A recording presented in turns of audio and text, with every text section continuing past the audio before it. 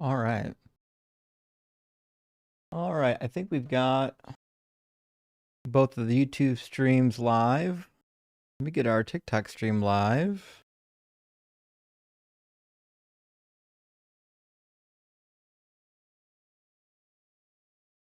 All right. TikTok should be live. Hey, welcome in, friends. Hey, we're doing a holiday classic tonight. We usually roll this topic out in December. We waited a little bit to roll it out this December. That way we didn't wear it out too much. But hey, we're here. This is maybe one of my funnest topics. This one and a few others rank among the favorites, but this is one of my favorites.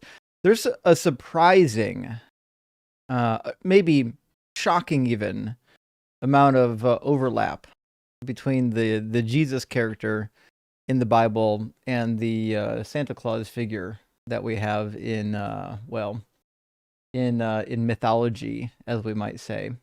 Being said, before I forget, I've got to open my Discord here so I can see what's going on with the mods. Totally forgot to open up Discord. Anyways, friends, it should be a lot of fun. I think, typically we get kind of two different people that want to address this topic. One type of people is the ones that are incensed that we'd be making such a comparison, and the other genuinely curious. Like I've actually been a little bit shocked that there have been some people that are genuinely curious about this particular topic. Before I forget, let me load up my phone so I can see notifications. There we go. Happy Monday. It's good to see everybody. Dr. Joe in the house. Good to see you, Dr. Joe. Hope you're doing well. And helping Mega Deconstruct already in the house. Lighten things up with supers, as well as House 70. And I think the kittens are excited. Actually, you know what I found at the store? And don't judge me, but I found Christmas pajamas for kittens. So that's gonna happen. That's the thing that has to happen. So we're gonna have kittens in pajamas pretty soon. And you know what? I don't make any apologies. None at all. I will not apologize for putting my kittens in cute Christmas pajamas. It's gonna happen. Nothing we can do about it. Had to happen, actually. Anyways, helping Mega Deconstruct, thank you for the super chat, my friend, says, hey, let's get cooking. Rock Hard for Doug, Simply Wet for Sharon, and Whores Rule. Hey, big W, helping Mega Deconstruct. I really appreciate that. And yeah, I think the girls getting fired up. We just need some opposition to load up. I'm sure they will here in a minute once everybody gets in. If you want to get into the discussion, always important to note that the best time to get into the guest queue is early. If you wait to like halfway through the stream or 3/4 of the way through the stream to get into the guest queue, the reality is there's probably going to be a bunch of people in front of you and you might not get in. So if you're watching on YouTube, it's tiny.cc/DZGuest. If you're watching on TikTok, all you got to do is hit that guest request button and we'll get you in. House 70, thank you for the $10 super chat, says, I'm here for two reasons. One, to learn something, and two, to enjoy the crash outs because they're funny. Rock hard for Doug. Indeed they are. It's like watching a train wreck. Like, you know it's going to be horrific, but you can't look away. You just can't do it. And Zelda, thank you for the $5 super chat, says, Jesus doesn't have the sack to take on Santa. I agree. If I'm putting bets on either one of them, I'm putting bets on Santa Claus. Motherfucker's got an army of elves. He's got flying reindeer that I'm sure would fight for him. And to be honest, I picture Jesus as being quite scrawny. And I would imagine Santa is ripped. Obviously he's got, a big belly that jiggles like a bowl full of jelly. But also, he's been carrying a sack for a couple thousand years. 1,500 years or however long. So he's pretty ripped. If I'm just going to go out on a limb, carrying all the presence of all the people on the planet, dude's going to be jacked. And Juno, thank you for the $10 super chat, says yesterday's unapologetic was a hoot. Here to support my favorite Pharisee. Looking cute tonight, by the way. Rock hard for Doug. Well, thank you, Junos. I really appreciate that. And beautiful kitty cat. What a gorgeous kitty cat you got in your PFP. And we appreciate that. Thanks for supporting. Base Lord, thank you for the $5 super chat. Says this Christmas, somebody's halls are getting decked. Great line. Great line. I need, you know what I haven't done, but I need to do? This is on me. This is on me. I need to put together an entire list of Christmas puns. I don't know why I haven't. To be honest, I'm a little ashamed that I haven't done that yet. And I wouldn't be mad if people were requesting my dad card back because I didn't have a list of Christmas puns. I get it. I'll work on that. Dr. Fudge, thank you for the $5 super chat. Says, I will not apologize for putting my kittens in pajamas. Finally, a cause we can all get behind. Hell yeah. Hell yeah, that is the case.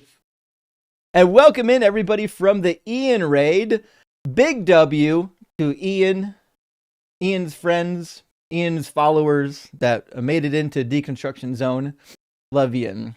Amazing channel. I wish I was even half as smart as Ian when I was that age. Oh well. You know, what you make up for, or what you lack in raw intelligence, like what Ian has, you can make up for in like sheer force of will in repetitious reading. Maybe, we'll see. Melanitis, thank you for the super chat. Says, recently I purchased a Polish Bible with a commentary. It's released by a Catholic library, so I hope the comments won't be subjective. Rock hard for Doug. Well, it's hard to say because, like, nowadays, most of the Catholic study Bibles are pretty good in terms of scholarly content. So I don't suspect, unless it's a really old Catholic Bible, I don't suspect they'll be doing a lot of apologetics. Gretchen, thank you so much for the super chat, my friend. W666 Hail Nero says, chat at Evidence First YT needs 550 more subs until I can super chat him my patented 311 chats. Please help a sister out, won't ya? Okay, thanks later. Horrors for life. Yes. So Evidence First is I've actually just recently discovered his TikTok channel, and I believe I'm subscribed already on YouTube. First, let me see. Yeah, Evidence First YT is the YouTube channel. It's currently at 545. We really need to bump them up over 1,000, friends. Let's get the channel going. I mean, let's just do the thing. Like, you guys know how we are in this community. When we find new creators in the community, obviously what we want to do is support those followers. So it looks like a pretty new channel. The oldest videos are just from 6 months ago. So he's only been at it for a short while. So let me put it on the screen so everyone can see it real quick. And if you're not following on either YouTube or TikTok, now's a good time to do it. 1 second to put it up here. Where is my browser? Right here. There we go. Evidence First. There you go. That's the channel. Evidence First. It's at Evidence First YT. Pretty new channel. Let's all. Hey guys, I know we only got a couple people, 100 people in here right now. We'll get back to this later, but let's go pop them a visit. Tell them Justin sent you. And let's get them up over 1,000. Let's get this creator on the path to YouTube and TikTok success, friends. Okay. I think we got one guest waiting to get in. We still don't have any guests on TikTok, but TikTok will load up here shortly. Spirit Animal says, where do theists learn about Jesus' first and second coming? Oh boy, in seminary school. That is an amazing use of words. In fact, I'm a little bit shocked. I never heard this when I was in seminary. We had other bad jokes. I tried to make some of my own bad jokes. I even made a Hebrew pickup line once. That didn't go over well. But yeah, this is a really good seminary joke. This is high quality stuff. This is really good, Spirit Animal. I appreciate that. And Polly Sorbet, thank you for the 13.99 Canadian super chat. Says, "Hi Justin, I wonder why do fundamental Christians usually hold other problematic beliefs, anti-vax, evolution, denial, etc. As a biochemist, when I debunk anti-vax on X, I often get called a demon." So this is actually a really good question. And psychology has been working on this for a long time. So it turns out that, and I believe this, I think the types of people that fall prey into fundamentalist religions already have a pattern of thinking that make them fall prey for other things that are superstitious, because it preys on this ideal of fear. If you go to most fundamentalistic churches, fear is a big thing. Like that's why they have to have these insider outsider groups. So when your brain already thinks in patterns of fear, then yeah, you're going to get into conspiracy theories, you're going to get into fundamentalistic religions, and they just go hand in hand. And there's been other studies that have been shown that people that are raised religious are more ready to accept false information like conspiracy theories, because their brain's already been primed to accept things from A, sources that they find to be trustworthy, and they're also B, under the impression that, if it comes from a trusted source, then the information itself doesn't need to be second checked because your source already did, right? So they're much more willing to accept things that are ridiculous because of that. And that was my experience while I was in church. People tend, rather than asking, hey, is this statement credible? What they ask as a Christian is, hey, I heard this from so-and-so. Is that person credible? So rather than querying the belief or the proposition, they want to know about the individual who made the proposition, because to them, as long as it came from a trustworthy source, then the information itself is likely to be true, but that's not how that works. And Lakes, thank you for the super chat, says, "I can't wait for Angel Studios' new David film hitting December 19th. I'm curious how they will cover 2 Samuel 16 story, though." Oh, I think you mean, yeah. How will they cover it? I don't know. I'd be interested to watch it myself. I actually am a big fan of biblical movies. I love to see like the twists that they put on the movies. And I definitely would be interested to see that on the 19th, huh? I better put that on my calendar. ARs, thank you so much for the super chat. Says, "I enjoy that Volta is the Hellion because it's normally Faraday needing a cage." I know. It's true though. Yeah, Volta really is the Hellraiser. You might say he has a large potential to cause chaos. Anyone? Electricity jokes? Anyone?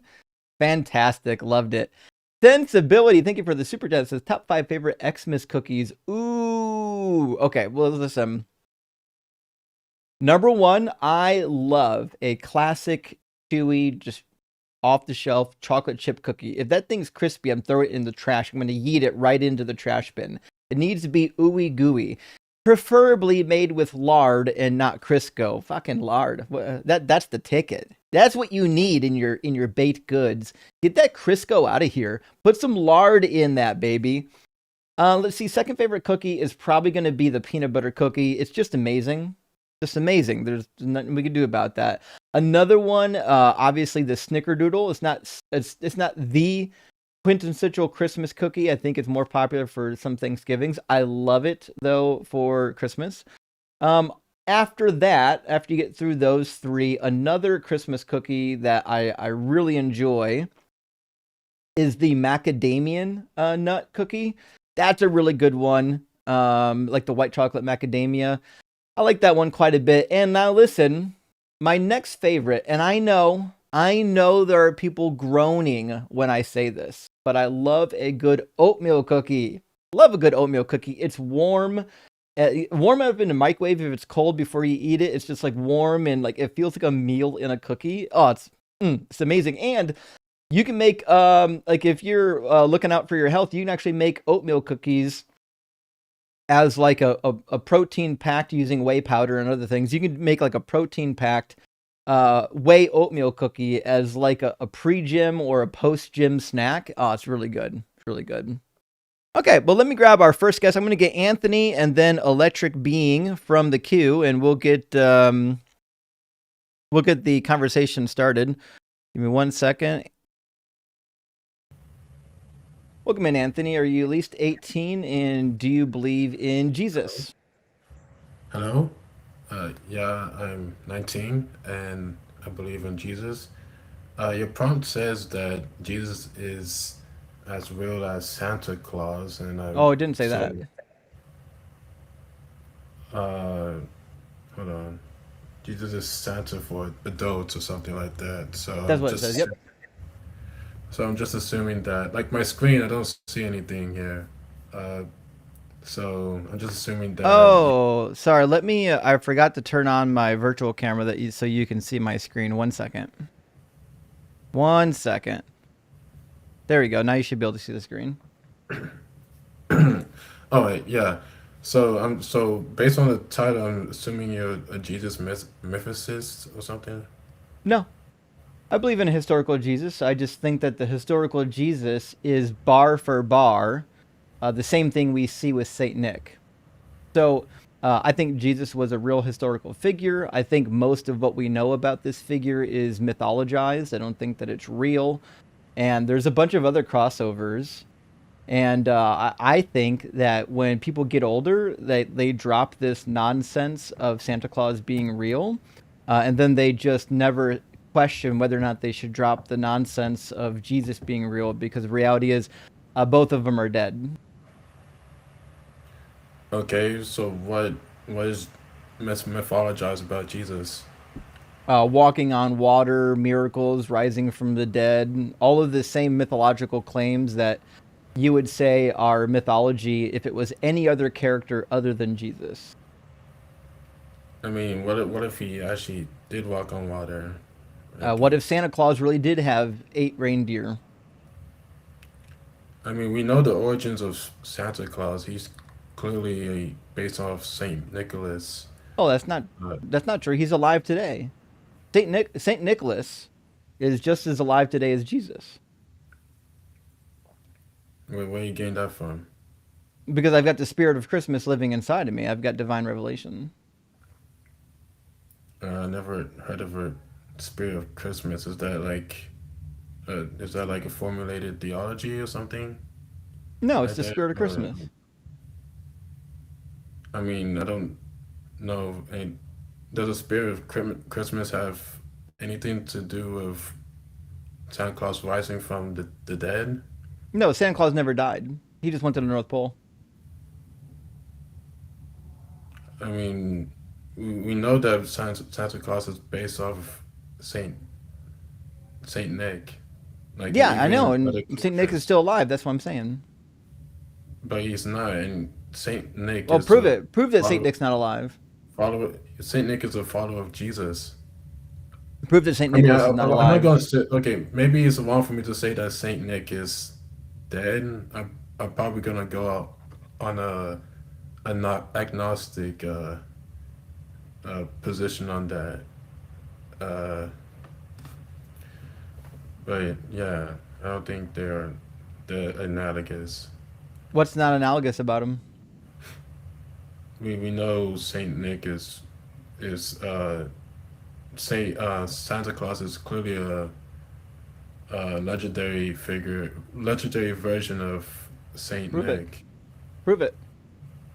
I mean, history and the fact that other cultures, like the ones in Europe, is he's But like, I don't know if anyone told you, but the cookie plate was empty. If testify in the comments, chat, if the cookie plate was empty the next day, we've got as much evidence for Saint Nick still being alive as you do for Jesus. I mean, we have evidence of his tomb being empty. The Church of the Holy I know, Sepulchre. and we've got evidence of the plate being empty, the plate and the cup. Uh, like what play cup? Every Your year, play? buddy. Every year, thousands, millions of people set out cookies for Santa Claus, and the plate is empty the next day. That's obviously proof that Santa Claus was there. People still do that tradition. That's Yep. nice. Uh, I mean, How many eyewitnesses we got here for Santa Claus eating the cookies?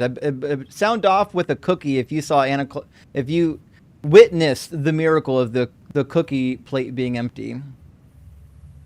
did they see Santa Claus being there? They don't need to. They saw the empty plate. I mean, the difference between, you know, them seeing the plate being empty and Jesus resurrecting is that, the disciples saw Jesus, and, you know, I don't think anyone saw Saint My Nick. mom saw Santa. They got caught kissing. There's a whole song about it. I mean, okay, sure. I guess I'm gonna be maybe I'm just gonna be agnostic to that. Um, so yeah, that's one difference between between Jesus and Saint Nick.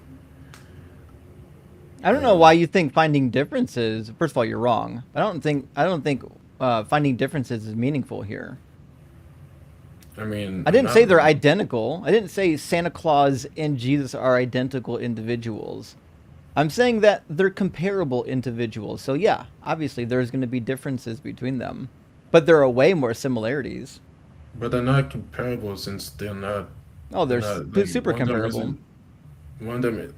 Jesus, and the historical Jesus is the historical Jesus is equal to his I'm sorry, is Saint Nick miracle. not historical? Yeah, but his Oh, well, there his you go. yeah, I already but told you, historical Jesus and historical Saint Nick, they both existed. You don't have to prove to me that Jesus existed. I already agree he existed. yeah, but his the character that's based off from Santa Claus came uh decades later. Hold on. The stories about Jesus came decades later. I mean the Gospels, which we get most of our information about in regards to a historical, account of Jesus, is the same with, you know, Jesus doing all his miracles and stuff and So what? proclaiming his divinity. So what? Are you not aware of the early miracles of Saint Nick? No, all I know about him is that he slapped a guy for heresy. Yeah, I That's, mean, that is one of the claims of Saint Nick. There's some debate as to whether or not it actually happened. I actually think that it did happen, but there are hundreds of counts of Saint Nick leaving money for the poor, leaving gifts for children, yeah. like hundreds of accounts from the early days. I mean, I don't have a problem with that. Like, that's Well, not how really would he get into the houses? Obviously, he's magic. did did, did those accounts say he did? You tell me, how did he break into all these houses? I mean, I heard of him being known for, his charity work, and I don't know. I There never you heard of go. him, vandalizing and stuff. I'm sorry. Do you hang stockings for Christmas? Do you not? This tradition came because of Saint Nick. I mean, I think that's independent of Saint Nick. No, no, no. This was the Saint Nick tradition. Is stockings basis. Saint Nick I literally mean, changed history, bro. Every December, we put stockings by our fireplace.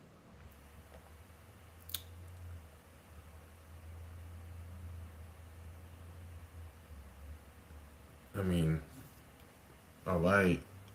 Bro, he's got Uh, his own history page. He's got a page on history.com. yeah, Saint. I'm not saying Saint Nick is mythological. I'm saying Santa Claus is clearly mythology, and the And historical and Jesus and and and the so is myth. Jesus. Jesus rising from the dead and being alive today is mythology. This is the How? point here, Anthony. You can't make a single claim about Jesus that I can't make for Santa Claus. There's no But difference. They're either both real or they're both mythology. I'm saying that Santa Claus and his historical counterpart are clearly separate. You can't really separate the I historical. agree. Yeah, and The, and the historical Jesus is separate from the Jesus of mythology. We're in agreement. no, it's that's you can't do that since it's I just from the same. did. It's It's too from the late, same. buddy. I already did it. It's from the same source, It's not from the right? same source. Yeah, it comes from the Gospels, right? Saint Nick. No, our prime for Jesus, our primary. So what? The Gospels are Yeah, you. stories written about Jesus. They're mythology. They're not even from eyewitnesses. I mean, that's debatable. I don't think it's debatable. Well, There's not a single claim of eyewitness in the Gospels. None of them claim to be an eyewitness to anything. They don't even identify themselves. I mean, just because they're written in third person doesn't mean they're not eyewitness Do based. they say that they're Right? eyewitnesses? No, but that doesn't mean that Okay, they're so not. the Gospels don't claim to be eyewitnesses. The Gospels at no point place themselves at the I mean, events, wait, hold and on. the Gospels at no point identify the author. So John any does. claims of firsthand witness must be you putting it on top of the Gospels. John does claim that he's one of the disciples of Jesus, Yeah, but right? John didn't write John. Right. The Gospel of John obviously has more than one author. They identify themselves partially in John chapter That what you're 21. referencing is a later addition, though, right? It's a Oh, so later. so people can just add to it? I mean, it's a later addition of people fact checking that original author, No, there is no original author. That's what I'm saying. but there was. He's the one that Who? identified Show me himself. show me where in the Gospel of John there's an author that identifies himself.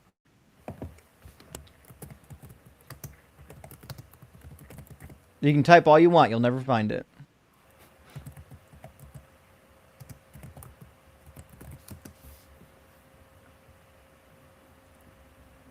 Yeah, John the Apostle.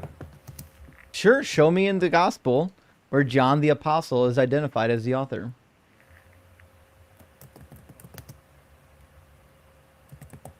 Not in there.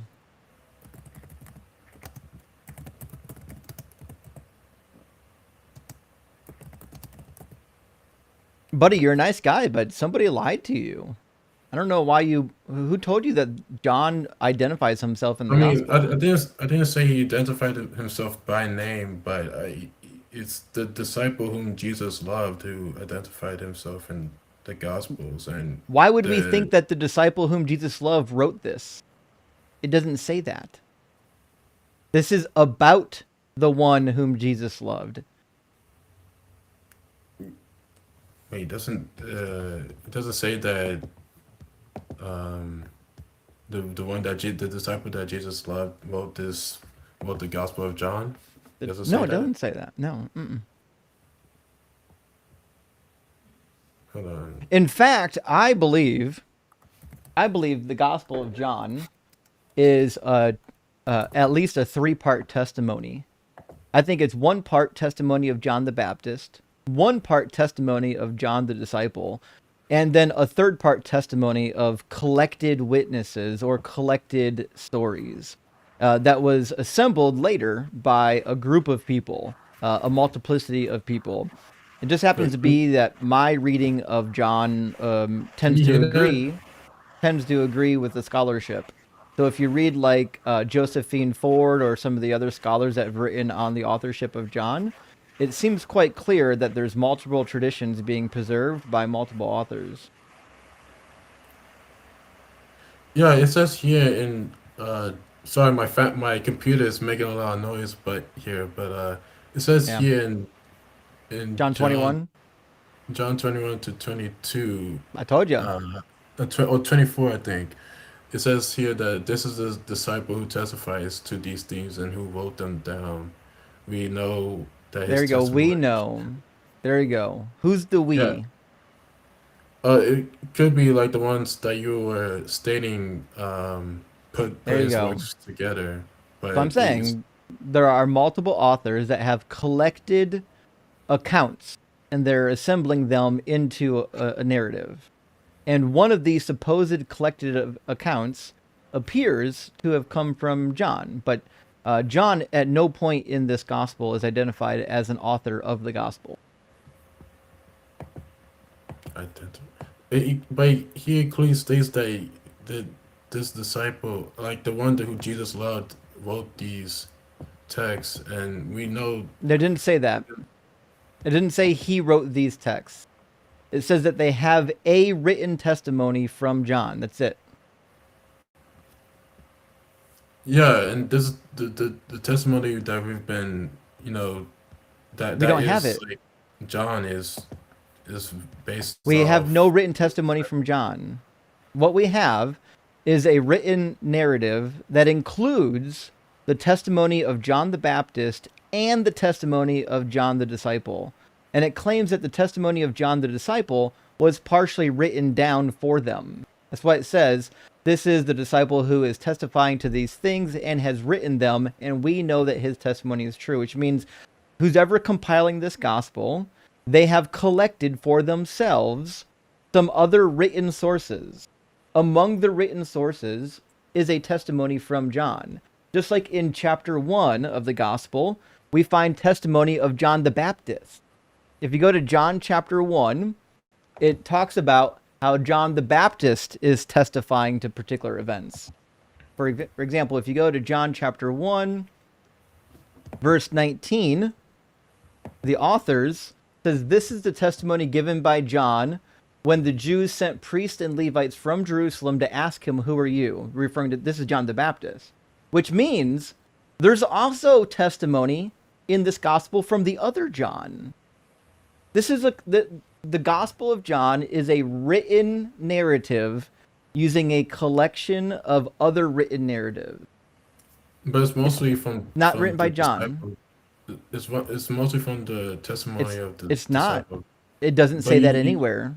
you just said that it's from like it's based off, John the Baptist's testimony, John the disciples' testimony, and a collection of other folks. Based on a collection of testimonies. It's not based. John didn't write this book. Somebody took the testimony of other people But and it's in here, assembled it right? into a narrative. That's it. But it's in here, right? Like it's a part of John the Yeah, Gospel. yeah, I've already mentioned that. Inside of the Gospel of John is a supposed written testimony that the authors say came from John. And we also have something from John the Baptist. But John, the disciple, did not write this gospel. What do you mean didn't write it? Like you just said He that didn't write this gospel. You read it already. We did it twice. There are multiple authors that have compiled a narrative. They wrote the gospel. based off someone's testimony, right? Based off a bunch of people's testimonies. And that includes an eyewitness, right? That includes possibly an eyewitness if you believe the testimony of the people who compiled it.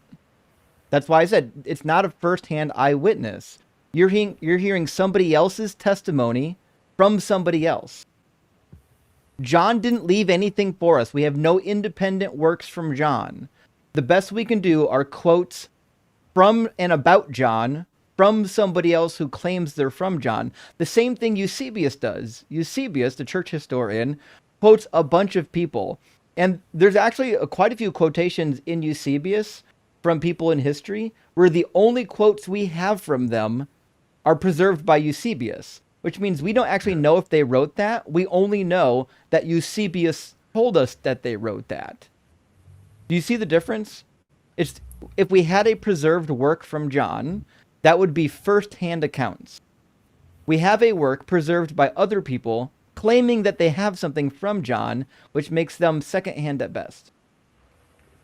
Yeah, I don't see anything wrong with them being secondhand. But then they're not first-hand. They're not independent first-hand Russell. eyewitness accounts. That's now you can say I don't care, and that's perfectly fine. You don't have to care.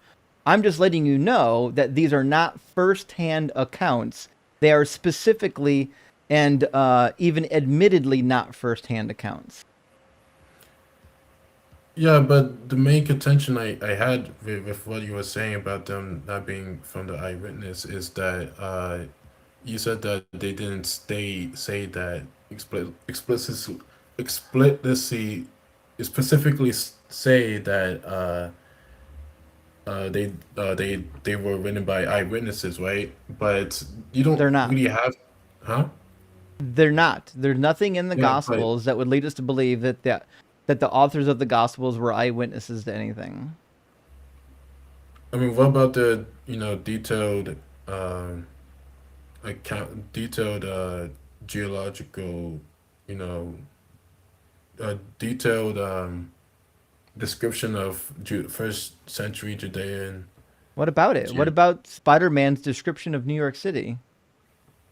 I mean, clearly in the time where Google wasn't really a thing, or the internet wasn't a thing. Do you think people writing a story in Palestine were unaware of Palestinian geography? Like These this people, is wild. Like, are you not aware that in the Quran there's all kinds of historical things that are true, but you don't believe that Muhammad split the moon in two, did you? it's Muhammad Like splitting the moon in two does the isn't fact in the that Quran. Medina exists validate the claims of the Quran? I mean, the Quran only states that Muhammad That doesn't performed answer my a question. miracle. Does the existence of Medina validate any of the mythology of the Quran? Yes or no? Um, no, I don't Okay. think so. And does the I don't existence of know. Rome validate any of the mythology written by Roman historians? Existence of The answer is no, it um, doesn't. The reality is just because the gospel authors set their stories in real life places doesn't mean that these are true stories. um, I didn't. I wasn't arguing for that though. I was saying that these things were coming from eyewitnesses But they're not. because The that authors at no point say that they're eyewitnesses ever. I mean, Not at just one because I point. write a book and say and not include my or just because I write a book and say I'm not and don't include that I'm not or am an eyewitness to a particular event doesn't mean it doesn't mean I wasn't an eyewitness, right? That's just an argument But from there's silence. nothing, not an argument from silence, it's an argument from how words work. Nothing about the But Gospels indicate that they're eyewitnesses. You only I want them just to I be just eyewitnesses because somebody told you that they needed to be eyewitnesses. Give me one marking indicator in the Gospels that would tell me that they're written by eyewitnesses. the accurate description of Judean We uh, already went over this, Anthony. yeah. That has nothing to do with No, being no, an no. eyewitness. You're talking Accurately about describing Judea has nothing to do with whether or not the story you're telling is an eyewitness account or not. I can write all kinds of stories about events that I know did or didn't happen in the state that I live in and get the geography right every fucking time. It has nothing to do with whether or not I was there. I mean, actually, it kind of does because that does mean No, that it you kind were. of doesn't. It means that you were there to like No, it see it and doesn't. It describe means it. that I know the geography of the region I live in. That's it. If you live in Palestine, if Yeah, somebody because you tells you live a in it. story that happened in Bethsaida, whether you were there or not has nothing to do with whether or not you're going to know where Bethsaida is.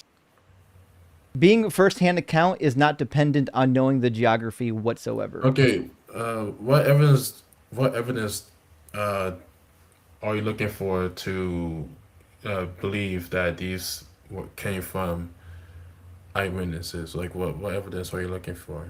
We If would need something in that indicated that it came from an eyewitness, and there's like what? nothing.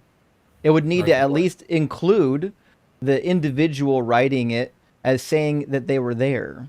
Or one of the other individuals. It can say that this other individual will call him will say in the Gospel of Luke, it should say that John the disciple was there and he wrote the Gospel of John. So even though the Gospel of John doesn't say that he wrote it, somebody else claiming that I watched him write it would be enough to say that it was a firsthand witness. But we don't have anything. We have nothing from the time period or inside of the Gospels that would lead us to believe that whoever wrote them were eyewitnesses. And we know explicitly that Mark wasn't an eyewitness. That's the cousin of Barnabas, according to the book of Colossians. He wasn't an eyewitness to shit. We know also that Luke wasn't an eyewitness to anything. He wrote Yeah, no, way later, and he claims to be collecting no. other people's sources. Matthew is the closest you'll get to an eyewitness, and I don't believe that Matthew wrote Matthew for many reasons. One, because he doesn't claim to. Two, because the earliest manuscripts of Matthew, namely P1, doesn't include Matthew even as a title of the gospel. And number three, because I think it's preposterous that Matthew would copy his own conversion story directly from Mark, not change the details, not add anything significant to it to make it your own story, and then to tell it about yourself in the third person is completely preposterous. I mean, when you write in the medical field, you doctors usually write I'm in the sorry, third. was Matthew a doctor?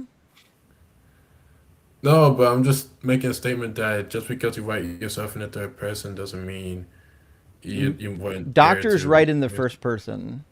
No, I'm talking about pediatricians or like first responders when they are They don't there. write about themselves in the third person. They they do. They don't. If you're giving a firsthand account of what you did when you were there, it's going to be in a firsthand account.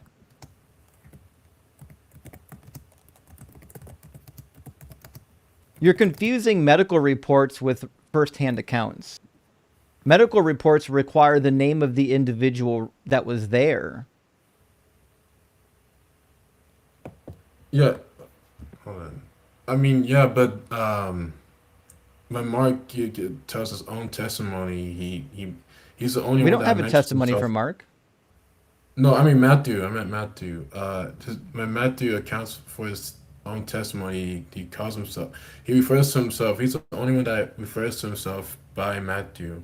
So what? So, All you're so doing is pointing out the contradiction that in the other gospels they call him Levi rather than Matthew. yeah, but probably That's because that's the only change. That's it. that's because he identifies himself as Matthew. Like He that's his doesn't actual identify name. himself as Matthew. There's not But a that single line in this entire gospel that identifies the author with Matthew. That's it. I mean, assuming that Matthew wrote Matthew, it makes No, sense no, that no. Why would we assume that? Again, there's no because indicators inside of the text that would indicate that he wrote it. And again, it would be preposterous to copy your own conversion story and then just change the name from Levi to Matthew. What a crazy thing to do. And the earliest church witnesses to the Gospel of Matthew says that it was written in Hebrew. It clearly wasn't. And said that it's a sayings gospel. It's clearly not. I mean maybe that's just the one we have is just a copy of the Hebrew version It's not a since copy of the Hebrew version. since There's, Matthew does there's a lot no of the. indicators in here whatsoever that it was ever written in Hebrew. We would, if it was written in Hebrew, we would find a lot of transliterations, and we don't. Maybe, maybe Mark just would have like a Hebrew version that's separate from the I mean Greek one. That Matthew. yeah, I mean Matthew. Sorry, Well, then, like Matt. if it existed, we don't have it, and it never surfaced in actual history, and it certainly isn't this gospel. I mean that would validate a pious statement if that was the case. It wouldn't validate any prior statements.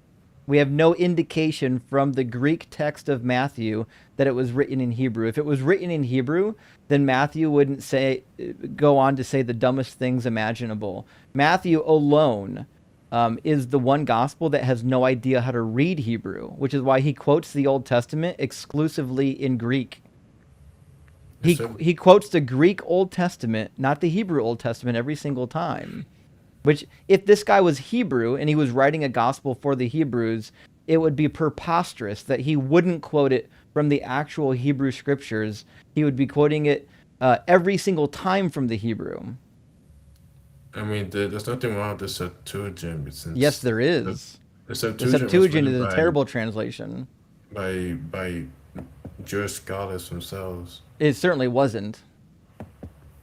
I mean that's why I heard from researching it, the Well, you Arab didn't side. do good research. Okay, so who wrote? I mean, like it was various Nobody amounts of. nobody knows. We have one account of the translation by the 70. This is the letter of Aristeas, and that's all we have. We have one story of how it was translated. We have no actual evidence. Uh, okay,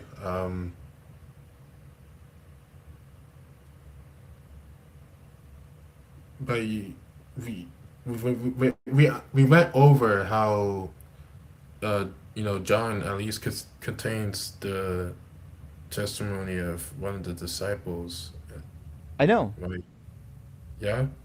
I already told you that. I don't know why you keep covering I it. mean, yeah. So I think It's we it's a have. second-hand account. Okay. I don't know why you keep bringing it up. I already told you. We agree on that. We agree that the Gospel of John contains some second-hand accounts. Okay. So does So the writing of Tacitus and Suetonius. Do you think that Vespasian healed a blind man by putting spit in his eyes? I think Tacitus got that from uh the when you heard about Christianity, Why would like you you believe that?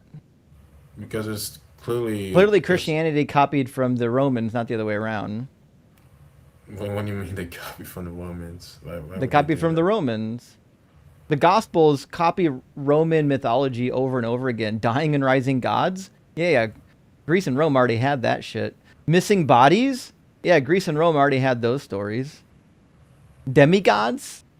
Yeah, yeah. Greece and Rome already had those. Jesus isn't a demigod, Yeah, he was. and he's fully God. Oh, no, Like he's certainly not. That's logically absurd. like What does it mean to be 100% of something? fully contained in something. No, not contained. To be You're 100% of fully. anything, what you need That is to it's be to hold all of the essential attributes of that thing, right? that's So if I said I'm 100% truck and then I didn't have a bed, am I still a truck? you saying trunk or Truck. trunk? Truck. Ah! Uh, okay. You know that Don't know it's what got that is. wheels on it, you drive it on the road. Oh, a truck. What Fuck's does that sake. have to do with a bed?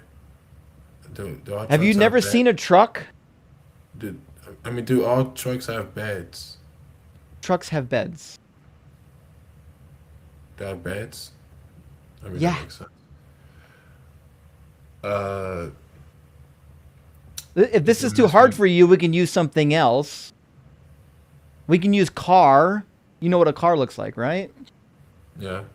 Okay, can you be 100% car and then have no tires? Well, you'd be an incomplete car. Would Yeah. you be 100% car though?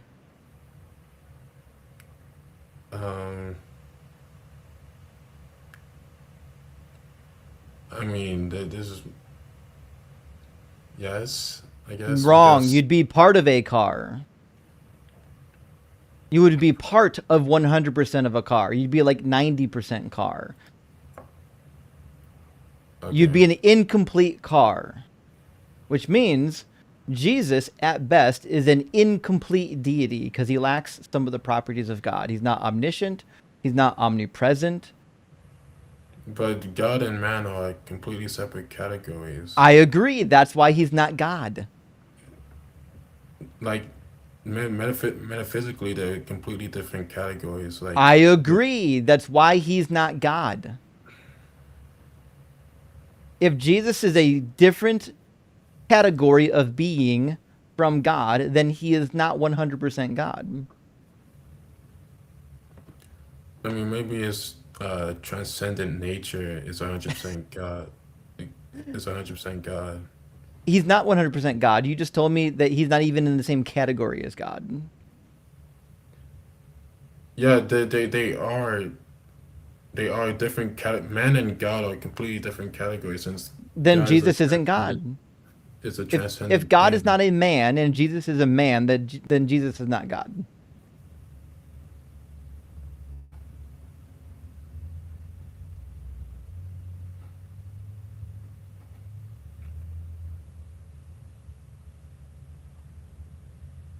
Like when a Christian says that God is Jesus is 100% God and 100% man, he just means that he's simultaneously divine and human at the same time. This is why Jesus You can't be can that. say That that. you can't be divine and human 100% of both because then you're uh, 200%.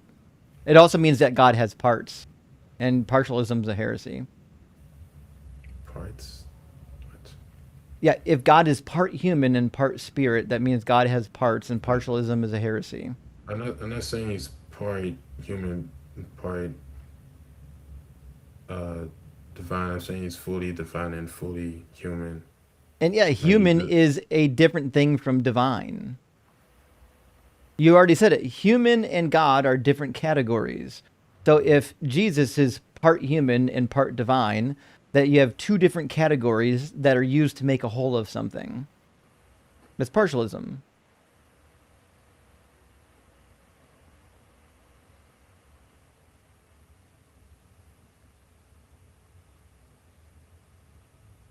but the distinct. I know. That's why he's not God. I agree. They're 100% distinct. So you can still be 100% God and 100% human. No, you can't. To be 100% of something, you can't be distinct from it.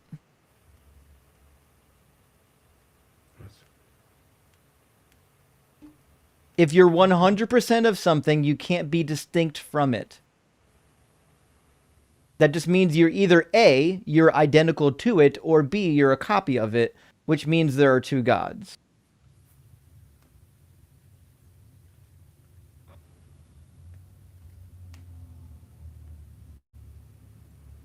Anthony, but I don't know who told you that the Trinity was logical, but from a Christian standpoint, it's just not logical. And that's okay. You can just admit that it's not logical. Like when I was a Christian, I was comfortable just saying that the Trinity isn't logical and I moved the fuck on. Who told you that the Trinity made sense? No, and we don't think that the Trinity is supposed to be above human logic. There you go. Yeah, it's But human illogical. I human agree. understanding, human understanding at least. Then stop trying to make Actually, it logical. Just admit that it's illogical and move on. I mean, Anthony, why are you in this cult, man? You're too nice for this cult. I hate to see good people get trapped in these weird culty religions. cults. I don't see Yeah, you're anything. you're in one. Christianity's a cult, man. It's a failed apocalyptical death cult based on Judaism. How's it a death cult? Uh, Because literally the whole thing started on the blood of martyrs. They were willing to die for this figure that said he was coming back within a generation to rescue everybody, and then he never did. The failed apocalyptic death cult. what martyrs? Are you unaware of the Christian martyrs? Um. Uh. Yeah. I guess. You don't know that there was a persecution of the Christians. I mean, I thought you were referencing like specific ones, and not like a group. I do know that Christians were persecuted for their faith. Yeah, Um, there were many martyrs. yeah, They but died for a guy who said he was coming back that didn't come back. It's a failed apocalyptic death cult, man. I mean, they didn't know when Jesus was coming back. No, no, they thought he was coming back in their lifetime. They said so in their letters. Paul said so in his letters. Jesus said so in the Gospels. Where did Paul say he's coming back in his lifetime? Uh, First Thessalonians chapter 4 and First Corinthians chapter 7.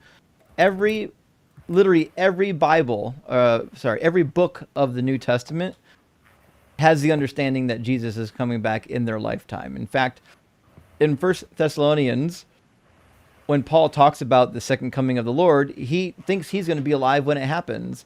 It says the Lord himself, with the cry of a command, with the archangel's call, with the sound of God's trumpet, will descend from heaven, and the dead in Christ will rise first. Then we who are alive, who are left, will be caught up in the clouds together. Paul thought that Jesus was coming back imminently, which is why he talked about Christ coming back imminently. 1 Corinthians chapter 7, he says Maybe the same thing. maybe that's It's just even more Paul's explicit. understanding.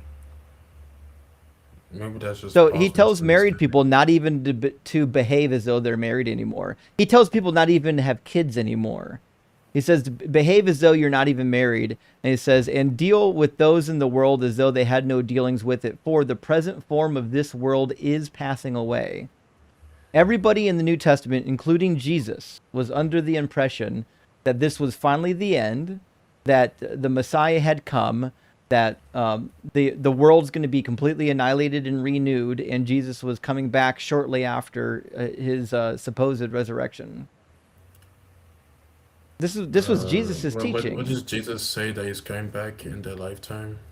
Matthew I 10:23, mean, I know you Matthew went to Matthew saying 16:27 through 28, and Matthew 24 verses 29 through 34. Oh, sorry, I mistyped. There we go. When he sends his disciples into the villages to preach, he says, when they persecute you in this town, flee to the next. For truly I tell you, you will not have finished going through all the towns of Israel before the Son of Man comes. The coming of the Son of Man is the second coming, and that should be pretty obvious. Matthew 16:27, it says, for the Son of Man is to come with his angels in the glory of his Father, and then he will repay everyone for what's been done. Truly I tell you, there are some standing here who will not taste death before they see the Son of Man coming in his kingdom, but they're all dead. None of them lived. They all tasted death. And I don't know. That was wait, it. 8:9. Move on Matthew to 20. 6 was that Matthew 16? I want to see that. I want to read that for myself. Yeah, yeah. Read it for yourself. What was that? Matthew 16 dash 27. Yeah, 27, 28.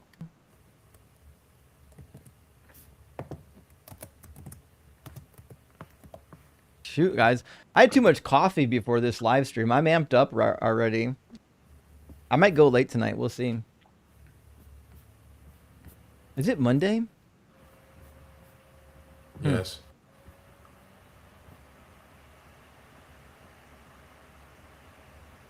From that time on, began to explain to his disciples that he must go to Jerusalem and suffer many things at the hands of the elders, the chief priests, and the teachers of the law, and that he must be killed on the third day be raised to life. Peter took him aside and began to rebuke him. Never, Lord, he said, this shall never happen to you. Jesus turned and said to Peter, get behind me, Satan. You are a stumbling block to me. You do not have in mind the concerns of God, but merely human concerns. Then Jesus said to his disciples, whoever wants to be my disciple must deny themselves and take up their cross and follow me. For whoever wants to save their life will lose it, but whoever loses their life for me will find it. What good will be for someone to gain the whole world, yet forfeit the soul? Or Buddy, what are what you can reading? There's only two yeah verses you got to read, man. yeah I'm getting there. For or what can I'm reading like the whole thing. Uh, or I what can promise can you reading the entire chapter is never going to fix 27 and 28. I've read it 1,000 times. There's I no mean this is context in there that makes this statement better. this is just a reference to the second coming, which he says that I no know. I yeah agree. It is. And he when says did that he no say it's one going to knows. happen? He says no one knows when that will happen. What I know, Like he says no one knows the day nor the hour. In Matthew 24 and in Matthew 16, he tells you when the cutoff is. The cutoff I mean, is this. before this generation is completely dead, which is why he says, "Truly I tell you, there are some standing here who will not taste death before they see the Son of Man coming in his kingdom," which is clearly him saying that some of you will still be alive when I come back. I mean, this is also a direct reference to the Transfiguration, which is the No, next it's certainly chapter. not. The It's, Transfiguration, he didn't come from anywhere. He just walked up a mountain and glowed a little bit. yeah, This but is they saw. coming with the angels on the clouds from somewhere. Yeah, but they saw his true Where's he nature coming before from? the Father, Where's he coming from? the heavens. No, he didn't The, come from the heavens in the Transfiguration. Try again. uh, Matthew 16 says he's coming from the heavens. At least that's the implication. That's why it says he's coming with his angels in the glory of his Father. Anyone with two eyes and a brain could tell this is coming from the heavens, because every other time this comes up, he describes it as coming from the heavens. I mean, like it says here In in Matthew 17, where's he come from? Matthew 17. That's the Transfiguration. Yeah, it doesn't say where he's coming from, but Did it he does come say from the that. heavens? Um, no, not exactly, Did he but did he come with all the angels to judge mankind? uh, Matthew 16 dash Did he 27. come with the angels to judge mankind? No, but Then Matthew he 6. didn't do Matthew 16, 27, and 28. Because in Matthew 16, 27, he says, the Son of Man is to come with his angels in the glory of his Father, and then he will repay everybody for what has been done. Yeah, but 28 If that is didn't different if that from. didn't happen, no, 28 and 27 aren't different events. That's preposterous. The coming of the Son of Man is a singular event. It's a one event. That's it. Daniel chapter 7 describes the coming of the Son of Man on the clouds with the angels. It's one event. It would be the dumbest thing ever for Jesus to be having a conversation with his disciples and say that the Son of Man's coming with his angels to repay everybody for their deeds, and then without warning them whatsoever, just randomly insert a sentence and say, "Truly I tell you, there's some standing here who will not taste death before they see the Son of Man coming in his kingdom," referring to something entirely different, even though it sounds exactly the same. What a preposterous thing to think.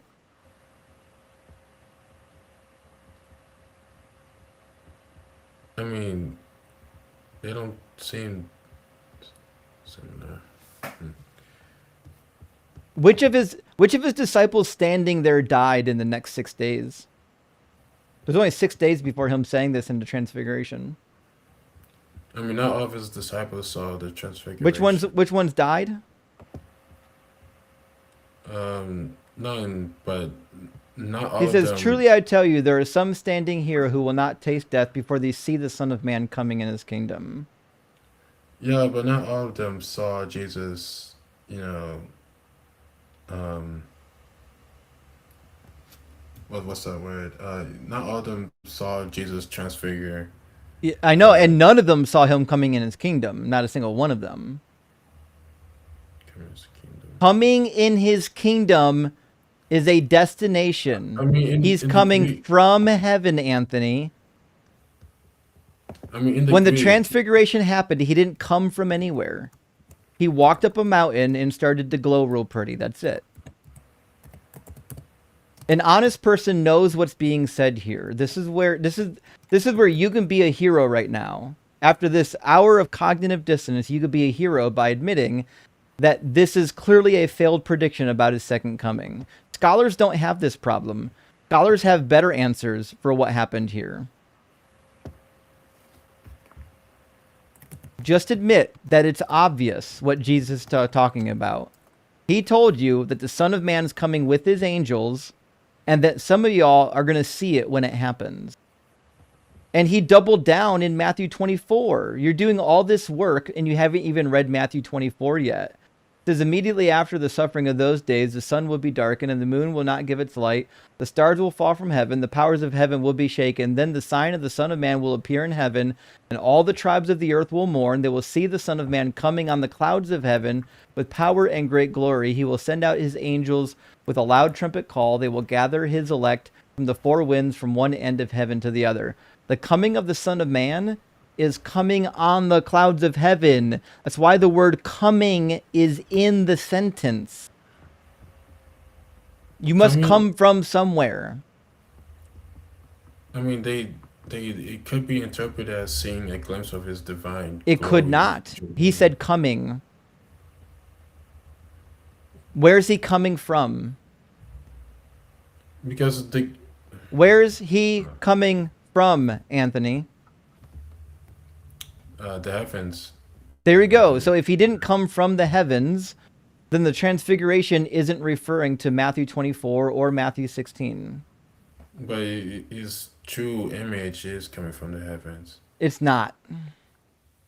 But it literally And says true that, image is a useless statement that you literally just made up right now.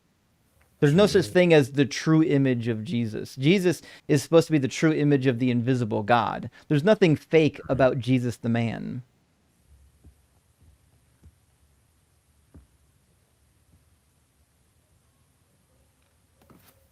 Anthony, just be honest. Take 5 seconds, take a deep fucking breath, and be honest with yourself. You know the same thing all of us know.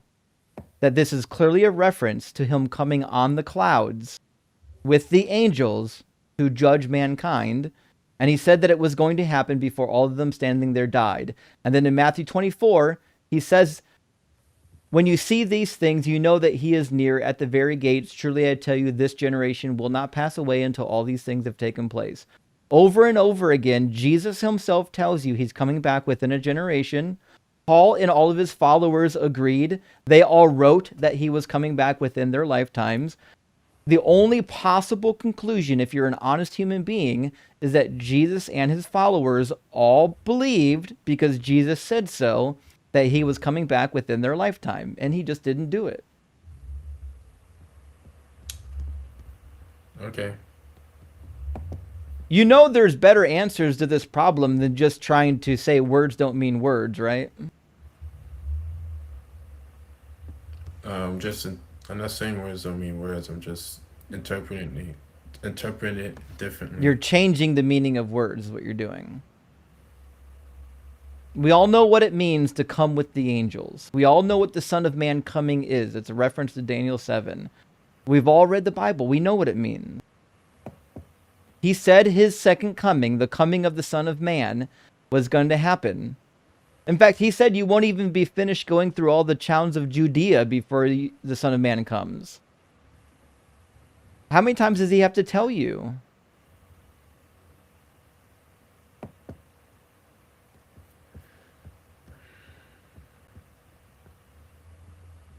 All right, Anthony, listen, you're a nice kid. You're too good to sit here and get beat up by me. Go read some scholarship on this problem. There are books written on it. There are better answers. You don't have to get up here and say that words don't mean words. You can come up with better apologetics. I'll warn you, I already know the apologetics, and they're not much better than what you're going to hear on TikTok or on YouTube. But at least you'll be able to talk about this competently without trying to resort to words don't mean words. That's not a good-looking apologetic ever. There's a book on this called When the Son of Man Didn't Come. I highly recommend reading the book. It'll at least give you the tools you need to address this without looking like you're just on your back foot, like hoping for the best. Okay. All right. Cheers, bud. That's painful. I hate to hear what sound to be decent people giving bullshit apologetics. Because to be fair, like, obviously there's not good apologetics, or else I'd be a Christian. I could say there are at least better apologetics than words don't mean words. You know what I mean? It is what it is. Okay. Let me grab a couple super chats. We'll get our next guest in here. If you're watching on YouTube, the link to join is tiny.cc/dzguest. If you're watching on TikTok, just hit the guest request button. We had somebody in the guest request that had been asking to get in for the last 20 minutes, and literally as I'm talking right now, they dropped. I guess they didn't really want to talk. So let me grab some super chats. We'll wait for someone to load up. Carlos, my friend, great to see you. I hope you're doing well. Amazing new PFP, by the way. Says Rock Hard for Doug, Simply Wet for Sharon, ready for holy seeds and barbecues. Love the kittens. Both mom and myself are getting better every day. Love to hear it. Thanks for the love, care, and support. Well, Carlos, we care about you, man. We care about all the members in this community. We certainly want the best for you. And the kittens are adorable. In fact, I think one's sleeping behind me. You can't see them on the vertical screen probably. And one is sleeping in front of me. In fact, I was getting the kitten cam loaded up, and I think my charging cable's not charging for some reason. It might be my charger and not my cable. Let me swap the charger out.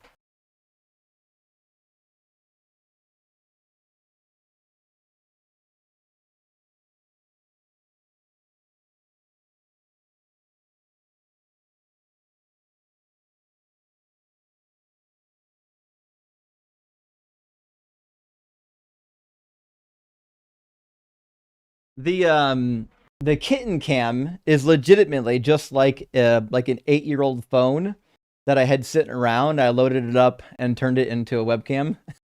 So you have to have it plugged into a good charger, or else the battery will drain too fast. And I was too cheap to actually buy a webcam for the kitten cam. I probably could, but I mean, if you already got a phone sitting around, why let it go to waste? Turn your old phones, friends, into really good webcams. Even an 8-year-old phone has an amazing camera on it. So, Dexter, thank you for the $10 super chat. Says, by the way, it's been awesome seeing you on these other channels. I was blown away. You did both AXP and The Line on Sunday.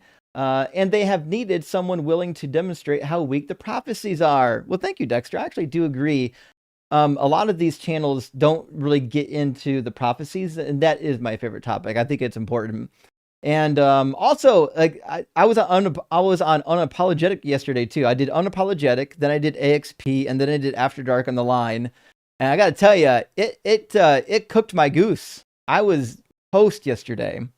Nailed it like the Roman. Says, Merry Hitchmas to y'all. Hail Nero. Gay for Justin. Rock Hard for Sharon. WAP for Doug.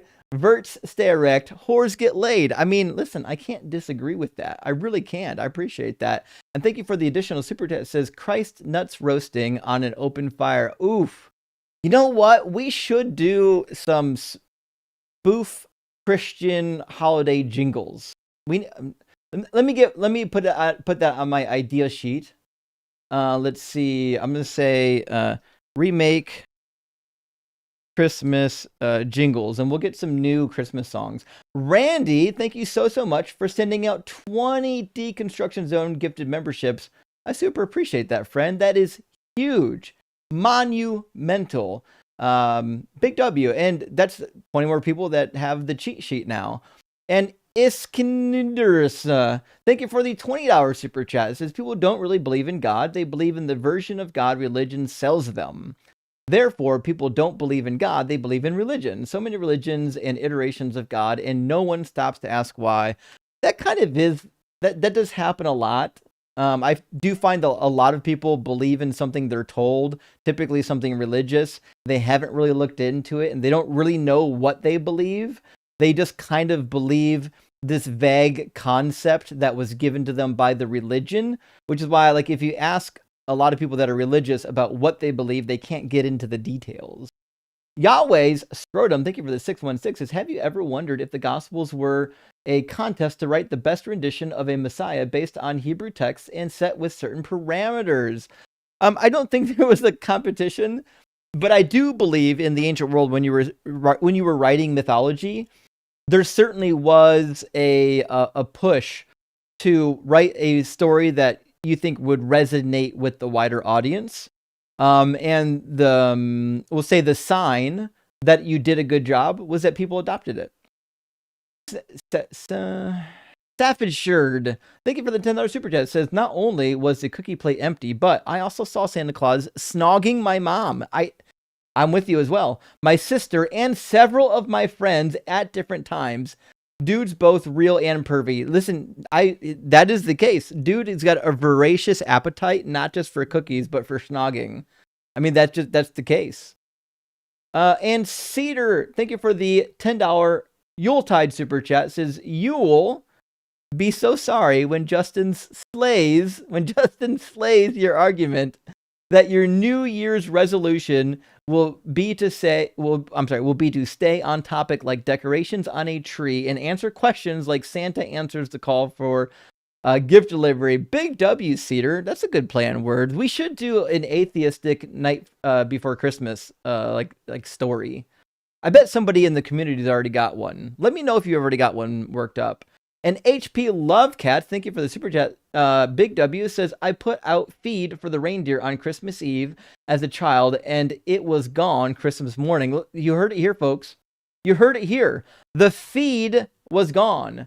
The reindeer feed was gone. It can only be explained by the miracle of flying reindeer. There's no possible further explanation for it. I'd love to hear those good miracle stories. And Mike, thank you for the $10 super chat, says, "All that fan noise, his GPU gospel processing unit must be overclocked." I know. And unfortunately, he doesn't have any of that water cooling from the baptism to save him. That's why it's getting so damn hot. Although I would say though, water cooling is better than it used to. It used to be that the water coolers were so cold that like moisture would condense and it would like mess up your computer. Nowadays, the water cooling is really just a slightly less than room temperature liquid. That's a whole other story. Foul Win, thank you for the $10 super chat, says, "Hey Justin, thanks to you, I did my first call into a theist show and it went very well." Well, congratulations. During that, we talked about Jonah, and I realized that it's another case where God explicitly changes his mind. Not only does God change his mind, but he forgives people without a sacrifice. So this is a really famous example from Judaism of people getting forgiven without participating in the Jewish sacrificial system, is the forgiveness of Nineveh in the Jonah story. So the fact that God had to murder his son is ridiculous. And the Milk Muffin says, "Secular humanism equals real deal chocolate chip cookies. Christianity equals fraudulent oatmeal and raisin cookies." Listen, I understand that not everyone likes oatmeal raisin. I like oatmeal raisin, but I would say this. If you want to take your oatmeal raisin cookies to the next level, you can do it with not just raisins. Feel me on this one. Craisins. Put some craisins in there, friends. I promise you'll enjoy that cookie. Cardinal Chimp, thank you for the $20 super chat, my friend. Says, "When do we get the Christmas story of how Santa gives coal to unrighteous children as a symbol of Doug's light?" Mary Dougmas gave for Justin. Well, that's a good question. We are going to talk a little bit about coal here in a bit when we get our next guest up here.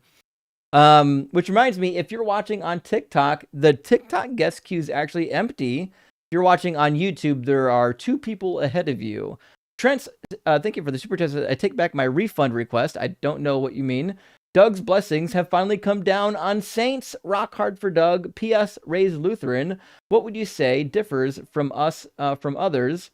And how would you consider them particularly Looney Tunes?" Well, I think Luther himself was Looney Tunes with how anti-Semitic he was. He wrote a really interesting tractate called On Jews and Their Lies, and it's fucking wild. Advocates for burning down synagogues, chasing Jewish people out of the land and confiscating their housing. It's fucking horrific. And as for the religion itself, I don't know if Lutheranism is got anything in it that's like particularly strange. Like they still do some of the what we would call sacraments, but like the modern Lutheran church is very diverse. Not all of them have that traditional sacramental type of setup. But yeah. I mean, I don't know. Listen, I liked the Lutherans. In fact, I worked for a Lutheran church for a bit. To be fair, among the Christian denominations, I think the Lutherans are some of my favorites. I think they're usually like hardworking, just middle class Americans for the most part, at least here in America. And Dr. Joe, good to see you, my friend. Thank you for the super chat. Says Anthony should have been the last guest of the night. That way, no one would have to take their trazodone for sleep. He definitely sounded tired. Such low energy. He's the least spirited believer ever. I know. It makes you wonder if they're bored or if that's their personality type. You know what I mean? Because like I get it. Some people don't have exciting personalities, but some people are so tired that you're like, this can't be your personality. You have to be a little bit bored here. And last super chat for now from our friend BRB says S serial number, I think. Serial number is Barber of Seville. I don't know what you mean by Barber of Seville, though. Preterists act like words don't mean words because preterism denied the word three. Peter denied the word 3 times and still got to be the first spiritual pope. That's a good joke. I have no idea what Barber of Seville means or what SN means. In my world, SN just means social security number or serial number. But you're right. Preterism is like the final boss of words don't mean words. Like if you dislike the words don't mean words arguments, you're gonna hate preterism. That's the whole shtick. Oh, screen name. PK Heaven says that means screen name. I apologize, I didn't grab that. So the Barber of Seville is somebody's screen name? Who? I have no idea. Anyways, thank you for that. I appreciate that. Dalton, welcome in, buddy. Hey, bud. Good to see you. How you doing today? You know, I can't complain. Just enjoying a little bit of suppressing the truth and unrighteousness. You know, same old. I heard you've been a busy bee in the past Man, couple days. So. It's been a rough one. Yeah, been busy. I can't complain.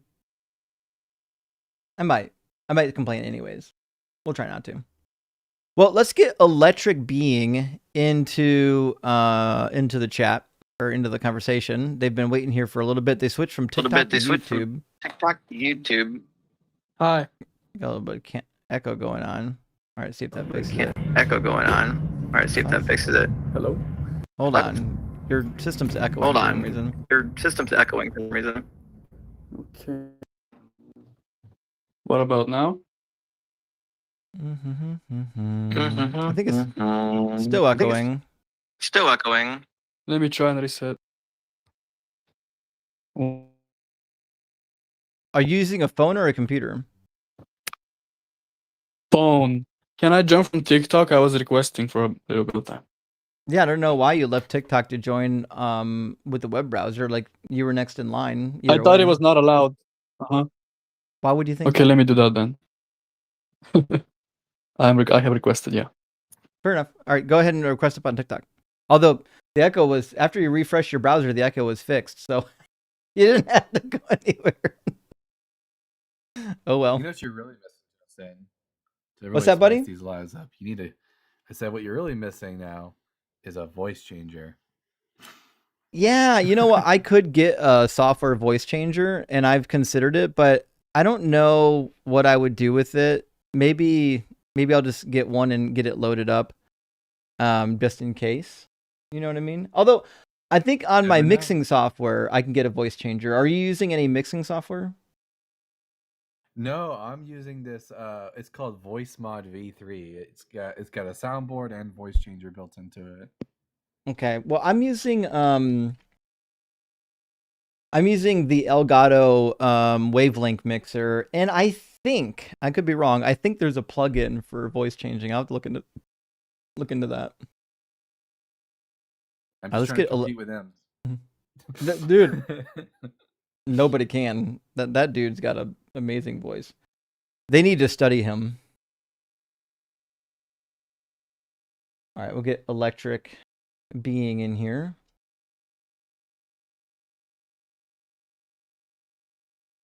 I can see why they were probably echoing on the other platform. I think they just got a slow connection.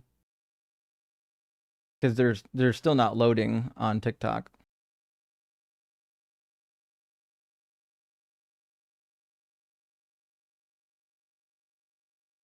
Electric Being, you did all this work.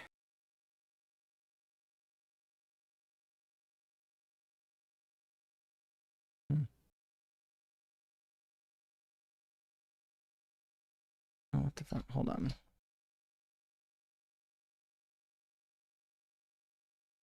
Oops.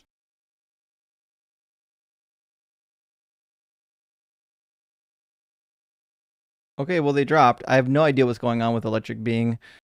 And I think I broke my phone. I have no idea what happened to Electric Being. So we'll get the next guest in here, I suppose. unless they're trying to go back to the other to the YouTube queue. I have no idea, but Alex is already in the queue and ready to go. So let's get Alex in here, and we'll. Oh, Electric Bean came back. Give me 1 second. Try this again.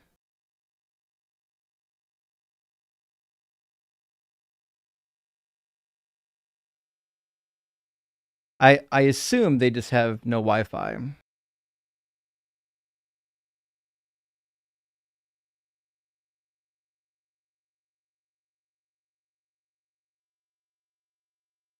Not connecting. Electric Bean, I don't know what to tell you. Get some Wi-Fi and come back, okay? No worries, but you're never going to be able to connect on any platform if you don't have like good internet. So if you don't have good internet, at least make sure you got good Wi-Fi. All right. We'll grab Alex then. Alex, welcome in. Are you at least 18 and do you believe in God? Yes and yes. Awesome. And do you believe in the Jesus version of God? Yes. Okay.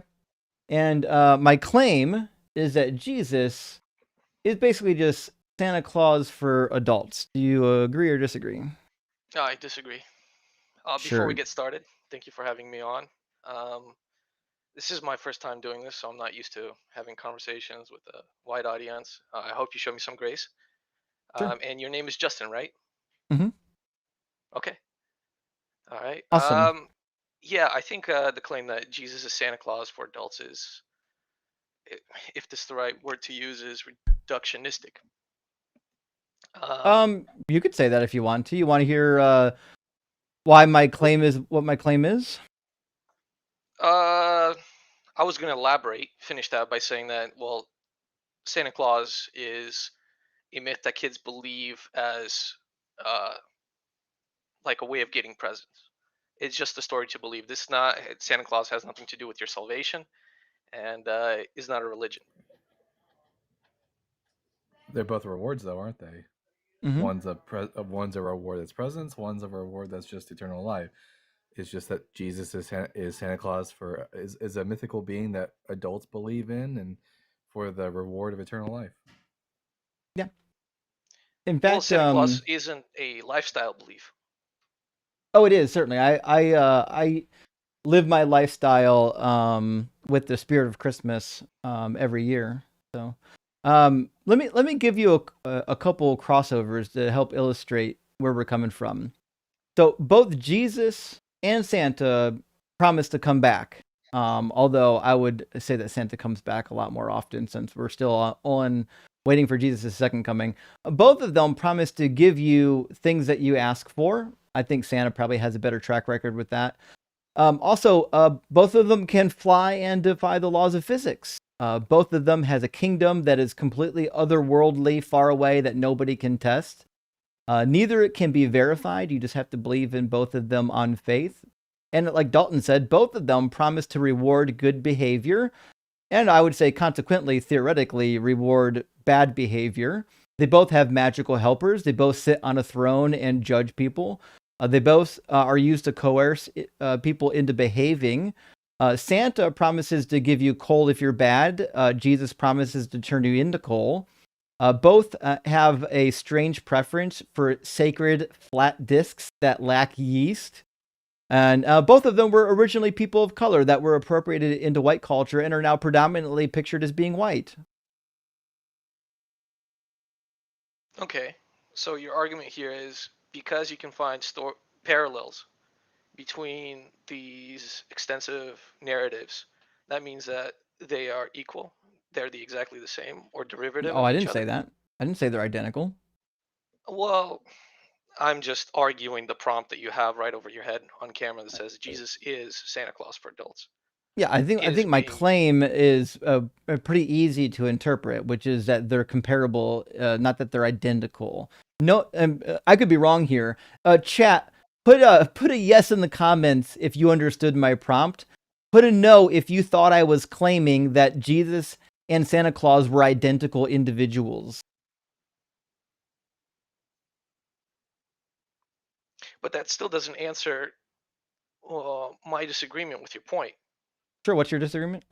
And my disagreement with the point is that Santa Claus is not a belief system, nor a religion, So what? nor a lifestyle. I'm sorry, is Jesus an individual or a belief system? The belief in Jesus, in the individual Jesus, is a religion and a So what? lifestyle. And So Jesus is a deity. so what? And so is living with the Christmas spirit. You'd know that if you had When the I was a spirit. When I was a child, I had a lifestyle that I lived in accordance with my belief in Santa Claus. I would perform rituals like laying out milk and cookies. I would sing songs about him, and I would live my I would change my behavior in accordance with that belief. Hmm. May I ask, did you actually believe that Santa Claus was real? As a child, yes, I did absolutely. Did you see Santa Claus as a higher power or a deity? Oh yeah, I mean he sat on a throne. He had a list of what was good and bad. He was omniscient, omnipresent. Um, I very similar to God in many respects. I would I mean, say I have more than Jesus. Jesus wasn't omniscient for sure, and he certainly wasn't omnipresent. when he was on Earth, maybe not. I mean, you were making that point with the Well, last guest. that's the only But Jesus we Jesus have. is right. But after ascension, Jesus is omnipresent and omniscient. No, that's the only Jesus we have any evidence for. Right? If you're going to say we have to believe in the omniscient risen Jesus, then I'm going to say that you have to believe in the Santa Claus that flies around on the sleigh with 8 magic reindeer. Like, I'm getting confused here. Are you arguing the existence of historic Jesus, or are you arguing the principle of believing in Christ as a deity, as God? both. What I'm saying, and I think Dalton was already on it, which is that both of them are rooted in a real historical figure, but they're both now dead. And after their death, they took on a large mythological story about them. But you don't believe that Santa lived on after his death, and I don't believe that Jesus lived on after his death. But if you want to force the belief that Jesus is still living, I can give you all the same criteria of Santa Claus still living. Let's hear it. Okay, there are eyewitnesses. There's the empty plate, as Dalton's already said. We already did the test. How many people in here put a cookie in the comments if you set out cookies for Santa and then there was an empty plate the next day? We're going to see a lot of people putting cookie in the comments. As it turns out, I mean, this is one of the firmly most established truths in all of history is the empty plate.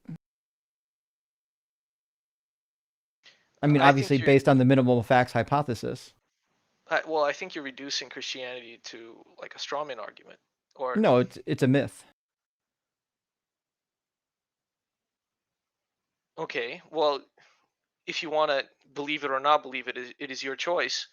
But you can't say that it is. Well, it's not my choice.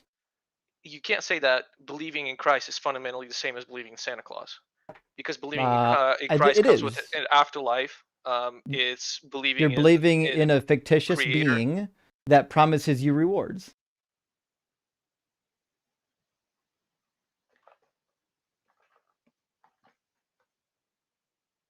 No. From a perspective of a Christian, you're not believing in a fictitious being. I mean, and from my perspective, I'm not believing in a fictitious Santa.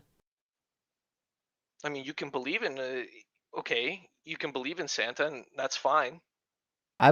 You know what? Does anyone remember the song "I Believe in Santa Claus"? Why don't I have that on my soundboard? Sorry, go ahead. I gotta load up this song.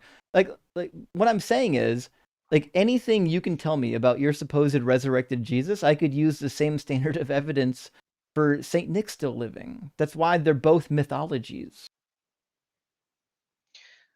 But the connection you're making is very vague. The connection you're making fundamentally is that they're almost the exact same, because I didn't say that. They haven't both been materially I didn't say proven. that. I don't know why you keep saying that. I didn't say anything about them being exactly the same. Well, What I'm saying is that let they're me. analogous in that they're both Right. That's a based better on a way to put it. historical figure that has been mythologized. Yes. Okay. But I don't think that's the case. Then prove me wrong. Prove that Jesus is still alive.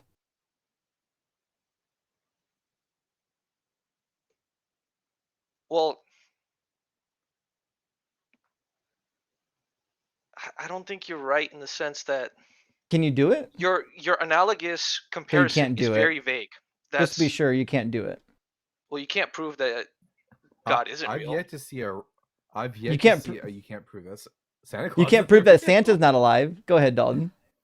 But I'm okay. saying I've yet to see anything from him that shows me that there's a really big difference between Saint Nick and Jesus. You don't believe that Saint Nick saves your soul and gives you an afterlife to live in. Saint Nick created. No, but he does provide you Oh, rewards for good behavior. but that's not the essence of Christianity. It's not just about good rewards for your behavior. Sure, it is. John 3:16 is all about the good reward of eternal life.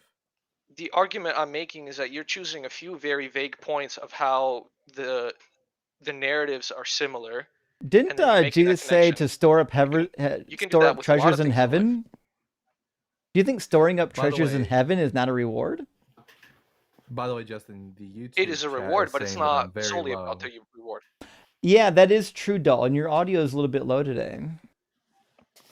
Let me see if I can figure that out. I assume it's the knob on the mic, right?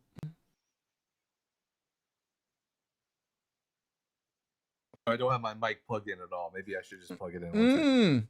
Yeah, that's it. That's it. Sorry, Alex, what were you saying? I kind of got distracted. What I was saying is that you're choosing a few very vague points to connect these narratives and say that they're fundamentally analogous, or They so aren't. analogous that believing in Christ is almost the same as believing in Santa Claus It is. on a belief level. Until you can prove that Jesus is still alive, it's the same. You're believing in a historical figure that became mythologized.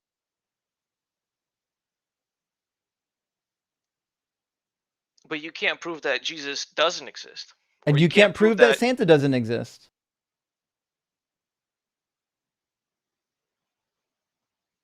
I don't have to prove that Santa doesn't exist. Well, I don't have to prove that Jesus doesn't exist. I mean, isn't that the point of your YouTube channel? Is to prove that Jesus doesn't exist?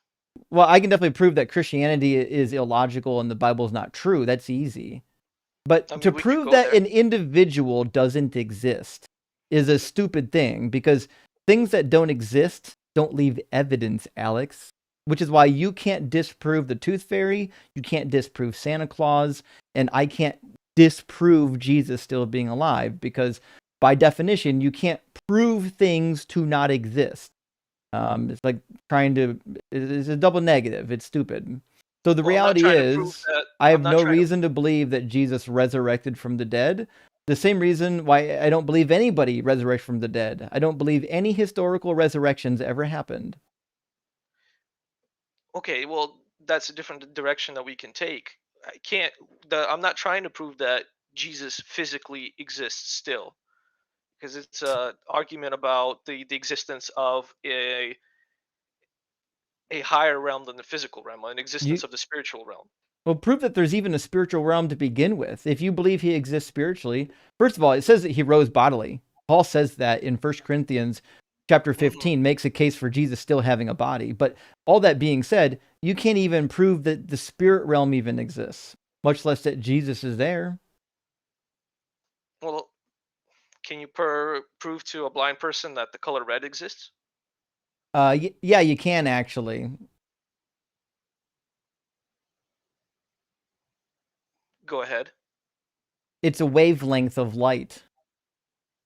But if he can't see or perceive that wavelength, he can't see it. That's certainly the case, but we have ways of detecting it that don't require your eyeballs. You know that there are like photovoltaic cells that operate on particular wavelengths. Like we've got all sorts of machines that can interact with independent wavelengths. In fact, when I was in engineering school, one of my projects as a student is we designed a marble sorting machine that used wavelengths from things that could see color to sort marbles by color. So even if you were colorblind, you could determine what something's color was because you're using something else that could determine color. So the reality is, if you're saying that there's no way for you to prove the spirit world exists, then the answer to my question is no, you can't prove the spirit world exists. Well, how do you prove something to someone who is limited in perception and wants evidence only based on what they can perceive? I didn't ask you for something that only I could perceive. I asked you for any evidence. What's the evidence?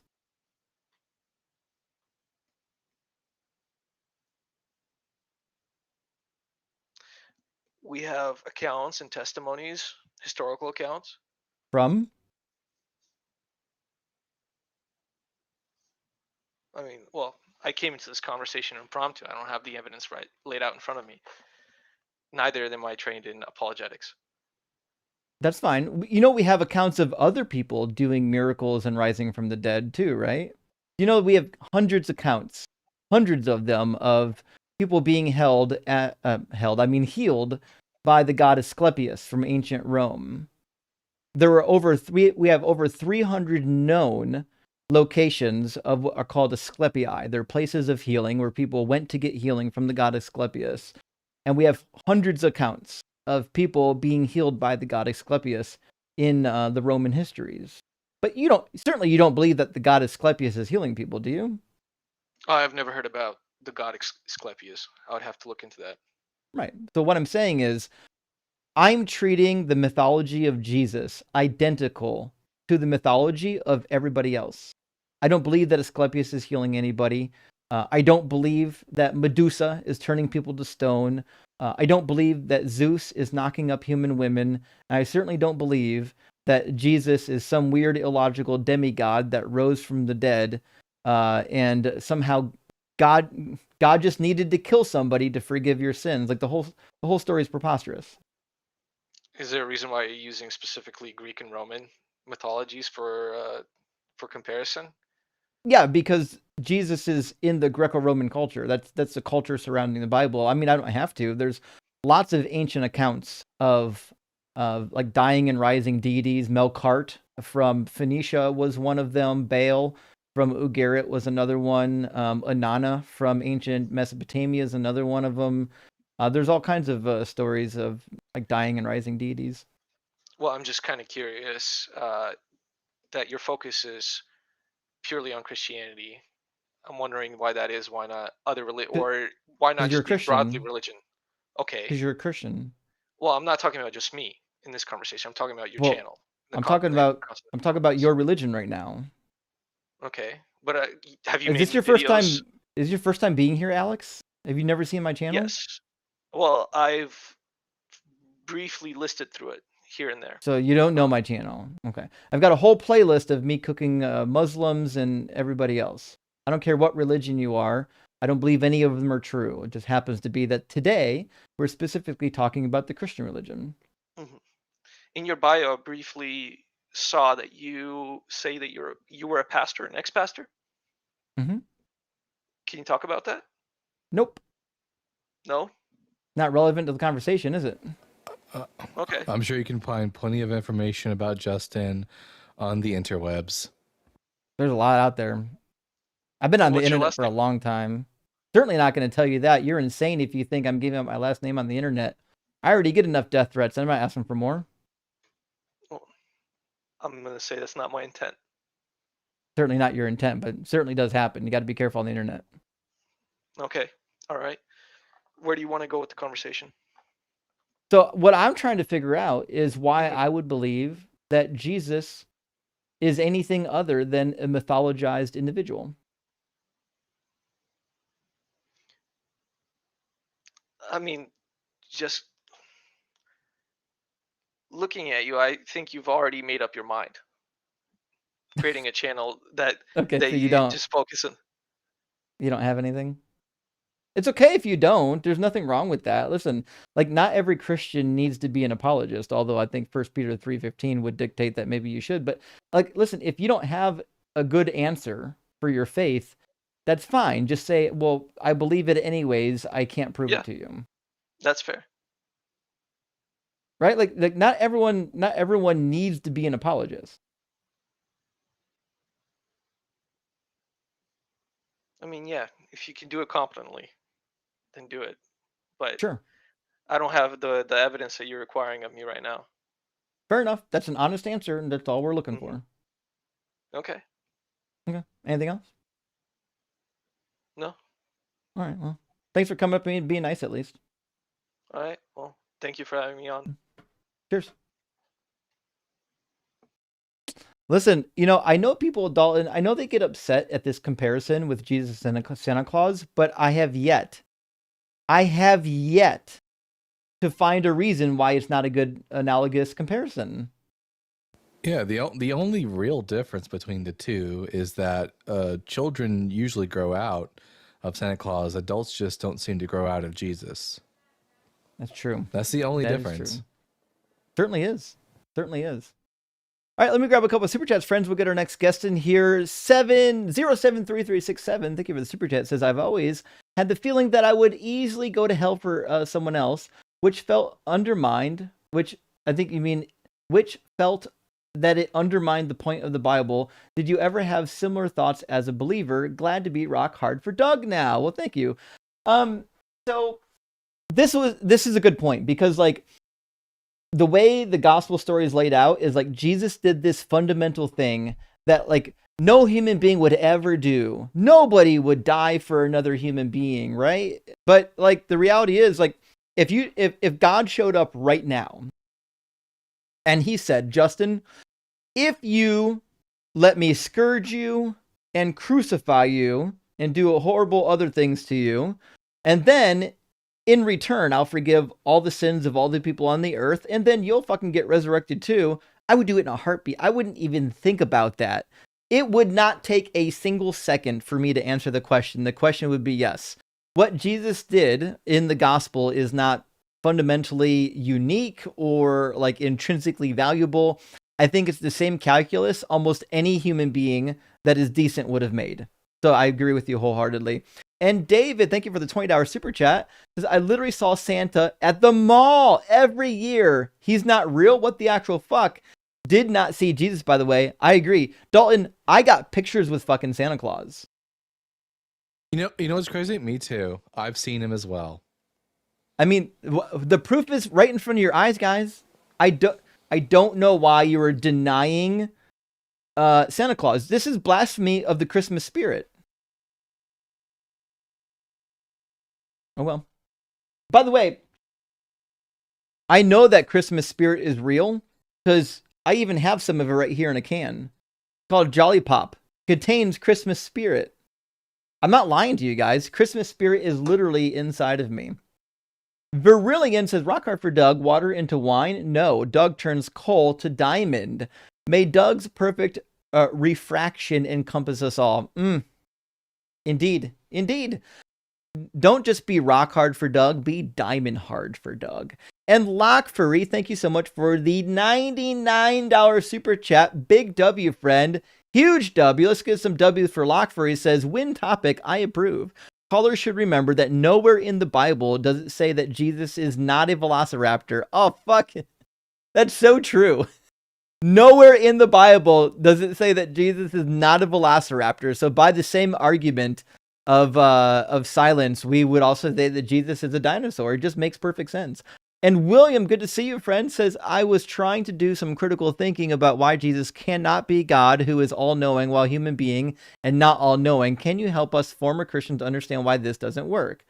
Okay, so the necessary property of God for most people is that the God is omni. And we see a little bit of this in the Bible, but not totally. But most Christians believe in the omni God, which is why this argument works. So if God is omniscient, that means for Jesus to be identical to God, 100% God, he would have to have omniscience, and Jesus doesn't have omniscience. Now, there's lots of excuses for it. You can say, well, like he temporarily became not omniscient. Well, then he would temporarily not be God. And that certainly could be a thing. Like, think of the story of Hercules, who became like only part God, right? So you could say that Jesus is like a demigod. He's only part God, one part God, one part human. But that at that point, he's not 100% God. He's only a piece of God. He's a part of God, which makes partialism true, but partialism is a heresy. And then you couldn't say that he's 100% God. You can say he's like 50% God, 50% man. Because at some point, you can't be more than 100%. Like, you have to be 100% of something. And Reverend 8 says, tried to make an electrical joke about electric being having a Wi-Fi ignition problem, but then I figured, what are the points? That one is for the old farts like me. I love a good automobile joke. I know about distributor points, Reverend. They're not lost on me. I know I'm not quite a boomer, but any of your car puns, I promise I'll get. I was raised in the car industry. One of the reasons why I loved engineering, I fell in love with robots. The reason why I became an electrical engineer was because at the age of 6, my father, who retired from Ford, took me to the Ford plant, and I saw all the robots putting cars together, and I already loved cars, and I saw the robots. I said, fucking A, that's some cool shit. And I spent my life designing machines. It's been fantastic. Jam, thank you for the super chat, says, my parents owned bars and nightclubs. Hell yeah. I left Santa a beer, pretzels, and a shot of peach schnapps, and a carrot for Rudolph. Cookies don't go with a beer and a shot. I was 4 years old. Listen, you were really practicing some good thinking there with that. Big W, leaving the appropriate vitals, not vitals. What's the word I'm looking for? Vittles for Santa Claus. And Angela says removing Christianity's rewards just leaves the death cult. I agree. This caller refuting that Christianity is about rewards actually makes the Santa mythology far more moral. I agree. Because in the cult of Santa, you actually get rewarded or not rewarded based on your good and bad behavior, not on your beliefs. And Dread Pirate says, colorblind here. I could paint an object red, even though I can't see red, and test its redness by asking 100 people what color it is. Agreed. You don't have to see red to know what red is, 100%. And Design says, Justin, time Christians doxed. Sorry, religion. Oh, just in time. Sorry.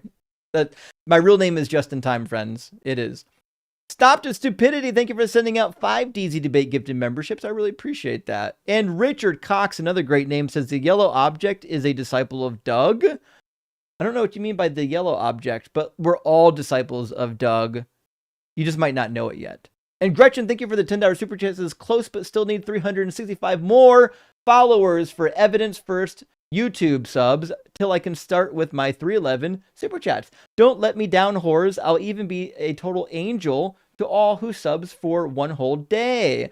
So, Dalton, I don't know if I told you this yet, but we've got a new member in we'll say the deconstruction debate community, and it's Evidence First. And I popped by today on his TikTok stream, but he's got a YouTube channel as well, and we're going to get him up over 1,000 today, perhaps. So he doesn't even know this is happening right now. He's going to wake up tomorrow morning to 1,000 followers, possibly. So let's go over to Evidence First YT and get him over 1,000 followers tonight. Leave a comment on all the videos that Justin and Dalton sent you. And he'll have an early Christmas present tomorrow, being over 1,000 followers. Let's make it happen, y'all. Evidence First YT. Follow on TikTok and on the YouTubes. And last super chat for now from our friend Herbie Shine. Thank you so much for the 50-pound super chat. It says, all praise the natural process of evolution for DZ, the Bible guy, and especially for Kitten Cam. I was on a Facebook page earlier where a Christian ended up suggesting I was a see you next Tuesday because I'm an atheist. I was almost converted on the spot. And this is where I have to remember, what's see you next Tuesday code for? I already forgot. I got to look this one up. Hold on. Great. Yeah, right. I was about to say I have no fucking idea. Someone said this to me once. I know it's like offensive. It says, "See you next Tuesday" literally means Oh, C-U-N-T. C-U-N-T. Oh, I see. I see. Okay, it means you can just say "cunt" here, guys. Cunny, cunt. No one, no one's gonna get. Don't worry about it. Although I don't super chat. Our British audience loves that. I know, right? And the Aussies. I don't know. Perhaps if they'll let you super chat it. I don't really know. But yeah, you can fucking say "cunt" all you want. And last but not least, thank you for the $10 super donation. I appreciate that. Essential. Okay, let's get our next guest in here. I think it's going to be Matthew, and then we'll get Erica after that. That looks like the order that they came in. So I do my best, friends, to bring people in the order they appeared, but I'm not perfect. Welcome in, Matthew. Are you at least 18, and do you believe in Jesus? Yes, I'm above 18. I'm 31.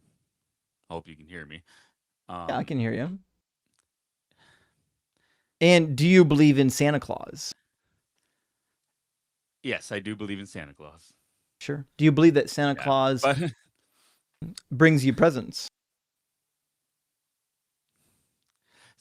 sorry, I'm a little nervous. My friend is the one that told me to come up here, and so a little nervous here. Sorry, forgive me. Are they good friends? Yes, actually. Yes, actually. I've been a believer for most of my life, and I just recently started watching you because he told me to. Sure. And I've been kind of on this. I thought I had confidence coming up here, but I don't anymore. As I heard you talking and how Christians reacted, it just, sorry, not all mentally here now. It's okay. It happens. Okay, so let's talk about my claim for the night. My claim for the night is I believe that Jesus and Santa are roughly analogous because both of them are what I would say is a mythology that is rooted in a real historical person. But I think most of what we know about both of them is more mythology, like 90% mythology and like maybe 10% history. And so I fail to find a good reason why I would believe that that Jesus is resurrected, he's still alive, or he walked on water, or any of the other mythology about Jesus. What would be a good reason why I would believe that?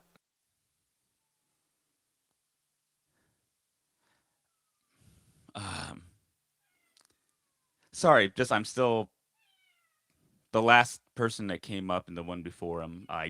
You answered like all the questions perfectly in my eyes to the point where I don't know what to say anymore. Well, shit. Say I believe in Santa Claus then. I believe in Santa Claus. Fucking A. We got one tonight, friends. We got a new convert. I love it. I literally can't answer any of it. And I thought I had confidence for a while coming up here. I've watched a couple of your shows, like I said, and I just thought I had something coming up here at this point, but I literally can't, in good conscience, Fair say enough. anything. Yeah. Nothing wrong with that. I mean, you're being honest and having some humility right now. So, I mean, we certainly appreciate that. Let me, if you don't mind, let me tug a little bit on a couple strings. Yes, go ahead. So, if we have no real evidence that Jesus resurrected or that Jesus is like a miracle worker, I think the next thing that Christians would rest their hat on is like this idea. Well, at least we know that he's special because the Old Testament, the Hebrew Bible, said that the Messiah would come and he would do all this stuff, and he came and he did all this stuff. But my reading of the Hebrew Bible, especially as it relates to the messianic prophecies, say that he's going to do all this stuff and he didn't do any of it. Like there's no single messianic prophecy whatsoever that you can point to, even in the New Testament. Like even if you think the New Testament's true, you can't even point to the New Testament and say that it came true because it just didn't come true. So like I can't see a good reason to think that Jesus is anybody but a false prophet. Where am I going wrong here? Up till like I'm not even kidding. Like the last couple of days, like I said, I just watched you. I trust this friend. I trust him so much. He's helped me so much get out on my own and all this stuff. So I've been getting his advice, and that was the one of the videos he sent me was of you, and it the guy was so rude, by the way. But you just kept naming off prophecy after prophecy after prophecy that he just didn't fulfill. I would read the Bible, and I just couldn't break it. That's the thing that's getting me right now is the fact that it's not true, really at Right. all. Like majority of the Bible is just fake, I guess. And I was, yeah, like Yeah, I mean, I'm with you 100%. That to me was the straw that broke the camel's back when I was a Christian. I knew a lot of the other apologetics. There was like I even did one time. I hate that I did this, but it still exists somewhere on the internet for posperity's sake. Posterity, I mean. I literally wrote an article in a blog post once defending God allowing the slavery in the Old Testament. I did that shit. Because when you're a Christian and you want to believe something so bad, you're willing to explain away some of the atrocities. But the reality is, like, even if you do all those backflips, once you get to the point where Jesus isn't the Messiah, and that Jesus was just a liar, he was a clown, like Christianity itself falls apart, right? So even if you believe in God, Christianity is it's like right off the table. You can just get rid of that. You don't need that at all.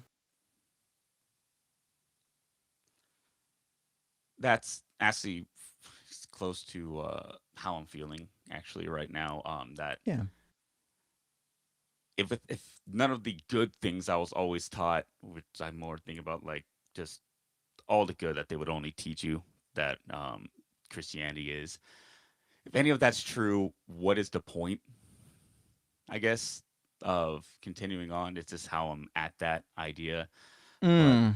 the one that you said, the one that the article you wrote, and this is the part that's getting me is because my friend showed me or told me, which was I finally read King David's Punishment Oh yeah. with Bathsheba. Both of those things, Yeah. I always remembers the 10 wives thing, but of course it was just never brushed through. But it was the first one with the son that actually made me go, "Why Mm-hmm. did God do this?" Because he Right. kept. That's all my friend asked me was this: Why would God do this? And I just had to think about that choice, and it's been biting at me. There's not really a good answer for it. You know what I mean? And that's what made me realize how hurtful it was.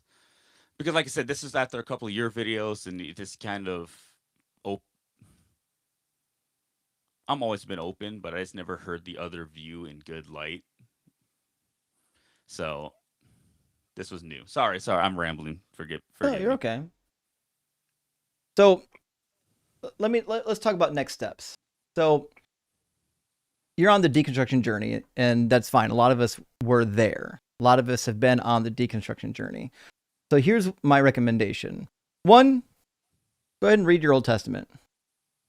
2, join our Discord. Our Discord is, we're almost at 6,000 people. It's a deconstruction Discord. It's called Deconstruction Junction. It's in my link tree and in all my profiles. And is it on your YouTube? It's on your YouTube? It should be on YouTube as well. Okay. You'll get hooked into a community there. And that'll at least give you some resources and some people to talk to. And then number 3, during this process, at some point, you're going to experience a little bit of existential dread. You're probably going to experience maybe a little grief and depression. We all do. Because you're like, it's like losing something that was like part of your identity. Yesterday, I actually read my favorite book as a Christian has always been Ecclesiastes, and I was reading that yesterday because I've vanity is always vanity. Yeah, this is how I used to actually read that all the time to help me, just relax. The idea of because I did know at least that people believe that the guy that the person that wrote Ecclesiastes did not believe in an afterlife. I was Nope. fully aware of this, and I've always had that, I guess, deep down view of like, what if hell it doesn't exist? It's just nothing. Is purgatory, because that's what I thought purgatory was, and that's Yeah. my outlook on life for a while in the Bible, and so just read that, and it's a different view right now. It definitely hits different once you're like no longer in the cult. And it's hard to explain sometimes for people that are still in it, but the reality is, like you said, the author of the book didn't really believe in an afterlife and was seriously wrestling with that fact. What do we do with the time that we have here, being that we know that it's limited and nobody comes back from the grave? And I still love one of the things that he said in that book. He said, eat, drink, and be merry, because tomorrow we may die. And I get that some people would hear that and think instantly hedonism, just do everything for vain pleasures. I don't think that's where I would go with it, straight up hedonism, but I think it does get to a point which is our days are numbered, so we owe it to ourselves to at least enjoy them and help other people enjoy them. If we want to enjoy our lives, everybody wants to enjoy their lives. And the best way to do that, since we're a social species, is to enjoy our own and help others to enjoy theirs. And I think as an atheist who doesn't believe in an afterlife, I still live my life with this principle every day. I'm excited for a new day that I get to be awake and I can enjoy being alive. I don't spend any time worrying about being dead. When I first became an atheist, I did. It consumed my mind. All I can think about was, holy shit, one day I'll be dead. But eventually, you get over that. Like your to thing on your vanity thing. I always took that verse as with the verse that you mentioned with the Ecclesiastes, eat, drink, be merry, and always associated as Jesus was like the same way. Is like the same. Is sorry, the wording is weird talking like this right now. But is the a party guy, chill dude? Because what was one of his first miracles he did was turn the water into wine, baby. I always associate as that as also the same thing. Like, you can drink a little bit, be merry type of thing. Just don't overboard it. Is how I was taught. Right. Gluttony and all that. And so that's always how I've been. And so it's still the same. Just I don't know. It's weird. Sorry. It's okay. Well, listen, Matthew, it sounds like you're on the journey, and we all are. We're all on the journey, so we're here with you. You're not alone. You don't have to do this alone. Call back again in a little while.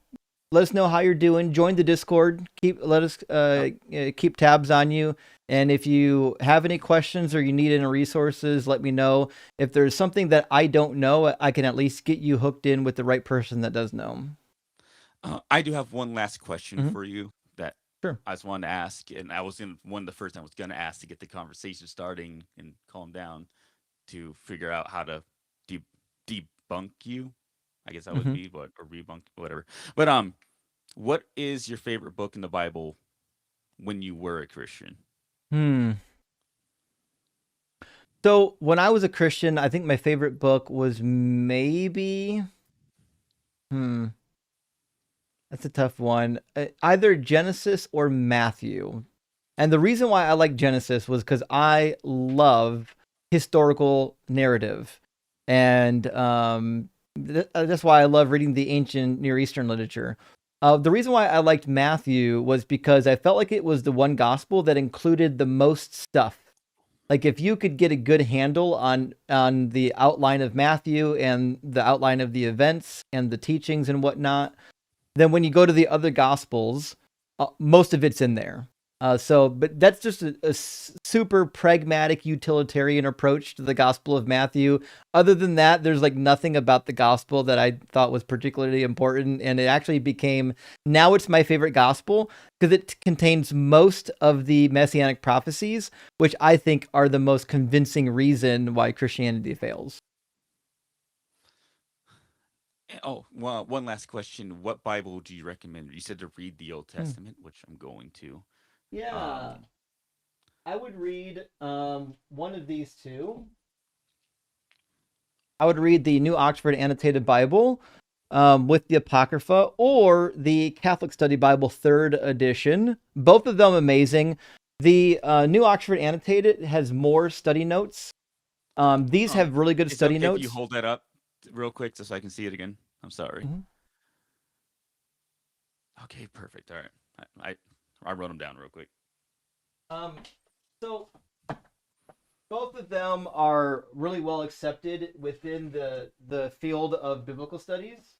In fact, when I was in Bible college and when I was in seminary, both of them recommended for the Bible to utilize at home. Recommended using the New Oxford Annotated Bible. It's just the most scholarly, rigorous study Bible on the market.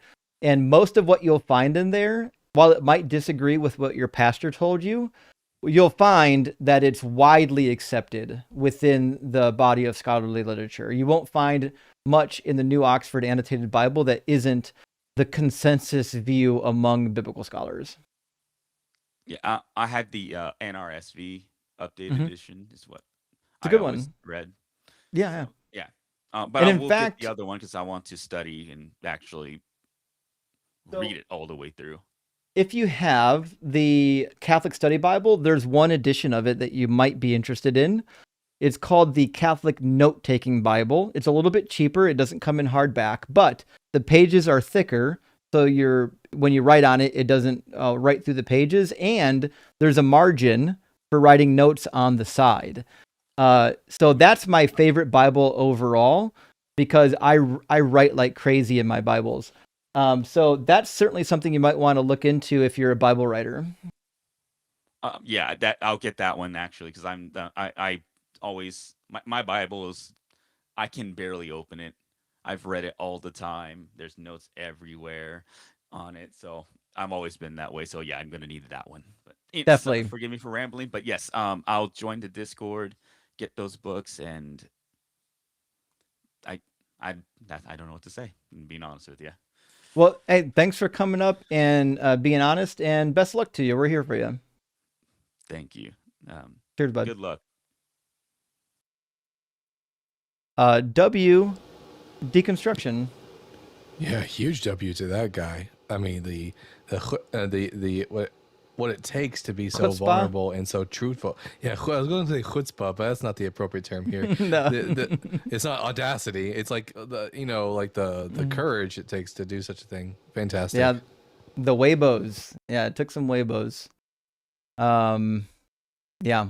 Or frijoles. Isn't that for beans? Beans is frijoles, Weibos for balls. Yeah, I'll go with huevos. He's got some super huevos.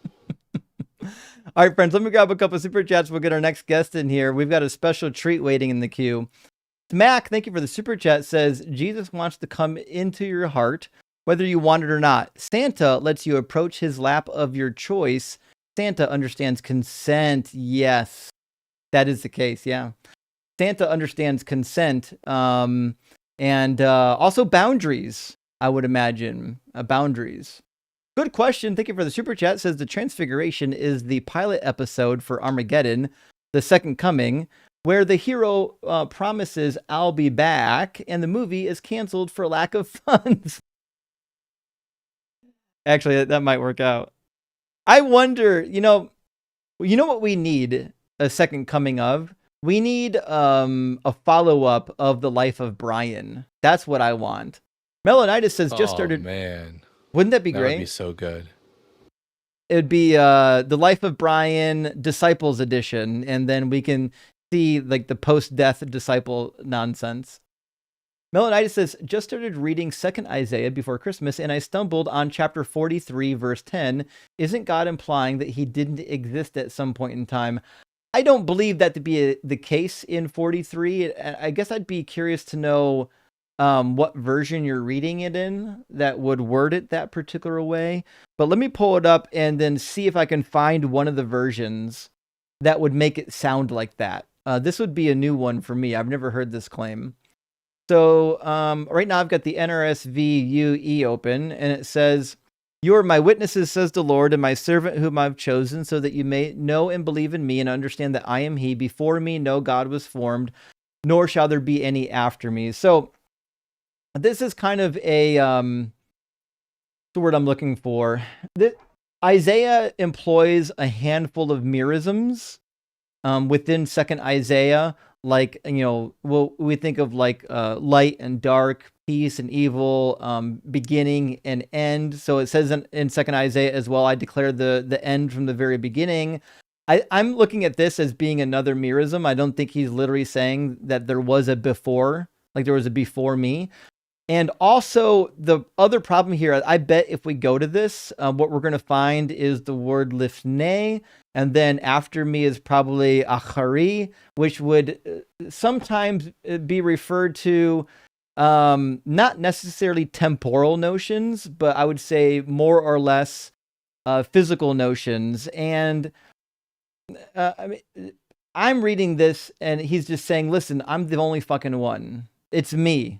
I'm the only God," Yeah, this is it's kind of typical for like these kind of deities. Like there's works from Isis, and we knew that the Isis cult believed in other deities, but yet she'll say things like, Isis alone is the goddess, that she is, number one.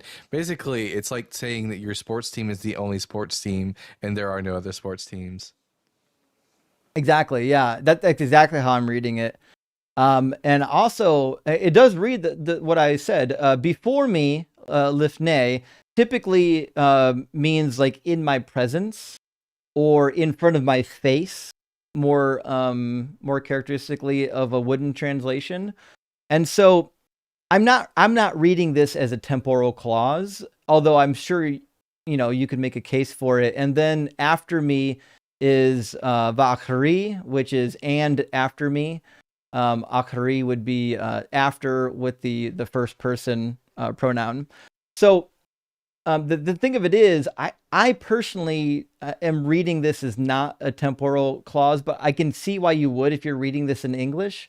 Because in English, it kind of does sound like that, doesn't it? Like it reads like a before and after. But that's the problem with Deutero-Isaiah. Deutero-Isaiah uses a lot of merisms, and he's actually quite poetic.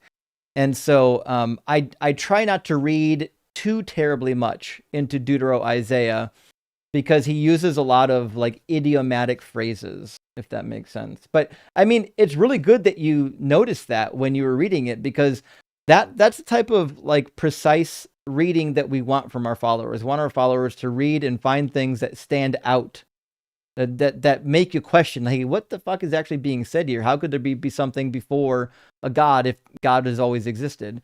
That's a good thing to recognize in the text.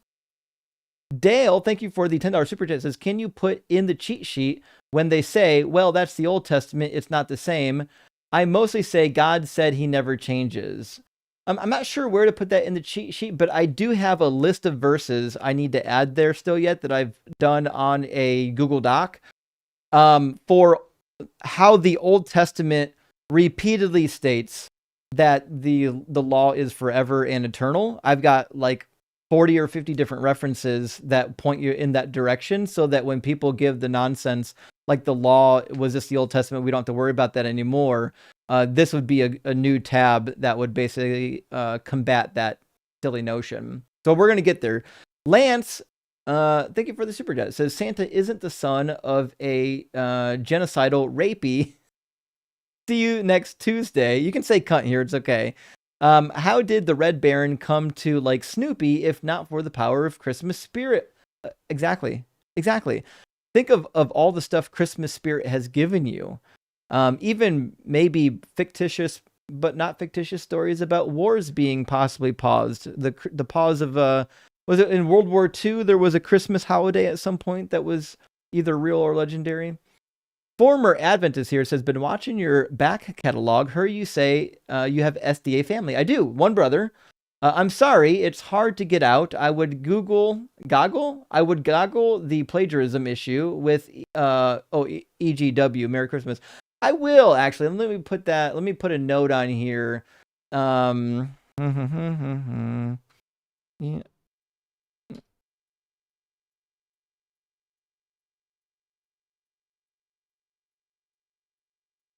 I do need to look into that. That's a good point. I appreciate the reminder. And also, the Seventh-day Adventists, no denomination has single-handedly produced more cult offshoots of Christianity, like doomsday cult offshoots, than Seventh-day Adventism. They hold the crown for that. But I'm not terribly surprised. All right. Now listen, Dalton, I've got a special guest that's waiting to get in. I think this might be his third or fourth appearance. And you may or may not recognize this individual, but I know avid followers of the channel will recognize this individual. Things might get a little bit out of pocket. We'll have to wait and see. But I would say maybe the champion, the king of all apologists, is in my queue. Welcome in, Praise I Am. This is maybe your third or fourth time. I'm glad that you can grace us with your presence. Are you going to give me presents, Justin?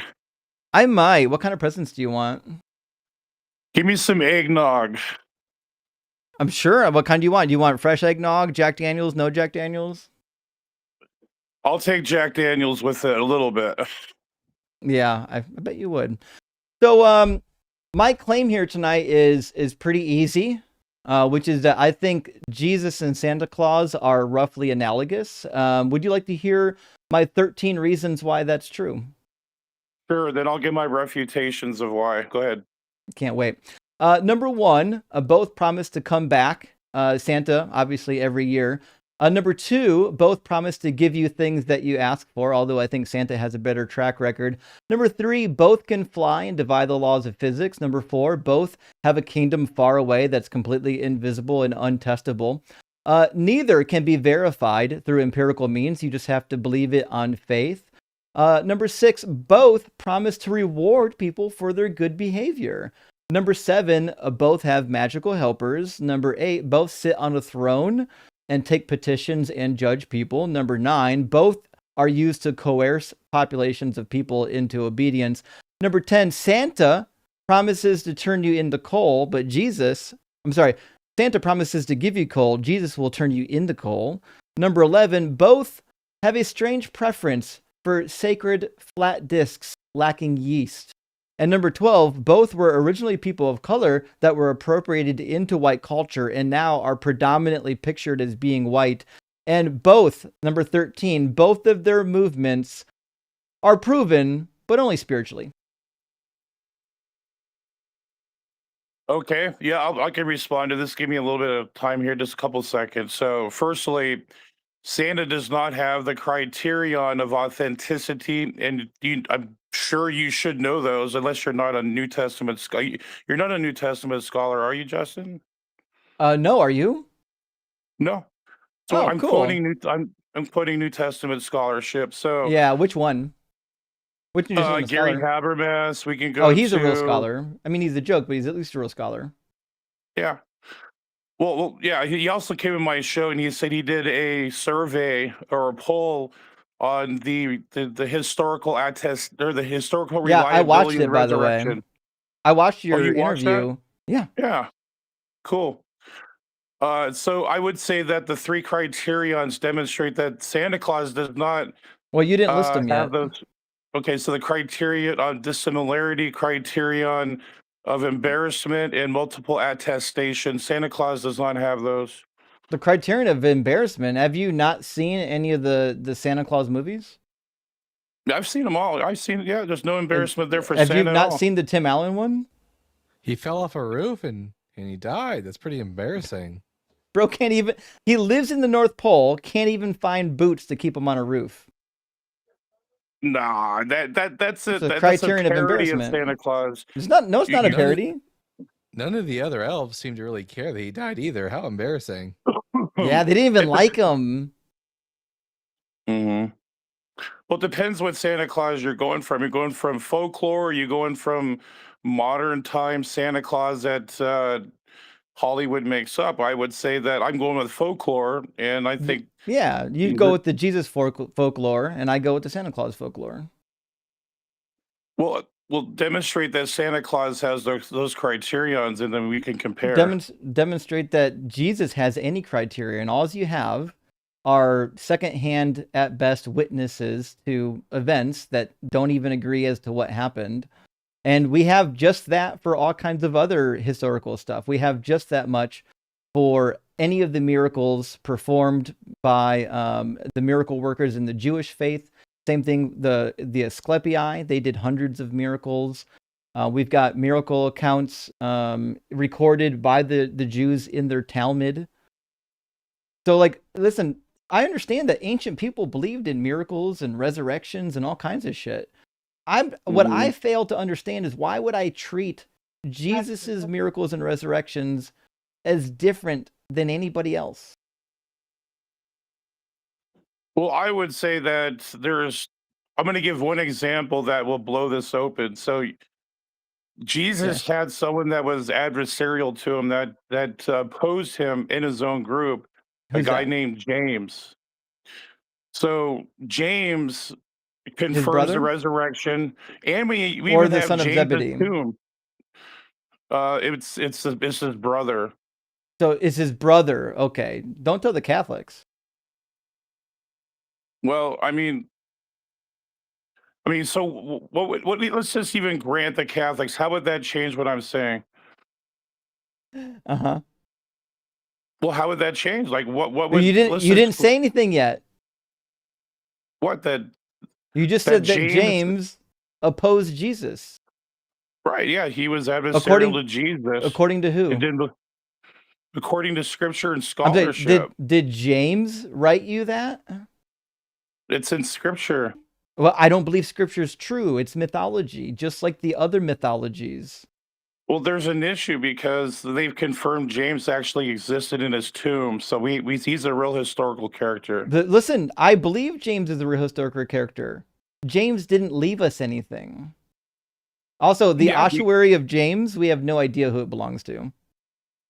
Oh, I would. That's mumbo jumbo. You're just hand waving that away. There's good evidence that is James. No, I don't think so. That's why scholars aren't actually in agreement on this. I love it when scholars are in agreement, and I'm more than happy to grant when something is in agreement with scholars, because as it turned out, the James ossuary does nothing for your claim. I already believe there's a historical James. What I don't believe is the mythology written about Jesus and his followers in the Gospels. Well, right now, I'm only responding to your claim that Santa and Jesus are akin together. They're not akin. So I've already busted They're that analogous. Bullshit. You certainly didn't. They're not. They're analogous because they're both mythological. Show me someone hostile to Santa Claus. Prove that Jesus is alive right now. Well, what do you mean prove? What does that even mean? Define what you mean by prove. Give evidence. Make a case for why I would believe that Jesus rose from the dead and is alive currently. You mean empirical? Like empirical justification? Is that what you're asking? No, I said any evidence. Whatever you think evidence is, that's what you should present. Okay, then Jesus, I'm going to say this. I'm probably going to mock it, but I don't care because, again, I'm going to use something called phenomenological conservatism with what I'm about to say. $5 words aren't going to help you here. Just use normal people words, and you'll embarrass yourself less. Just don't hand wave things away. Like, it makes you look better if you don't hand wave things away. So I didn't hand wave anything away. What I told you is that don't use $5 words here thinking it's going to help your argument, because every time you come into my live stream using words that you barely understand, it just looks worse for you when it's not a good argument. It's just denialism by you, Justin. It makes you look pathetic. We used to call this the baffle them with bullshit tactic. You're just there's another name for it that uses the word dazzle. What's the word I'm thinking of? Oh, well. Anyways, give me the argument. I'd love to hear it. Yeah, Jesus revealed himself to me spiritually, and I know it was real. And you can't. Santa Claus revealed himself to me. Well, maybe you can't falsify that. No, your Jesus is a demon. No, he's not, because he showed in scripture that he was revealing something in scripture that Well, scripture's not was true. Santa told me. well, you need something to show that Santa. Where's the documentation that Santa says he'll reveal himself to you? I'm the witness. Santa didn't say he will reveal himself. I'm just telling you that he did reveal himself to me. Well, Personal scripture says revelation. that he will reveal himself to Well, those scripture's who not believe. true. If I write down what Justin just said, does it make him more true now that it's written down? Yeah, let's do Yeah, that. it does. Holy shit. It does, Dalton, because you're the first gospel. Because Yeah, it's let me get on testable. that. We can test that. I love it. Well, Jesus And it- appeared to you, but it can't be tested. Santa appeared to me. Now you want to test it? No, I said Jesus. I didn't say he appeared in front of me. I said he revealed himself to me. Oh, that's adorable. No, Santa literally appeared before me. I watched him eat the cookies. You should have Well, seen what he I did would to Mom say- after that. I think you were drunk that night. I think it was just delusions. I think you're you drunk had. right now. Yeah, that's the tale you told everyone that slandered me that one night, without Yeah. even you couldn't even As prove that I was drunk. as you're You slurring claimed I your was drunk. words, as you're slurring I'm your not words, slurring anything. we all hear It it is written happening. down. It's written. okay, It's I'll scripture. It's sacred You know what, scripture. Justin? Santa appeared to Justin and revealed that Jesus was a demon. So it's true. You know what? Scripture says so. Justin? I'll take it on the chin though, because persecution shall come, and that's Yeah. the Bible Oh, proves you're itself so again. persecuted. Oh my goodness. Let's get some. Yeah, let's you get had- some you- tears for persecuted. Praise I am. Oh no. You had your cronies come over. Oh, and these had bad little over atheists. Thousands of atheists call me Oh drunk. no. Oh no. Thousands of atheists commented on my page. When I got on the internet, I didn't know people would comment on my page. But why do you think slanderous is virtuous, Justin? Do you have any type of moral ethics? Wait, you don't, Why are because they you're always so amoral. ready to be persecuted? It's crazy. I know. They really do have Is a that- persecution complex. Is that Tom Rabbit? Is that you, Tom Rabbit? That's certainly not Tom Rabbit, No, but you're but not this the is- first this is the person who third accused time. him of being Tom Rabbit. Oh, It's my okay. God. I I'm know- gonna make a video now about this. I know all you bad Philbro apologists are terrified of Tom Rabbit, though. No, I love Tom. We've talked a lot about Darth, and what did you do when Darth wiped the floor with you, Justin? Was that hard to get past? Are What you happened? Did confused? He ran away from my live stream after 45 seconds. Darth ran away from you? Yeah, you want to watch it? Yeah, I'd love to see that. I'll show you the only time Darth ever interacted with me at all, and then I want you to show me the video. In fact, where he interacted with me another time, this supposed fictitious event. Darth ran. Oh my gosh. That is so crazy. Wow. He ran like a little coward. Darth. All right, I'm going to put it on the screen. Yeah, We're if you're going to put going to it be on rude, vertical and be a horizontal. horse's ass, Give me I'll 1 leave. second. Don't cry to yet. We haven't rewind it. And then turn the audio on. Make sure everyone can hear. All right, I'm going to play the video. Everyone, let me know if you can hear the audio or if you can't hear the audio. I think I've got the audio set properly though. I'll tell you one more time. I'll be glad to Oh. talk with. Gotta rewind it. I can't. Welcome in, I can't Darth. hear it. Yeah, if you're going to be rude and be a horse's ass, I'll leave. Don't cry yet. We haven't even started. Okay, I'll tell you one more time. I'll be glad to talk with. I don't know if you know how this works, but this is not a space where you just get to cry. Yeah, mute, be rude Can to anyone me else again. hear Mute that? me Because again, I'm and I'll not leave. sure if the Well, audience that's hears. on I you. can't If you hear can't it. handle the No, heat, yeah, if you just came to no. cry, you're welcome to come But, cry. I can Look, find it I'll later. tell you though, one Justin, more so it don't time. matter. Yeah, no one can hear you because they're watching the video. But if you can't hear the audio, give me 1 second. And let me. Okay. Oh yeah, you can't hear the audio because I've got it turned off. All right, now I'll rewind it and you'll be able to hear the audio. Sorry, All right, the mixer thank was you. turned off. Welcome in, Darth. Yeah, if you're going to be I still rude can't hear and it. be a But just let it horse's play, ass, though, I'll that's cool. leave. Don't cry yet. We haven't even started. Okay, I'll tell you one more time. I'll be glad to talk with. I don't know if you know how this works, but this is not a. I don't know why you can't hear it. I'll that's translate for weird. you. Gear Bear came in acting like a little wimp, and then he ran away. There you go. Which is his typical tactic: is to complain, about people being mean to him, and then he leaves and pretends he wanted a conversation. Oh, okay.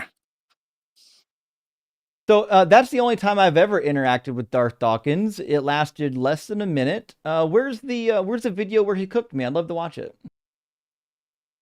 Well, it was purported by Darth, so I assumed that he was telling the truth, but it looks like he's not. So No, he's not. But that's big of you for admitting that. I'm a little bit impressed.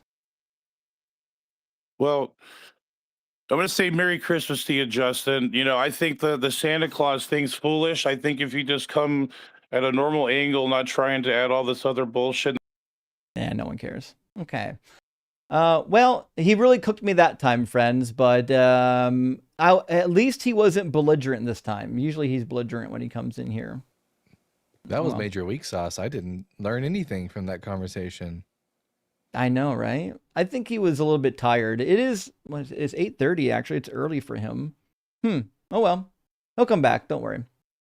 Swearwolves, thank you for the $10 super chat, says, funnily enough, when I was a kid, I found out Santa wasn't real. I immediately asked my parents if that meant Jesus wasn't real either. Thankfully, I now realize the only truth is Doug. Mary Dougmas. Oh, I love The space where you I just love get it. to Thank you cry. for Yeah, that. And you know, that's interesting because like when I was young, I had deduced at like age 4 or 5 that Santa couldn't be real for a couple reasons, but I never, not for 1 minute, had the foresight to apply it to Jesus. I wasn't that smart at that age. So kudos to you, Swearwolves, for being able to kind of put that together. For me, it didn't click. You know what I mean? I wouldn't say I was lost in the sauce. I was too young to really think that critically. But you were, I think, a lot brighter than I was. I got to put a note for Praise I Am. It says Jesus revealed himself personally, parentheses, probably drunk, and Darth lied. Okay, cool. Well, Gretchen back up with another 666 super chat, says True MP's Life of Brian sequel. There is a sequel, but with cameos from characters Yellowbeard and Cheech and Chong. No fucking way. Now I gotta look this up. It's called MP's Life of Brian. Monty Python. Guys, I don't, abbreviations are fucking up my life. Okay, I'm just gonna type in Monty Python sequel, and I'm sure it'll come up. Thank you for that, Gretchen. I had no idea that there was a sequel. So I'll definitely give that a look. I appreciate that. And Jesus, Titty F and Christ says, I was never able to get married because no woman ever believed me that when I disappeared for 3 days, for a 3-day weekend with my 12 buddies, that I was actually dead. Rip Sam Kinison. I love Sam Kinison. He was a voice like no other. Nobody else can be Sam Kinison. You know, they say, be yourself because nobody else can. I think he's one of those individuals that is like super unique. I love his comedy. And Mostly Gizzard says, my favorite eggnog is homemade and a mix of half Kraken and half Makers is perfection. Monkey Shoulder is an alternate rum. Monkey Shoulder is good. And I do agree. When I make homemade eggnog, I do like to put a little bit of Kraken in it.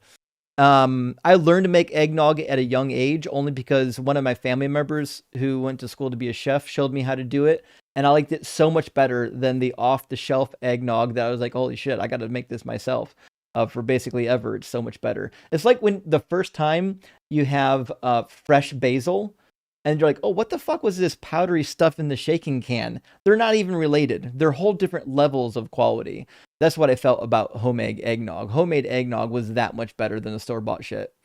Genji, I hope I pronounced that right. Thank you for the $20 super chat, my friend. Says the fact that people still take Habermas seriously after his role in the first century Mark debacle from a few years ago shows how many people want to be duped by conmen. Agreed.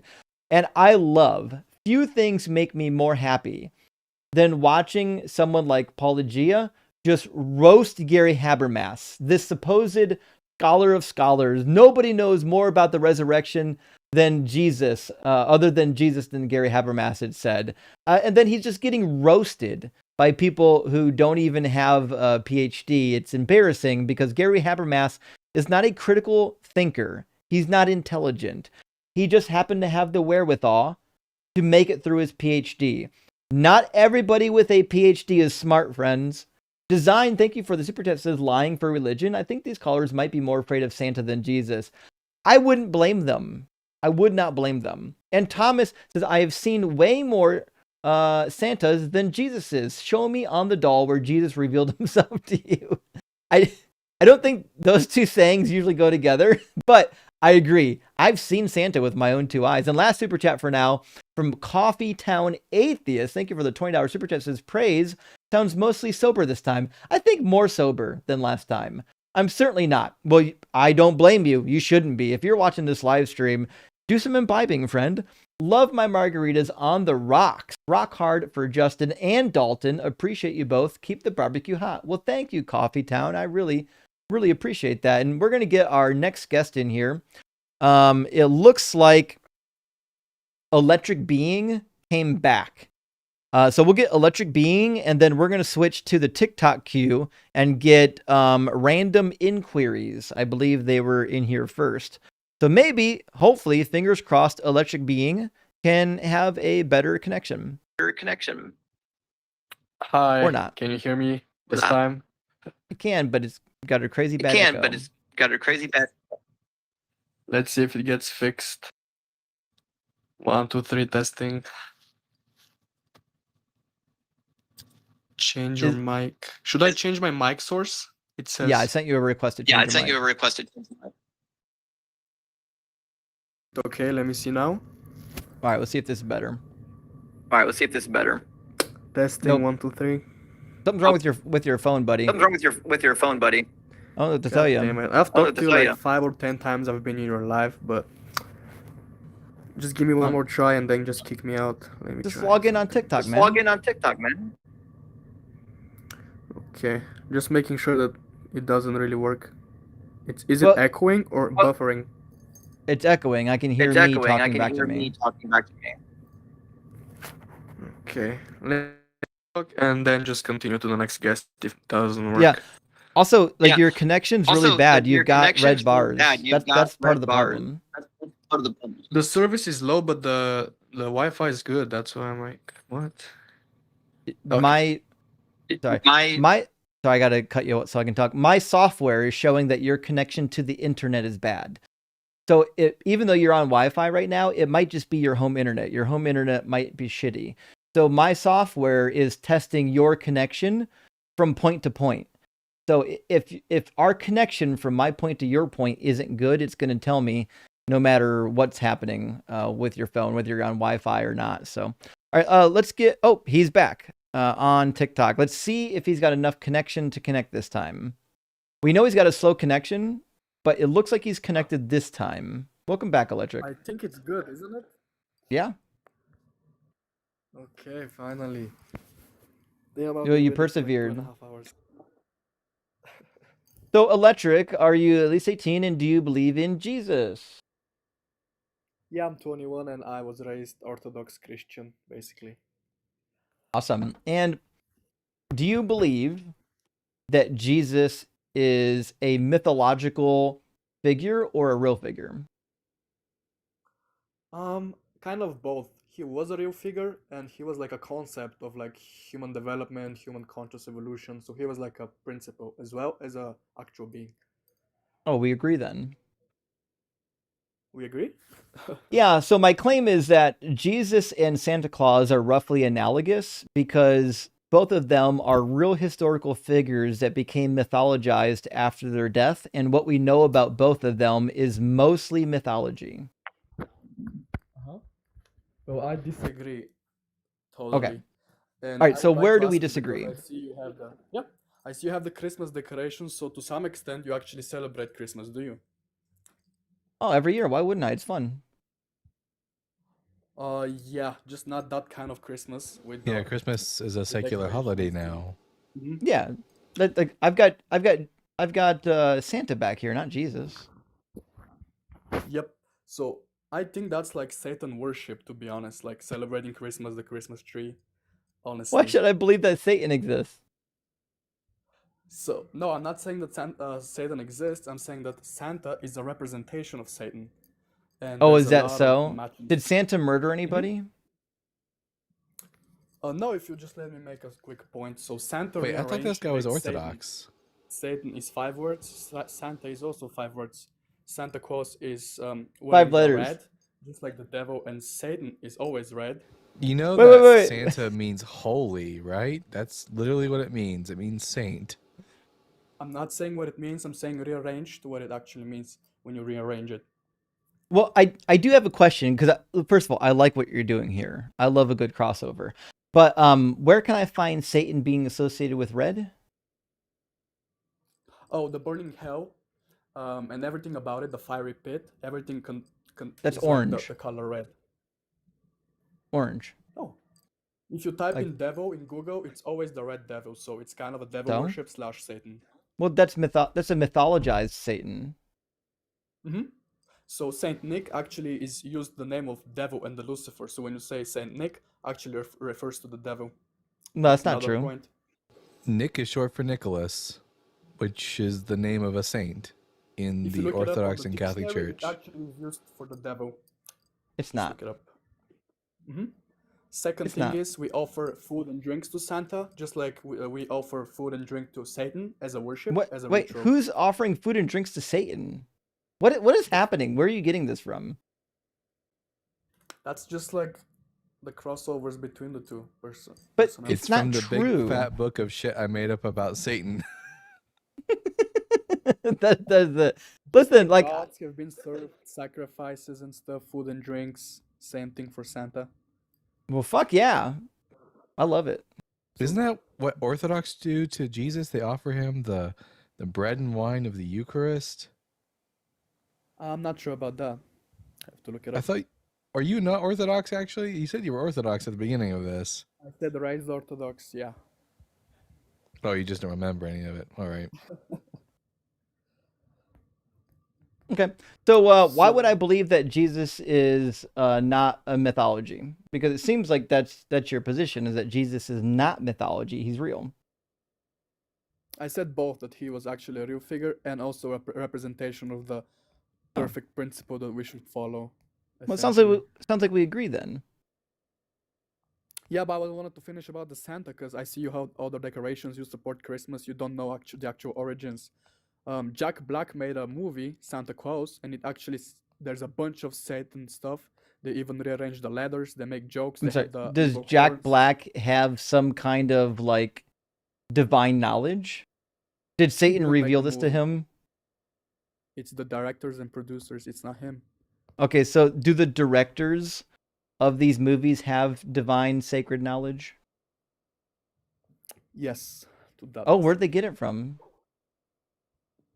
From thousands of years of origins of Santa, Christmas, Old Nick, Saint Nick, Okay. Krampus. Do you think that Krampus is real?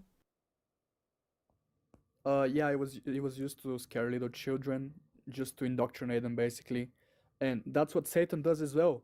People are scared. You either believe in Jesus or you go to hell. So it's like No, they put Satan you in a didn't do state of that. fear. Satan's not sending anyone Yeah, to they hell. do. Jesus is. Jesus is sending people to hell. Yeah. If Jesus is Interesting. God, that means he designed the parameters for who goes to hell, not Satan. Satan's only doing his job. Well, you were asserting that Jesus is God, but I never said Jesus is actually God. There's Well, big are you a distinction. Christian? Yes, So do you believe that Jesus is God? Jesus is the divine principle that God has sent down to earth. God and That's Jesus are two meaningless. Do you different- believe he's God? Yes or no? Not the Old Testament God, the New Testament God, I would say. Great. So you're polytheist. That's fine. So you believe Jesus is one. He's a God, which is fine. Okay. So does he agree with the Father? I think so, yeah. Okay. And did the Father design who goes to heaven and who goes to hell? Heaven and hell are not actually physical places; they're more like states of being. Well, So don't if tell you could Jesus. say- Jesus says that it is a physical place with fire and agony and wailing and gnashing of teeth. Which verse says I a would physical place? I would point towards like Matthew 12:40, and I would point towards all the other places in the Bible where it talks about it being a real place. Like Luke 16 says in Hades that there's torment. That's when we get the story of Lazarus and the rich man. Matthew 11:23, maybe one of my favorites. Let me pull Matthew 23 up. He keeps talking about going down. He says, "You, Capernaum, you will you be exalted to heaven? No, you will be brought down to Hades." Hades, the realm of the dead, is always below the feet. What's that, Dalton? Matthew 10:28, and do not fear those who kill the body, but cannot kill the soul. Rather fear him who can destroy both body and soul in hell. Yeah. But it doesn't say it's actual place that you can go to and visit on Earth. I didn't say it's in earth. It's under the earth. It's in the heart of the earth, which is why when Jesus descended into hell, he went down into the heart of the earth. Matthew 12:40, if I remember correctly. Yeah. For just as Jonah was 3 days and 3 nights in the belly of the sea monster, so for 3 days and 3 nights the Son of Man will be in the heart of the earth. That's where they thought Sheol and hell was. Yeah, I've heard about Sheol. Yeah, that's another name for hell, isn't it? Yeah, basically. I mean, for the New Testament, it is, yeah. So the But reality is it's the, like the New Testament names hell like a dozen times as being a place where people go. Like to think that it's just like a, I don't know, a state of existence doesn't agree with what the Bible says. But the Bible uses like metaphors and So? Symbolism to actually symbolize not actually a real place. It would be kind of No, I disagree. stupid to think. I disagree. I would say hell is like a profound being, a state of separation from God. So if you're separated from God in Christ, you're basically living in the present moment in hell. So if you're a non-believer, you're basically living in hell right now, not after or before you die. I'd agree with you, but then we'd both be wrong. Matthew 5:29, Jesus says, "If your right eye causes you to sin, tear it out and throw it away. It's better for you to lose one of your members than for your whole body to be thrown into hell." It's a place where your body is thrown into. Into hell. Yeah. Okay, that's interesting. It was Matthew 10, 5:29. Yeah. It's like a hyperbole. It's not actually. It's not a hyperbole, no. Words just have meanings, bud.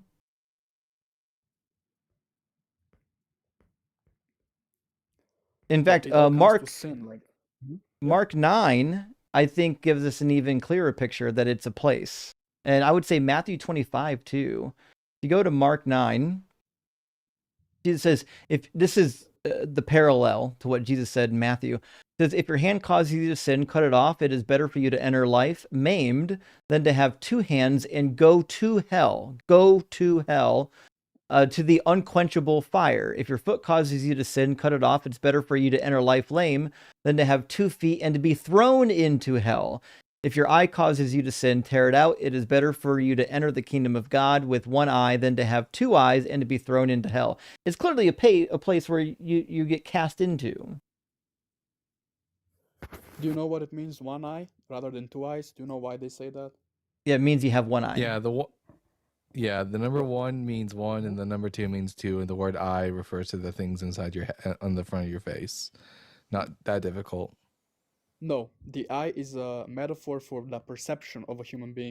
The certainly hand, not. It means action, and the foot Certainly is like not. the direction in life. So when they say Certainly the not. foot, they mean like the direction where you're going. Certainly not. What's your All this is cope for you don't like words. cope? Yeah, this is cope. These words mean exactly what they mean. Jesus says, "It is better for you to maim your own body than to sin and go to hell." Because being in heaven, going to heaven, having maimed your body, is superior to going to hell in any form.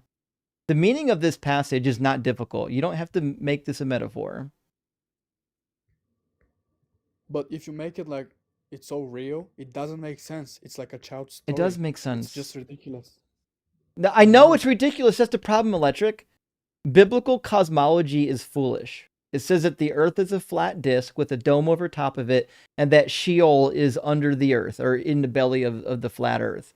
Biblical cosmology is something that people believed in the ancient world, and we know today that it's foolish. When the Bible was written, they didn't know that it was foolish. So rather than looking at the verses and saying, listen, if they mean what they're saying, then it's foolish. You should stop there. What you don't do is then go into the book and say, well, this is foolish, therefore I have to change the meaning of all the words so that it's not foolish. That's even more foolish. But I'm not changing them based on my choice. I'm looking at old ancient texts that actually suggest No, that no, you're everything not. is spiritual, not like physical. That's all Mm-mm. the biggest argument I would think. And if there's Nope. anybody that What actually did Jesus can physically debate die you, or spiritually die?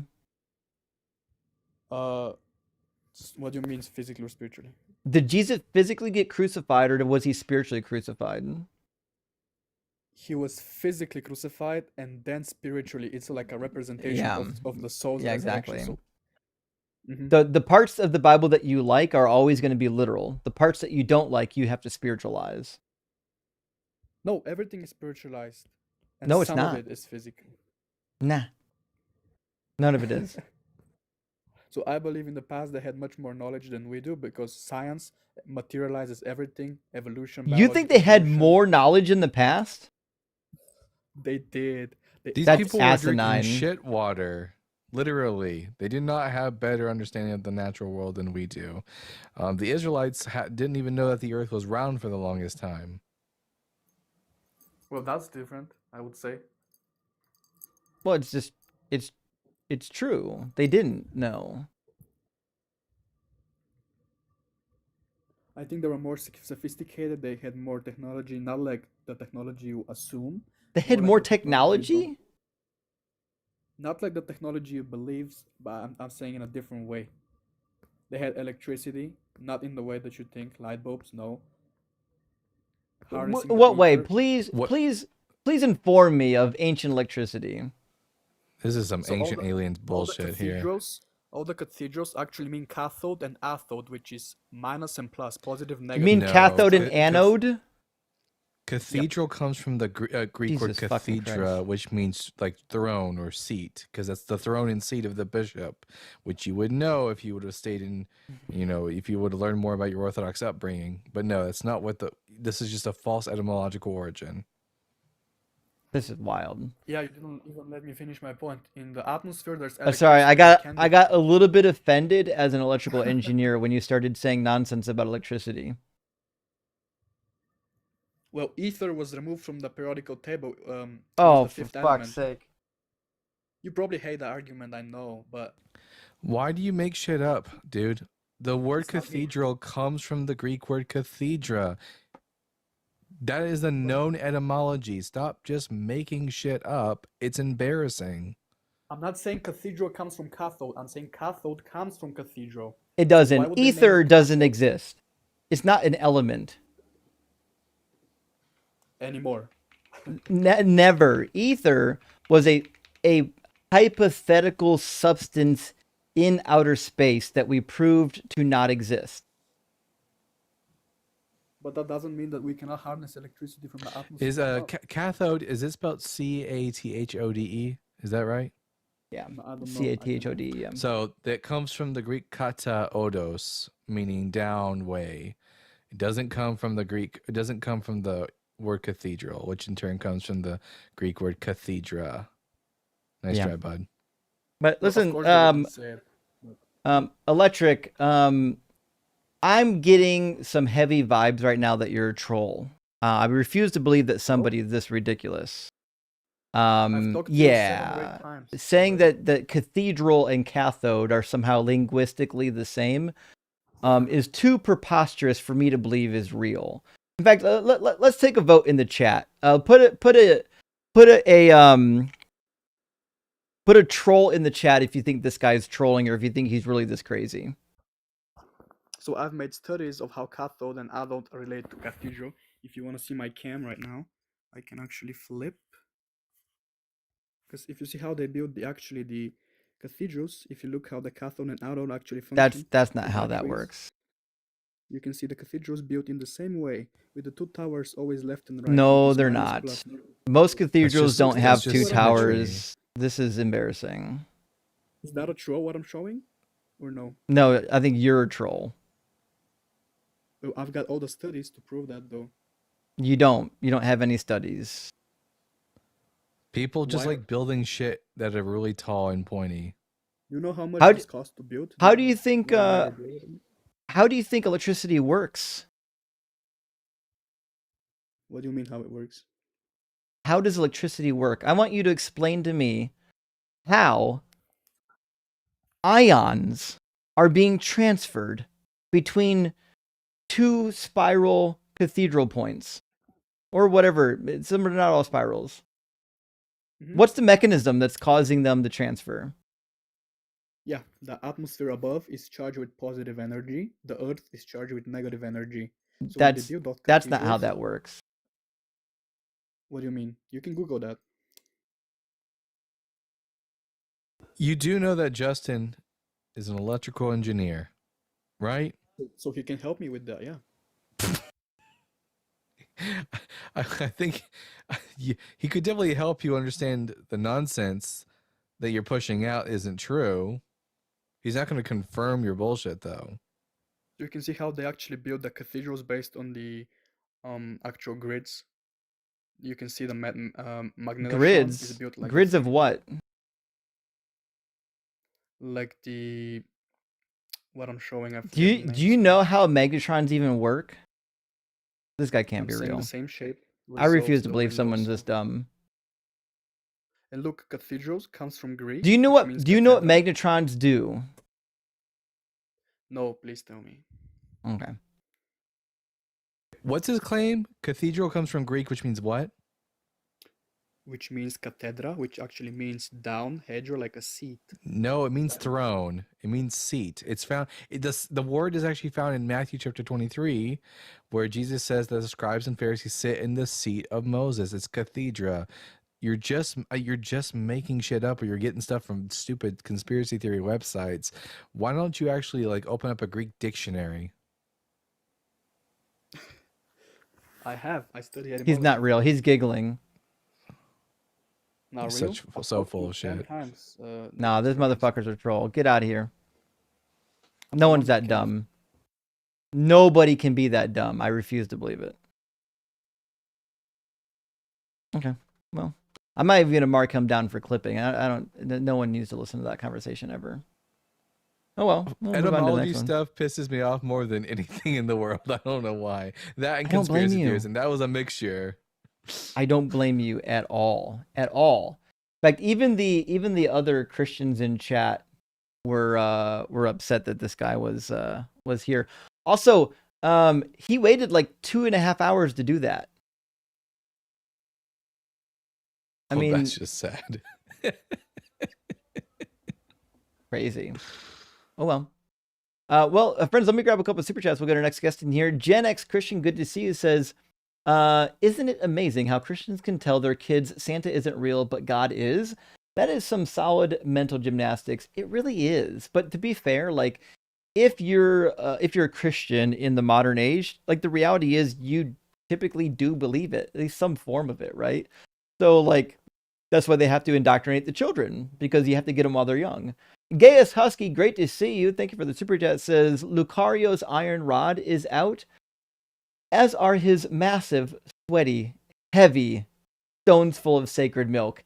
He is steel hard for Doug. Well, shit, I don't even know who this person is, but I have to look him up just for you, Gaius Husky. I appreciate you being here. Thank you for the super chat. And Iantu says, Doug is a rock for my salvation. Doug is the stone that the builders rejected. I run to the mountain and the mountain. I run to the mountain and the mountain. He stands by me. Rock hard for Doug. Gay for Justin. Simply what for sharing. Well, thank you, Iantu. I really appreciate that. We do need to do another Doug versus Jesus live stream. That needs to happen. Hank, thank you for the super chat. It says Anzac cookies. Wait, Anzac cookies. What's that? And I'll never. Let's see. It's a type of biscuit. They're sweet golden brown biscuits from Australia and New Zealand, traditionally made with rolled oats, flour, sugar, butter, golden syrup, and baking soda. Oh, fuck. I can get down with this. I'm shocked that I've never learned of the Anzac cookies. They look delicious. Thank you for the recommendation, Hank. I really appreciate that. Maybe I'll try some Anzac cookies soon. Reverend Nate says, wait, which disciple equals which reindeer? Oh, that's a good question. You know what? I haven't received personal prophecy about this yet, but we do need a comparison. And JK or J Klein says, I was going to make a PLC joke, but as it turns out, PLCs aren't even funny, but they are logical in a ladder sort of way. Oh, well done. And if you don't know about ladder logic, that's okay. PLCs are amazing. I spent most of my life working with PLCs. I love a good PLC joke. So a big W, I did not have a PLC joke on my bingo card for tonight. I appreciate that. And Dig Doug says, I always thought Santa would be the patron saint of skepticism, perfectly shows children the way to think critically and that parents can't be trusted. That's a very good point, actually. I might concur. And Demonzel, thank you for the $20 super chat. It says Santa equals Satan is so SNL's church lady. Literally the same argument. Oh, I forgot about the SNL church lady. SNL church lady is one of the best characters in all of SNL. That's a good reference. Maybe it's time to go back and check some of the SNL church ladies out. Thank you for that. And Lockfree says Santa's Sleigh is a favorite holiday movie of mine. So bad, so good. Yes. Santa's Sleigh, and also I gotta watch Krampus, the horror movie. And then there's, although I think there's another Santa horror movie now. I can't think of the name of it. Or you can do, there was the old, I think they call it The Night Before Christmas by Weird Al Yankovic. It might be what he calls it. That's a good one if you like some classic Weird Al. Imposter says, I need the soundbite of M saying Baba Booey on the soundboard. It's a true blessing from Doug and should never be lost to time. You know, that's a fair idea. Let me, do you know what date that was? Let's see. I'm going to write a note. Add M's Baba Booey to soundboard. I forget what live stream that was, but if you guys catch it, find the live stream where M's said Baba Booey. It's towards the end of a live stream. Oh, Silent Night, that's the one. Then you're right. Yes, we got to add that to the soundboard. Design says, being stuck here with the religious and their poor bouts of logic, who needs hell? I agree. This is hell. We're in it. We're already in it. And Hammond says, damn, the crazy Orthodox boy kind of reminds me of some brain-rotted Russian Orthodox guys. They can be insanely crazy with etymology. I believe he is crazy. So this is a fair point. I actually went to seminary with a guy who was from Russia, and he believed in all these crazy conspiracy theories, like bad word etymologies and all kinds of shit. And he tried to bring it up in class one day, and one of our instructors, she was an ethics professor, so I'm not sure why he brought that class, brought it to that class, but she was so nice. She basically tried to play it off like there must be some barrier in language and I can't understand what you're saying, and kind of put it away that way. But I knew, and we all knew, that she knew that he was going on conspiracy mode and just needed to be removed. Lockfree says Megatron's fight Optimus Prime. Yeah, what's that, buddy? Carrie said the Baba Booey thing was on December 8th. Oh, December 8th. Perfect. Thank you. December 8th. Perfect. We'll get it clipped. We'll get it added to the soundboard just for you, friends. Thank you for that.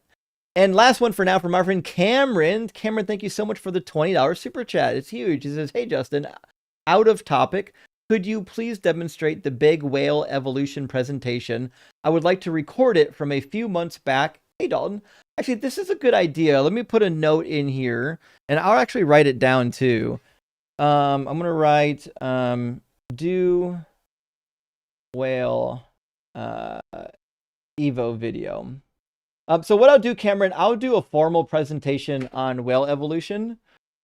And I'll put it up on my main channel, and when I get it up, I'll let you know, because we've got a lot of data for whale evolution, way more than people even realize. One of my favorite pieces of proof of whale evolution, it goes for dolphins too, is that we can tell that they have a bunch of what we would call like pseudogenes, or not necessarily, well, we'll call them pseudogenes. They have lots of I'm thinking, what's the name for the sensing part of your nose? The olfactory cells. So they've got a lot of olfactory cells in the nose that we know, based on the genetic structure, only work on land. They do not work in water. And they've got a huge number of these that are no longer functioning in the water, but they're still there because it's basically now dead DNA. Their body is still producing these air-only olfactory cells, even though they're not using them in the water. So it's just, it's just one of those crazy things. We got lots of evidence that mammals came out of the water and then went right the back fuck in the water. So good question. I'll make sure we'll do a video on that. In fact, I might I'll see if I can pull in like a biologist that can help out on the video. I think it'd be a really fun one to watch. All right, let me grab. I'm gonna go eat some dinner, and then I'm gonna finish editing up on another video for you. I'll talk to you later, bud. Hey, thanks, buddy. Guys, make sure you're following Dalton if you're not following Dalton, and it's good to see you, buddy. Good to see you too. Cheers, friend. W. Dalton. Fuck yeah. Okay. All right, let's grab our next guest is going to be Breezy and then Oxander. Let's grab Breezy up in here. Breezy, welcome in. Are you at least 18, and do you believe in Jesus? Yes, sir. Yes, sir. Thank you for accepting me. Respect your platform. How large you're going to. Is it okay and possible I can just ask a few questions? I believe you said you were a former Christian, a preacher, teacher. Yeah. Are they on topic, or what's happening right now? It's consistent. It's consistent, because I was just going to ask your worldview. I just was wondering if we can start there and then kind of branch off from that, like, where your deconstruction started with the Christian church, and what your belief was in the Christian church. It's just, I think it's important. Just if we could. I was a Christian just like you, and now I'm not. Case closed. Okay, you want to talk about the topic? Well, yeah. If just a couple more questions on that. Do you mind just expanding a little on that? It's very important just to. Actually, it's not important at all. The topic doesn't hang on this at all. Well, I'm just curious. You said you were Christian. Asystole, thank you so much for the Mary Sponge Miss. I appreciate that. I'm sorry, Breezy, are you a Christian? Yeah, no, I'm just curious. What started your deconstruction? Yeah, the Bible turned out wasn't true. Okay, the Bible. So you taught the Bible for years, and what was it that really, what you just thought the Bible was BS after 10 years or something of teaching? Are you confused about what's happening right here? We have a topic, and that's what we're talking about, right? Yes, I understand. It's important because it goes into the question of what your word. It's actually not important at all. What's important is whether or not you're willing to engage in this topic. No, I'll engage. Okay, we'll move past that. Do you believe in objective truths, right versus wrong? That's not the same thing. Objective truths and objective morals aren't the same. You conflated two things just now. Okay, objective morals. No, do you believe in objective morals? Yes, I believe God is objectively true, objectively good. What? Our morals, ultimately, He is. Again, you've conflated two things. God being objectively true is different than morals being objective. Like, what do you think the word objective does in your sentence? Well, with subjective, what you believe, subjective. Nope. I asked you, what does the word objective do in your sentence? Well, objective, it can't be false. It can't be any other way. It's objectively true. So that's not what objective means. Okay, so you don't believe in objective. I think that's why we're having trouble here, is you don't know how objective works. So when we talk about objective morals, it means that they exist independent of a mind. They're mind independent. If they're subjective, that means they are dependent on a mind, right? So morals that we Right. make in society are inherently mind dependent. We're making them up, right? For morals to exist independent of all minds, we would need some sort of metaphysical argument for their existence. Okay, so when you say, let's say this incident was wrong, whether it be, I don't want to use the certain language, that's against TikTok, but like we say, this point in history, this was wrong. Like are you saying that's just we're all, because society agrees it's subjectively wrong? It can't be objectively wrong? That's just Yeah, my question for you. I don't make objective moral claims because I don't think objective morals exist. But then again, you could prove me wrong. Can you demonstrate or give me an argument for why morals would be objective? Because even if your God is real, they're still not objective. They're subjective. It just happens to be that they come from a God's mind. Well, no, what God proves is that it is objectively wrong. It's not Nope. just someone's our Wrongin. subjective opinion or just our Wrongin. belief that It's wrong. it's God God's proves that, opinion. no, there are things that are objectively wrong. It's And I'm God's curious opinion, which means it's why you don't subjective. subscribe to that belief that things can be All right, so objectively wrong. we'll try to keep this linear, and I'll put a notepad out so you can track your own failures. Premise number 1 in the argument is that anything that comes from a mind is subjective. Yes or no? Anything that comes from you never answered any of my questions though. I am. So anything that we'll say depends on a mind is subjective, right? Yeah, we can say that. Okay. So premise number 2 is that morals come from God's mind. Yes or no? Okay, if the existence of God was true, would you still subscribe to that belief that morals have to We're be not done independent yet. of God? Premise number 2 is Bro, morals I'm come curious, from because God's if mind. Yes God or were no? if God were objectively real He's and gonna true, crash are out you pretty hard. saying- Premise number are 2 you is saying- morals come from God's mind. Do you agree or disagree? Dude, you're just dodging. I'm not dodging. I'm trying to get you to Answer my finish the question. No, I'm syllogism trying to first you to didn't help answer you the first understand. question, and now you're dodging To off help you to this, trying understand to that you don't have put it objective into your morals. I know that this is difficult for you your own because like you're world, used your own in real life to words. talking over people, and now you're This is realizing how that you you can't debate, do it bro. here. You No, this can't is how you pivot or debate. You talk over literally me in just my dodge, live bro. stream, so you're just gonna come in here and crash out You're not and think emotional. that it makes you look good. So I'm still waiting for an No, I'm answer to trying to. premise You number didn't. 2. Morals come All right, from bro. God's mind. Is that true or false?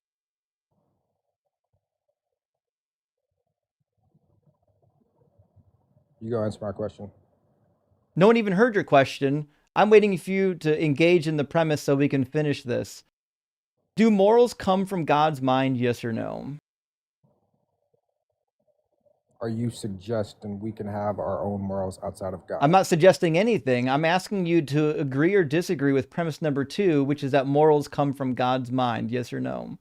I'm saying if God existed, is it true we can have our own morals, but I'm sorry, do you think God's that morals are answers my equally true? question? No, I'm just curious. I know you're curious. You're also a coward. Answer my question. Do morals come from Okay, God's not mind? personal insults, because bro, you can't. It's All right, true. bro. That's why you won't got answer it. You got it. You got it, dog. I'm waiting for you to got it. Do morals come from God's mind? You got it, bro. Okay, well. He wanted so bad to engage in the moral argument, except he didn't want to actually engage in the moral argument. For anyone who thinks the moral argument somehow is in your favor because you believe in the sky carcass, you don't have objective morals. You don't have them. You only want them to exist. All right, I'm going to just put some notes in here. Breezy from TikTok opens with objective morals and runs. Very good. Not even sure if that's worth clipping, but all right. I said we're going to get Oxander in here next. So that's going to be the next in line. After that, I think is going to be BB, and then Vesius, maybe is how I pronounce that. Swearwolves, thank you for the super chat, says Santa equals Satan, is basically just him from Powerpuff Girls. Oh, maybe. It's been a minute since I've seen the Powerpuff Girls. So unfortunately, I don't remember the ins and outs of the characters, to be honest. But I trust that your comparison is accurate. And Simple Programmer, thank you for the $10 super chat. I learned a holy mudra that explains the cathedrals. Here's the church, here's the steeple, open the doors and see all the people. It's been a minute. I don't even, how would that done? Is that, I think it's like, let's see.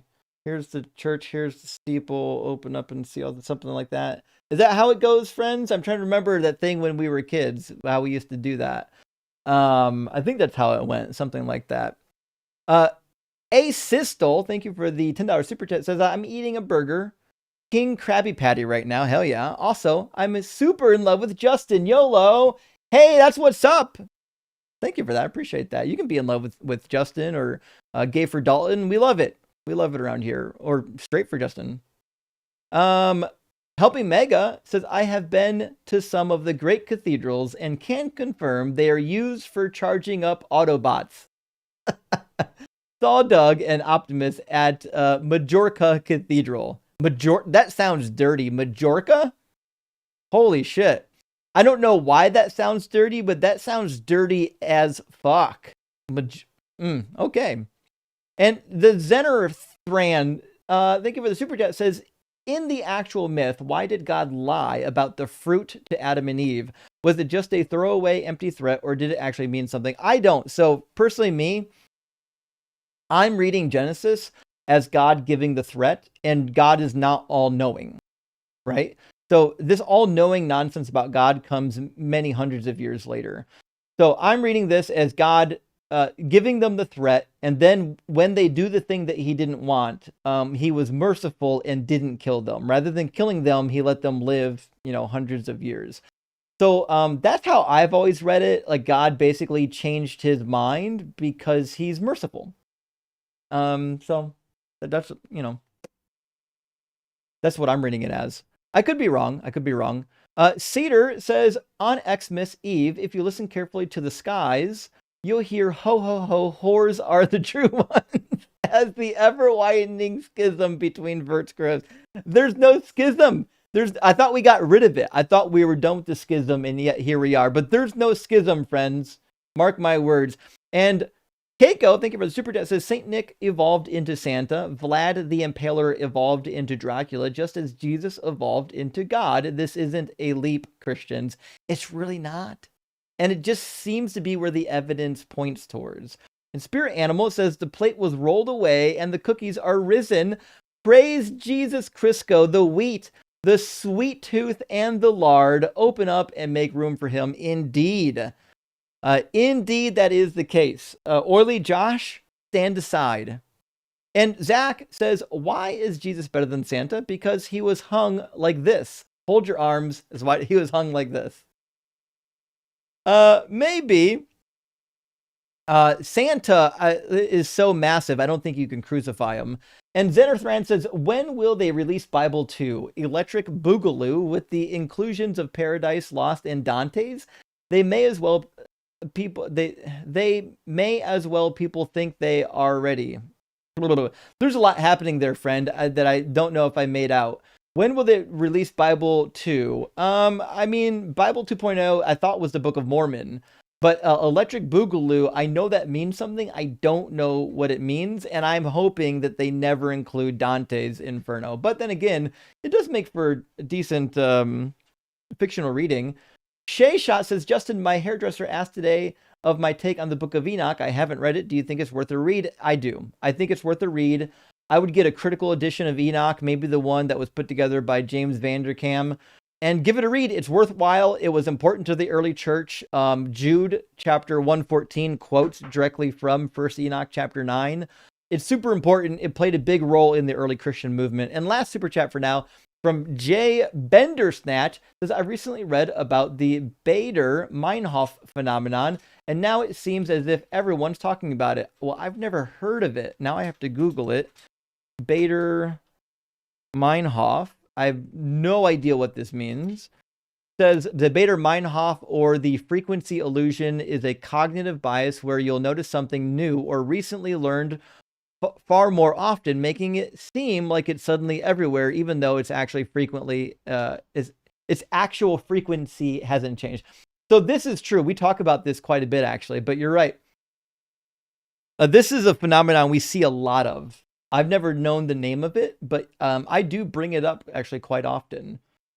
So yeah, I mean, I agree. I think maybe if I remember the name of it, which I almost certainly won't, we'll be able to bring it up later. Also, before I get our next guest in here, I want to say one more time, we're almost, friends. We are almost at 1,000 followers for Evidence First YT. We're at 800 followers. We need 200 more to get them over 1,000. Let's give them an early Christmas present. Let's everyone go over to Evidence First YT, drop him a follow. He's a new creator in this circle, and we support new creators here. So drop him a follow, and tell him that Justin/Deconstruction Zone sent you. And with that, let's get our next guest in here. I don't know if our next guest is fully connected. We'll find out. Welcome in, Oxender. Are you at least 18, and do you believe in Jesus? Yeah, can you hear me? Yeah, I can hear you. All right. How you doing, Justin? You know, I can't complain. How about you? Man, yeah. I do. I do believe. I'm not gonna say I'm a Christian at this point, Oh, and okay. I think that it's because of what I've been hearing from your channel. And if I talk too much, man, just tell me to be quiet. And I'm prior military, so I do respect Oh, thanks for serving. platforms and decorum. So yeah, I'm a combat vet, so I definitely will respect your space, brother. Yeah, so it sounds like you've I'm deconstructed 50. a bit. I'm 50 years old. Well, I don't know, man. I haven't gotten there yet, Justin. I haven't gotten there yet. I think I'm still scratching to hold on to what I've been indoctrinated with. Let's put it like that. 47 years of indoctrination, and so now I'm wanting to fight you respectfully on your topic. I'm going to do the very best that I can to be um, adversarial, respectfully, and I'm going to be the honest person that claims to be a somewhat air quote, and I want to puke to say Christian, but I will be honest. And if what you're saying does not match with reality, for me, then I will have to concede. I'm not going to sit here and flounder and lie and say that things don't mean what they say, because that is disappointing for me, Justin, especially for being a 50-year-old believer, to have people come up here and represent so-called Christianity, and they're creating more atheists than the devil will. And it's disgusting and it's disturbing. So I'm going to do my best, because I'm in a position right now. I'm 50 years old, like I said, and I'm in a I'm kind of in a dark space, bro, I because get it. I feel like my whole life has been a lie. And I don't know what to do anymore. I don't know what to do. I don't know what to believe, man. And it's really frustrating, because I've got grandchildren, I've got a wife, I got kids. I've been teaching them about God. I've been teaching them about the word of God. I've been teaching them to be honest, transparent human beings Yeah. because of what I read in the book. But then somehow this guy named Justin comes across my feed, Yeah, this and motherfucker. I wasn't prepared for what he was talking about. I'm thinking, this is just another one of these guys on here talking. So when I hear you talk, and then I hear the things that you're saying, I'm embarrassed to even think that I know anything about the book. Hats off to you, man, because your knowledge is absolutely friggin' incredible. I've never heard anybody be able to recite and recall the information that you have been able to recall from books. And so, bro, hats off to you, man, because Jesus have mercy.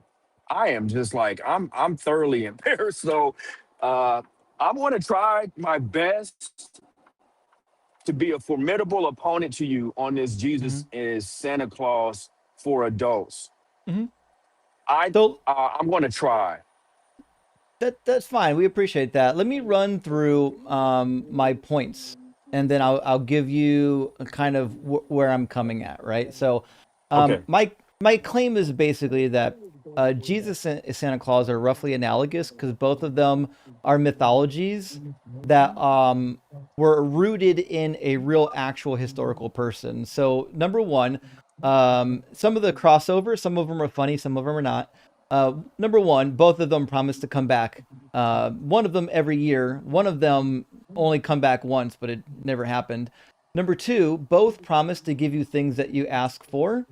Number three, both can fly and defy the laws of physics. Number four, both have a kingdom that is far away and spiritual and invisible that nobody can test for. Number five, neither can be verified. You just have to believe it on faith. Number six, both promise to reward people for their good behavior. Number seven, both have magical helpers. Number eight, both sit on a throne and judge people. Number nine, both are used to coerce people into obedience. Number 10, Santa promises to bring you coal if you're bad. Jesus will turn you into coal if you're bad. 11, both have a strange preference for sacred little discs that are made without yeast. And 12, both were originally people of color that were appropriated by white culture and now almost predominantly universally are pictured as being white. And last, both of them have spiritual movements that can only be proven spiritually. See, this is why I said, man, this dude named Justin, he breaks my word. Um, dude. So let me start with an easy question. If I asked you to fill in the blank, if I said, Jesus is real and Santa is mythology because of X, what would you fill in the X? My ex would be that that Jesus was that Jesus was a human, like a real human person, even though there were a lot of Jesuses, I guess, during his time, but he was a real historical human person. Sure. But then So you was will come Santa. back and say, Chris Kringle was, I lived in Germany for 13 years, right? Oh, you know. Yeah, you So, know then. so I know about Chris Kringle. Dude, I don't know what to say about this, man. And I will. This is what wrecks me, and I'm trying not to be emotional, bro. I don't know how old you are, man, but I just turned 51. I'm trying to hold on to my years, right? I get And it. this is really bothering me because when you say this, and there's this thing that raises up in me, that's welling up in me, it's like, bro, if you agree that these two are analogous and that's right, think about blasphemy and the level of disrespect that you're like giving toward Jesus if you actually agree with this. Mm-hmm. And I guess that comes from the indoctrination because I'm trying hard not to let But go, but I don't know what else to do, man. Oxender, you can't really help what you believe, right? You're either convinced by something or you're not convinced by it. And your desire to believe a thing often isn't what determines what you believe. So like when I started disbelieving Christianity, my favorite quote was by Bart Ehrman. In one of his writings, he says that he was drug away from Christianity, kicking and screaming. And I think the only other quote that comes close to describing what I experienced, somebody on TikTok like a year or two ago said, in regards to her deconstruction, she said, everything I left behind has claw marks in it. And I think that describes my experience and a lot of people's experiences. We want this to be true. We really want this mythological Jesus guy that loves people and has these good teachings and is going to give us this afterlife of bliss forever. We want this to be true. But the reality is we can't make it true because we want it true. We either believe it's true or we don't. But to me, that's one reason why it can't be true. Because no good God would send you to suffer for eternity in hell because you couldn't convince yourself of something. Like, that's not something to be You're tortured for. you're 100% correct. Can you hear me? Yeah, you're correct. Yeah. But I guess this is so frustrating, dude.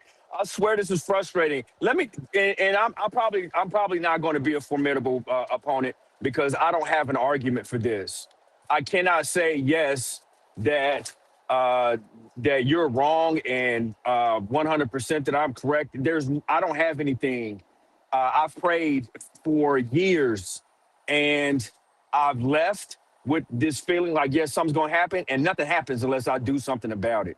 I watched my father die right in front of me, right in front of me. I'm sorry, man. It's hard. And I literally took my Bible, Justin, put it on the floor, and I stood on Oxender friend, we didn't hear that because your you're phone is gonna breaking raise up my a little dad bit. off this bed, and you're gonna bring him back to life.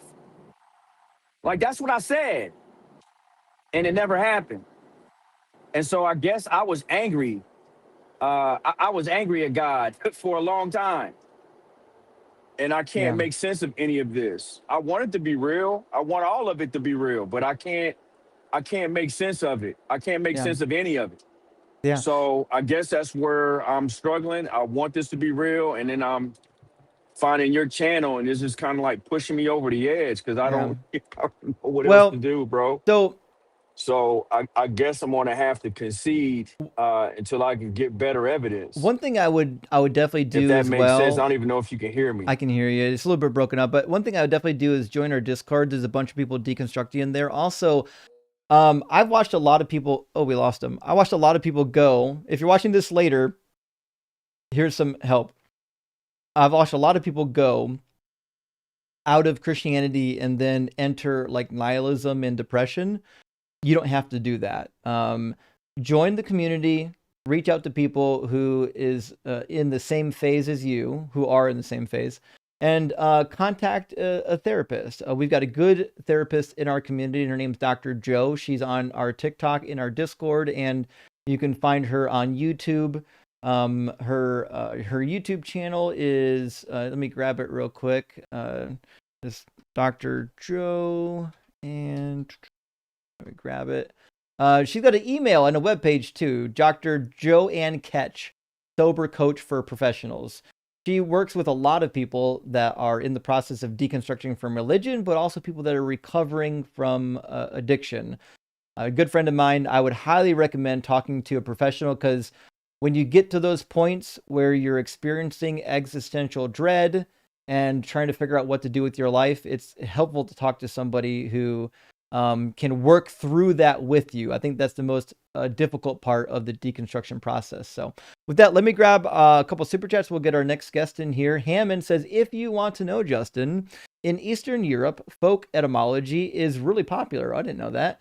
So you'll probably hear it more when you talk to Eastern Europeans. I didn't know that. I wonder why that's the case. Is it because they have more history than we have here in America? Because here in America, our history, only goes back a couple hundred years, and our language we've robbed it from everywhere else. You know what I mean? Thea Johnson, good to see you. Thank you for the super chat. Says, this dude named Justin shows up on feeds and truly wrecks motherfuckers. That might be the case. Rock hard for Doug. Keep wrecking horrible beliefs for the sake of progress. I'm trying, my friend. I am trying. It's funny. I never thought I would be spending my time doing this, but I love what I'm doing because I love the truth. And Reverend, thank you for the super chat, says, how much do we need to donate to get an Xmas card where Justin is Santa, Forrest is Mrs. Claus, and Jesse Jerdak is Rudolph? I don't know, but we have been talking about putting together a calendar for the deconstruction as a fundraiser. I will get back to you on that. Maybe postcards are in order as well. And Cyber Deconstruction, great to see you, says, we also know that Matthew didn't write in Hebrew because of all the times he quotes from Mark word for word. Agreed. Word for word quotes in the Greek and even following the same word order is unheard of unless you're copying. Because in Greek, you don't really have a standard word order like what you would see in other languages. So when you see something copied in Greek and it's got the same word order, it's a huge indicator that somebody's copying. Reverend Nate also, thank you for the super chat, says, Craig, Christ turns water into cold Coors Light and grows hydroponic shit with Judas. He's objectively better than Christ of the two brothers. I don't know who Craig Christ is, but I mean, I'm down for hydroponics. Jennifer, good to see you tonight, friend. Thank you for the super chat. Says, for the Cybertruck diss. Thank you. This is the Cybertruck of gods. Wait, I'm sorry. Jesus is the Cybertruck of gods. I'm sorry. So this is actually true. Of all the gods and messiahs, Jesus would be the Cybertruck of all of them. Just a trash can on wheels. Which pains me because the Cybertruck could have been cool, but it's actually just a piece of rolling trash. Expensive too. Musical Monkey says, proof Doug is better than Jesus. Jesus had to rise again, but with Doug, we're always rock hard. Horrors for life indeed. Jesus only rose once and that was it. And then the power wore off. Rock hard for Doug all the time, no ED. Dale says, how many Christmas sweaters do you actually own? I wear one every day for a whole month. I have a lot, but I would say no more than 15 if I had to guess. But I got a lot of them. Especially because if you go to the department stores after the holidays, after Christmas, they're all half off, 3/4 off. It's just why not? It's $5. Do it, Sir Game says, does Jesus quote from the Apocrypha? If so, then where? I specifically, Sir Game, have a tab on my cheat sheet that shows you where Jesus is pulling from the Apocrypha. And there's another link on that tab that goes to a Word document on Google Docs that shows literally every reference to the Apocrypha for the first 400 years of the church.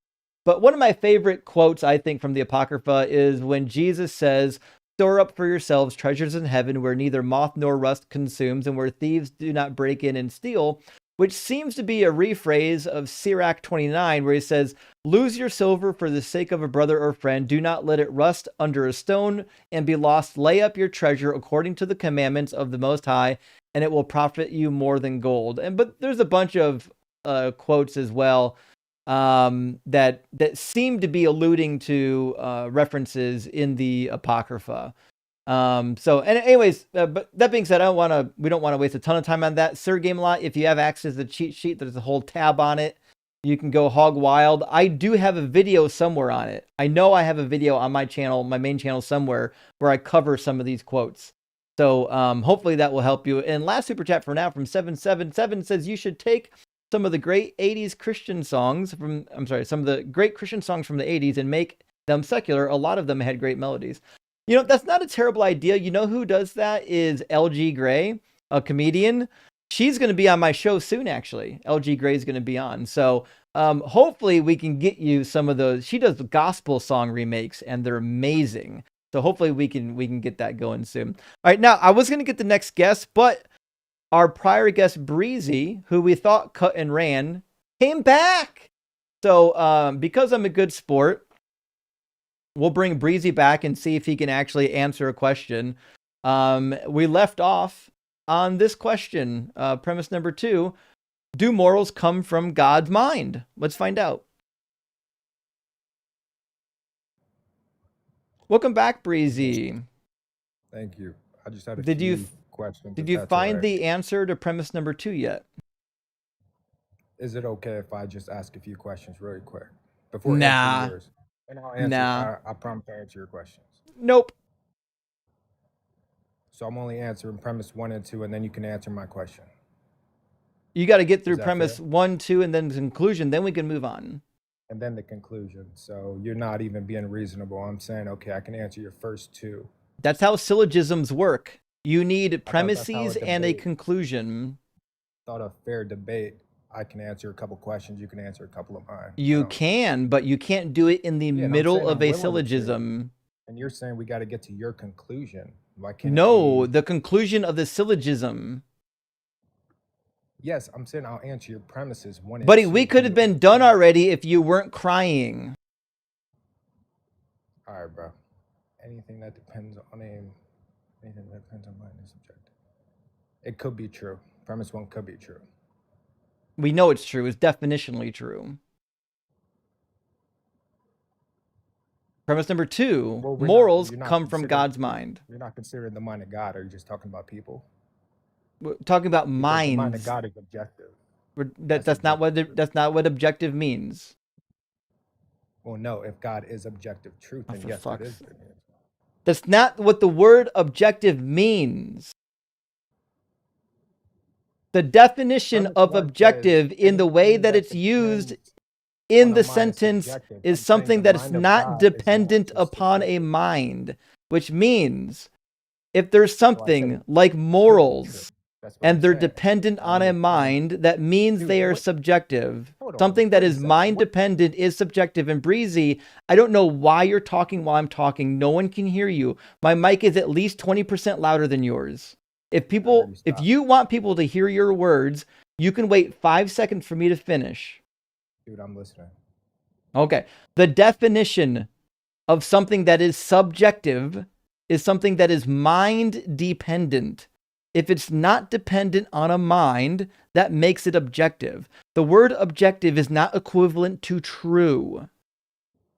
Do you get it? Okay. Yes, no, I can agree with that. Gotcha. Okay, so if morals come from a mind, that means they are subjective, yes or no? Okay, we're gonna follow that definition. Yes. Okay. And premise number two, in your world, morals come from God's mind, yes or no? Yes. Okay, Can I that ask some means questions? the conclusion which logically follows is that morals are subjective because they come from God's mind. Okay. Okay. Can I ask you this just for your conclusion? Morals are subjective. If God were true, right? You would not consider God's truths, his morals, objectively true based off your definition. What would you consider if there was a truth that can't otherwise be untrue? I think you're confusing truth and morals, and I still don't know why. The truth. Okay, let's say the truth. What would you consider that? What's true? I'm saying if the existence of God, do you believe the existence of God is objectively untrue, not real? I have no reason to believe that a God exists until one can be demonstrated to exist. Okay, do you believe he's objectively not real? Again, you're using objectively wrong. Do I believe that there's a God? No. Yes. Do you believe that to be objectively true? I mean, there's other debaters who have no issue with saying, no, yes, it's objectively. Again, you're using objective wrong, and I don't believe in any God. I'm saying you're the only debater I've come across who's saying who can't. Well, you haven't been in the field long enough. I do not believe in any God. Your buddy Ian literally had it as his prompt. God is objective. Buddy, if you talk to Ian and you thought you're going to get an easier time talking to me, I think you're confused. No, He's way nicer than I am. You're saying because I've dealt with other whoever. I'm saying this was literally you were literally on his live, and now you can't answer that question about objective truths. And I'm saying he was able to. You didn't ask me about objective truths. Are you concussed? Why do you keep conflating things? You keep conflating multiple ideas. Why can't you answer that simple question? Do you believe God I didn't even hear your objectively question. not real? Give me the question for the third time, and I'll tell you why it's a dumb giving- question.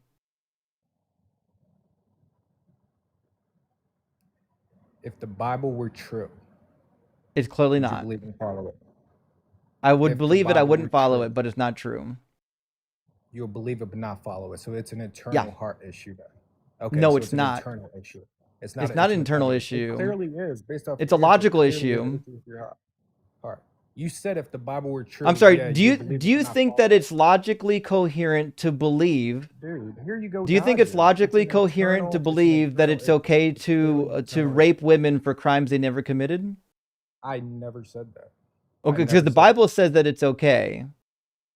And what's the context of where you claim The Bible context said is was that David's wives got raped for his crime, okay? and God caused Can you it. quote that? God said Are you he's gonna he's quote that causing too? it. Yeah, 2 Samuel chapter 12, verse 20, verse 11. Want me to pull it up on the board? And can you read the verses prior to that, please? But I'll read all of it. You haven't even read it once, have you? I'm waiting. You haven't. Okay. Making sure. I'm used to Christians not reading the book. Nathan said to David, "You are this man, or you are the man. Thus saith the Lord, the God of Israel. I anointed you king over Israel, and I rescued you from the hands of Saul. I gave you your master's house and your master's wives into your bosom, and gave you the house of Israel and of Judah. And if that had been too little, I would have added much more. Why have you despised the word of the Lord to do this evil in his sight? You have struck down Uriah the Hittite with the sword, and have taken his wife to be your wife, and killed him with the sword of the Ammonites. Now therefore, the sword shall never depart from your house, for you have despised me, and have taken the wife of Uriah the Hittite to be your wife.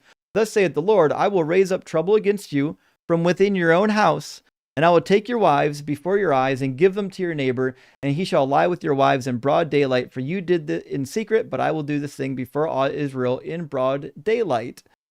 And David said to Nathan, "I have sinned against the Lord." So this is a punishment that God is giving for what David did.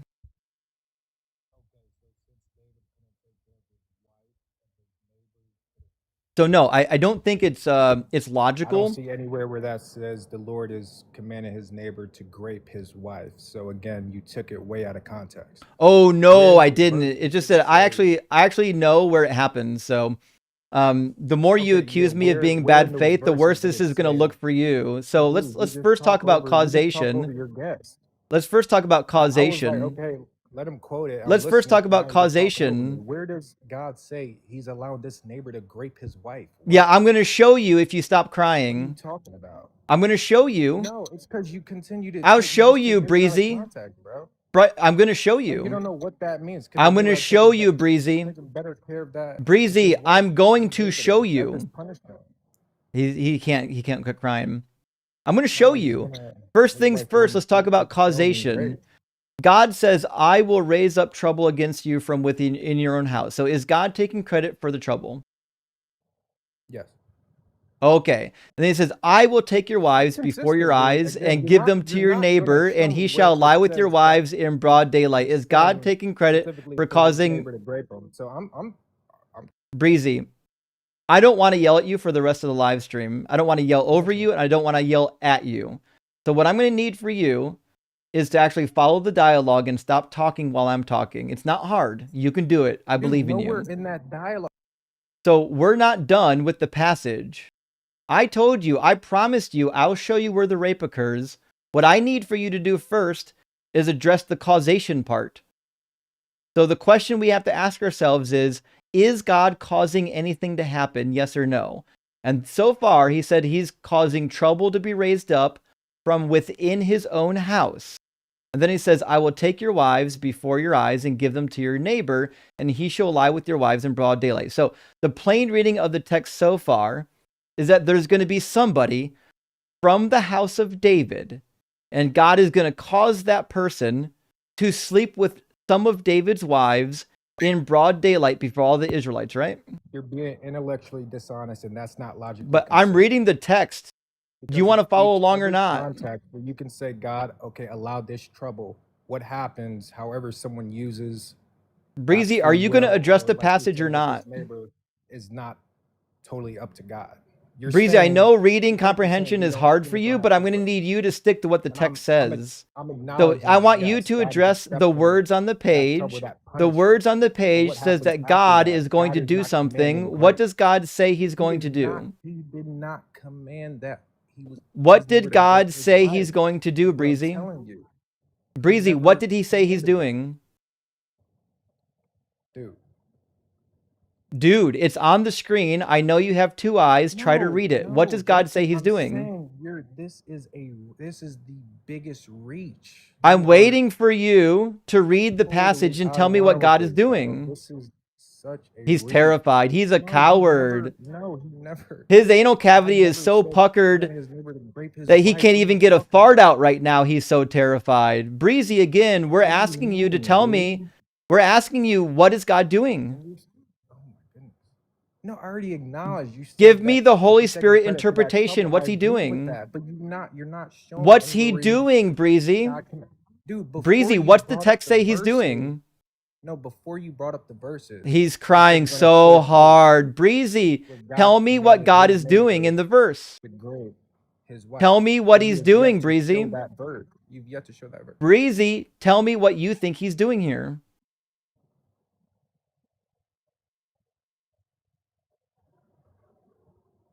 You've yet to. Are you gonna show me that verse? I'm waiting for you to tell me what you think God is causing here. Dude, I already acknowledged. Nobody heard you acknowledge it because you were busy crying. Again, And before what you did brought up the God verse, say you he said was you're gonna doing show here? proof where God commanded his neighbor to grape his wife. You've yet to show me Try that this verse. again. I'm waiting on still you. waiting for an answer to the question. What did God say he's It doing says, in "I this will raise passage? up trouble against you from within your own house. To Will do take your what? wives before your And eyes what's that and mean? give them." Where does it say grape? And what's it mean to take a wife? What a neighbor who What's can it take mean better to care of his take wife? what's it mean to take someone's wife? Wait, he can't take care. What do you mean? That's not saying What's it mean suggesting to he's take a raping wife? his wife. If if he's being punished and he's saying, okay, your neighbor who's going to take better care of your wife, Did he I'm gonna say allow better that. care? That's not God saying, oh, I'm I'm sorry. Do you commanding your think neighbor to that rape your sleeping with wife. a What are you woman in talking broad about? daylight is Like, taking what do better you care of them? mean?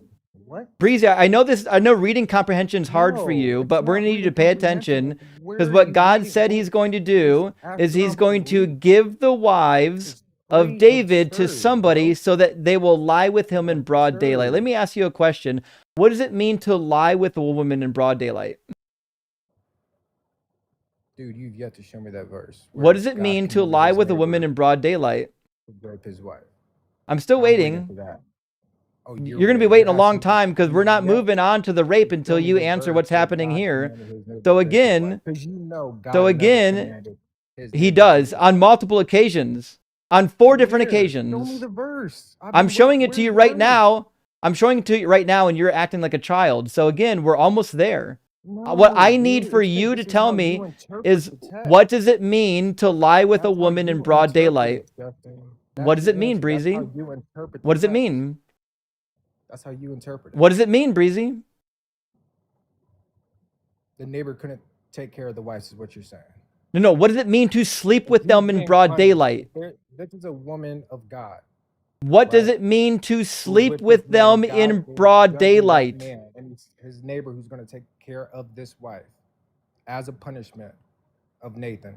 That is not anywhere suggesting God commanded his neighbor to grape his wife. I already answered I'm your sorry, do you question think like this that. answers my question? Do you know what my question is, Breezy? Yeah, because there's no What's my verse question, saying Breezy? otherwise where What's God's my saying, okay, question, your Breezy? neighbor's going to grape your wife. What are is you my talking question, about? Breezy?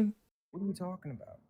What was my I already question? Because answered you your didn't question. You answer said, it. what does this suggest? You What is didn't this? How do answer it. you, So we'll what try does this this again. mean? My And I already question answered that. was, what does it mean to lie with That's how somebody in broad daylight? that's how you're interpreting it. What I read it You have word for not done word. any further I didn't research interpret it. I on read it any word for word. of What these does it mean verses, to bro. lie with a woman in broad daylight, Breezy? Dude, I already answered your question. All right, so this is what we're going to do. I'm going to ask you to answer my question, and every time something comes out of your mouth that's not an answer to my question, I'm going to mute you and re-ask you because I'm tired of yelling.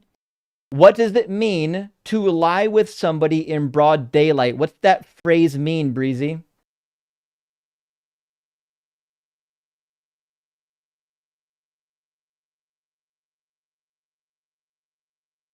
You're muted. No one can hear you yakking.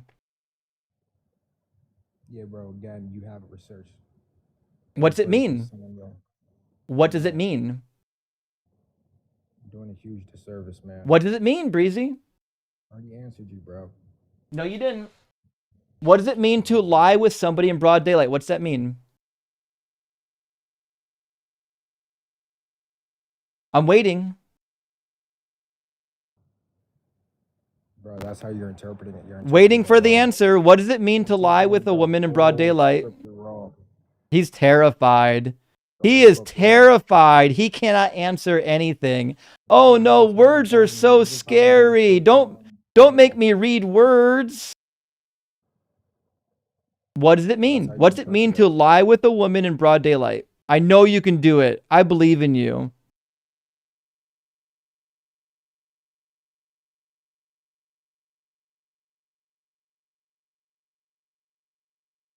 Still waiting, Breezy. By the way, I didn't mute you. You muted yourself.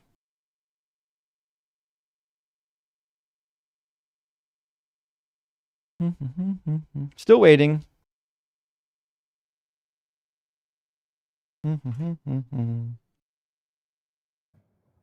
Still waiting.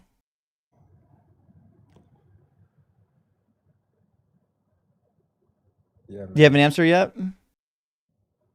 I already gave my answer. No one heard it because you didn't answer it. So I know this is difficult for you, but the question was, what does it mean to lie with a woman in broad daylight?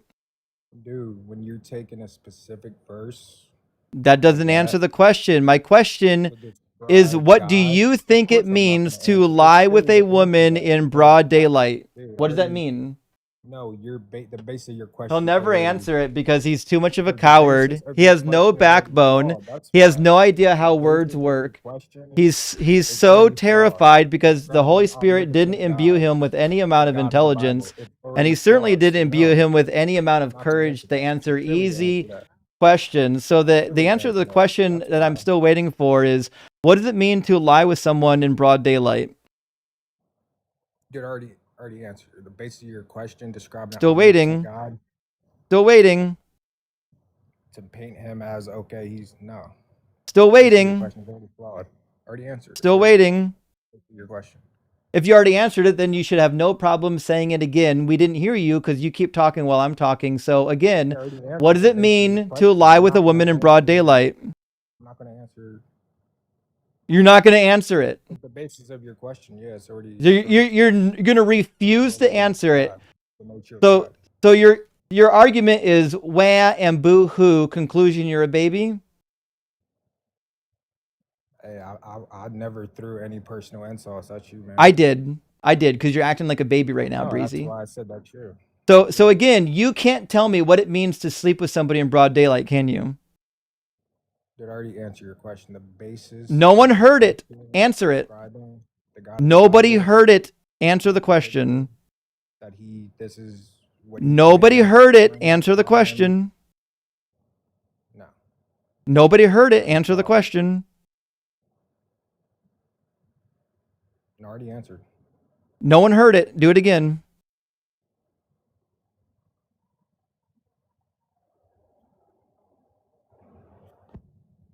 I'm not letting you off the hook. You can be a coward all you want, but you're not off the hook. You're going to answer the question. Dude, I'll wait. Well, I got all fucking night. It's only 10 o'clock. I'll be here till 2 in the morning waiting for you. All day too, man. Good. Let me know when you got the answer. Because because as it turns out, my Bible commentary agrees with me.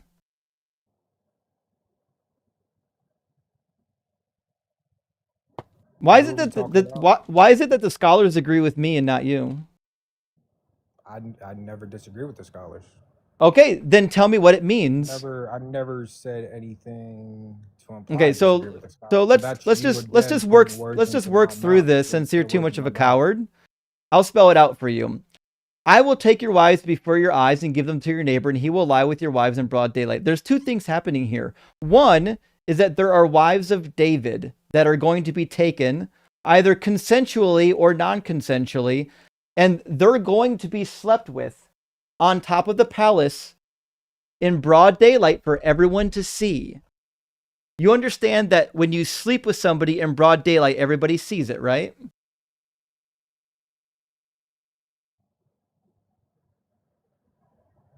The answer to your question, when you sleep with someone in broad daylight, everyone can see it. Sure, I can see that. There you go. Okay, so the crime here is that there are wives of David, and somebody's going to sleep with them in broad daylight, aren't they?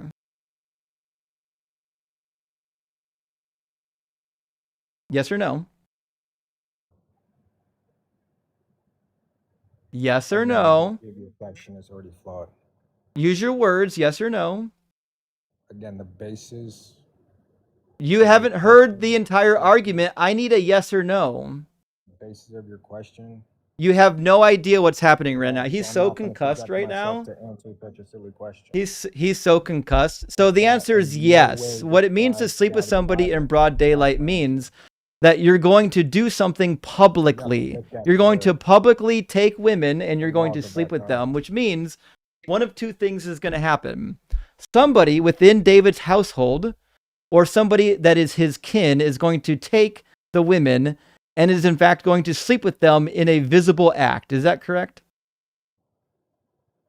Can you repeat your question? Somebody, according to this punishment, that is a member of David's near kin or household is going to take 10 of David's wives or some of David's wives and sleep with them publicly. Yes or no? Yes. And that is something God is causing, correct? Yes. Okay. So at a minimum, you must admit that God is causing adultery. Yes or no? Can you define adultery? Adultery is when you're married to somebody and you sleep with somebody else. Yes. There you go. So at a minimum, God is violating the law of adultery. Now, it wasn't adultery, it was rape. Because the person who did it was Absalom. Do you know why Absalom did this? No, can you go over that? Absalom did it because he was in a coup against his father. He led a rebellion against his own father. And then, when he finally took over the palace, he asked his advisor, what can I do to unify the people around me? And he said, take the wives left behind by David up to the top of the palace and sleep with them in broad daylight so that you'll become odious to your father. It says, now Absalom and all the Israelites came to Jerusalem, and Ahithophel was with them. Ahithophel is the advisor. So they take over the palace, and it says, Ahithophel, give us your counsel. What should we do? Ahithophel said to Absalom, go into your father's concubines, the ones he has left to look after the house. All of Israel will hear that you have made yourself odious to your father, and the hands of all who are with you will be strengthened. So they pitched a tent for Absalom on the roof, and Absalom went into his father's concubines in the sight of all Israel.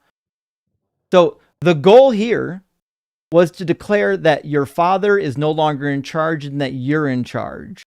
So what he did was he took 10 of David's wives and slept with them in front of all of Israel, in front of all the onlookers, as a display of force over his father. Do you think the women consented to that? Do you think they wanted to do that? I'm going to be honest with you, Justin, because I did well aware of those verses, that scripture. That's a hard one. That's a tough one. But no, It is a to tough answer your one. question, to those women consented, I know God is just. He's sovereign. He was punishing, different characters in the Bible. In that context, the laws at that time period, again, it's difficult to grasp fully, but it doesn't, when you look at the whole Bible, it does not make God, a condoner of adulterous activities or Sure it does. fornication or whatever you'd call it. Sure I it don't does. think so. He says so again in Zechariah Because that's 14. See, the more day is coming for the Lord when the plunder will be taken from you and will be divided in your midst. For I will gather all the nations against Jerusalem to again do at that battle, time and period. the That's city that's shall be hard. taken, and the houses Hard. plundered, and the women raped. I can certainly see that. It's hard to grasp all the Not, verses it's not during hard to at the grasp. time, the history. It's hard to grasp It's not hard, not for me, because I'm honest. because I know as a human, in my mind, I cannot fully grasp God and his mind, his Rapey punishment, mind. all of his ways, and I'm not meant to understand it fully.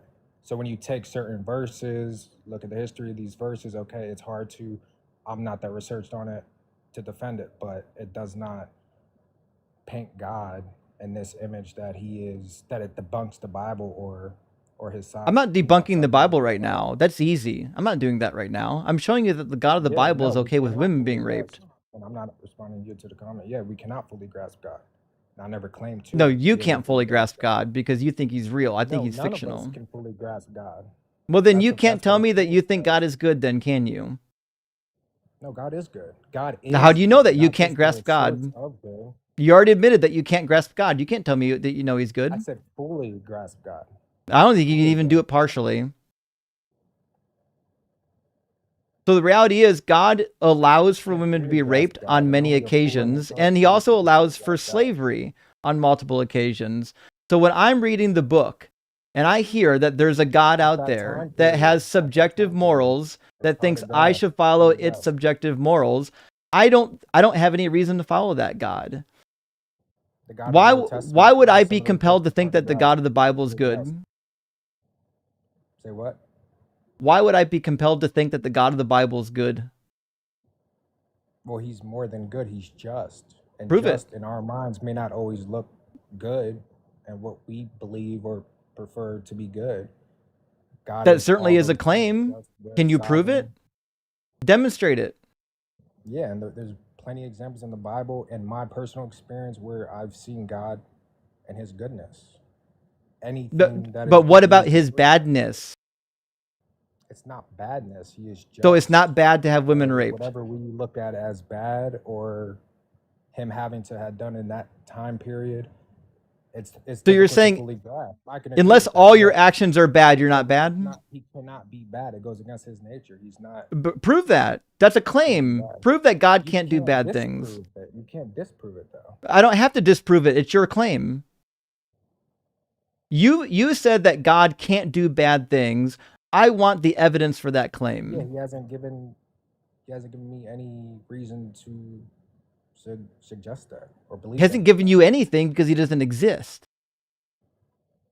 Okay, can you prove that beyond a reasonable doubt that he doesn't exist? I can certainly You make a can't. good case for this God not existing because the Now you can Trinity make a is good logically case, but look, incoherent. Justin, The idea you that cannot, Jesus is but you 100% can't God, yet prove. he lacks the properties of God, No, demonstrates you that he cannot can't prove be beyond a reasonable 100% doubt God. He that can he only is be not part just. God. And the fact And that I'm here Jesus didn't agreeing with fulfill you a single at that messianic time prophecy makes him a liar and a when you talk fraud, over which your means guest. that Christianity is dead on When you arrival. talk over your guest. And I'm over here saying, yes, there's some You were verses talking over during that me. time period. I responded to the thing that you No, I said, was and then listening. you started talking. I was listening. Most of the time, I was You listening. certainly What do you mean weren't I wasn't talking listening. over you? I certainly was listening. And I'm saying, You yes, some certainly of those weren't. verses, how he judged different characters, David, Nathan, yeah, it's hard to fully grasp, but we're not meant It's to, not as it's humans, not hard to be able grasp to at fully all. grasp It's easy God. for me. So again, you Only have if no you're in his way to heart, the way you demonstrate say, that can God is fully grasp good. To God, be though. clear. You can't fully grasp God's No, you ways, his can't fully grasp promises, God. his sovereignty. That's an adorable cope. No, Hey, I'm quick saying question. anyone Was who truly slavery morally perfect? believes in God will understand that. You cannot fully grasp God and his No, ways you and can't his fully grasp God. Was slavery morally perfect? Was slavery morally perfect? No. No, I no, don't think no. so. Was it morally perfect when God said you can do it? During that time, are you talking about child slavery where people were paying off debts? I didn't say anything about paying off debts. I said Well, slavery. when you say slavery, are you, there's an It's not going to umbrella. go well Are for you if you don't know are what you slavery going into is. chattel slavery? I'm saying, are you covering chattel slavery under when you that umbrella where you say slavery? Are you That is what do you put? slavery. Slavery is when somebody owns you as property. Okay. So was it morally perfect when God said that you can own people as property? Again, I can say it's morally perfect. I'm not God. I can't say it was objectively perfect. Gotcha. So God did something that wasn't objectively moral. No, we did something when we had sin enter into his perfect No, we're talking about slavery. realm, which affected Nope. pretty much everything else. I'm sorry. Was God So required to allow them to do slavery? I can't speak for God like that. Okay, so then what would be the reason why God said you can do the slavery? Because he You're doesn't saying want what his would, own people to again, be you're slaves in Egypt, which means he clearly knows asking that for slavery me is not to good. you're asking for me to answer why God what I can't do that. Again, I don't cannot fully grasp God. Yeah, so I just just to be can't. sure, slavery was morally perfect then. Never said that. Oh, so it either is or it isn't. In my opinion, in my view, no. It wasn't. I would say how it was handled, sure, no, that of course that wasn't perfect. Of course not. Do you think that that women should have autonomy over their bodies?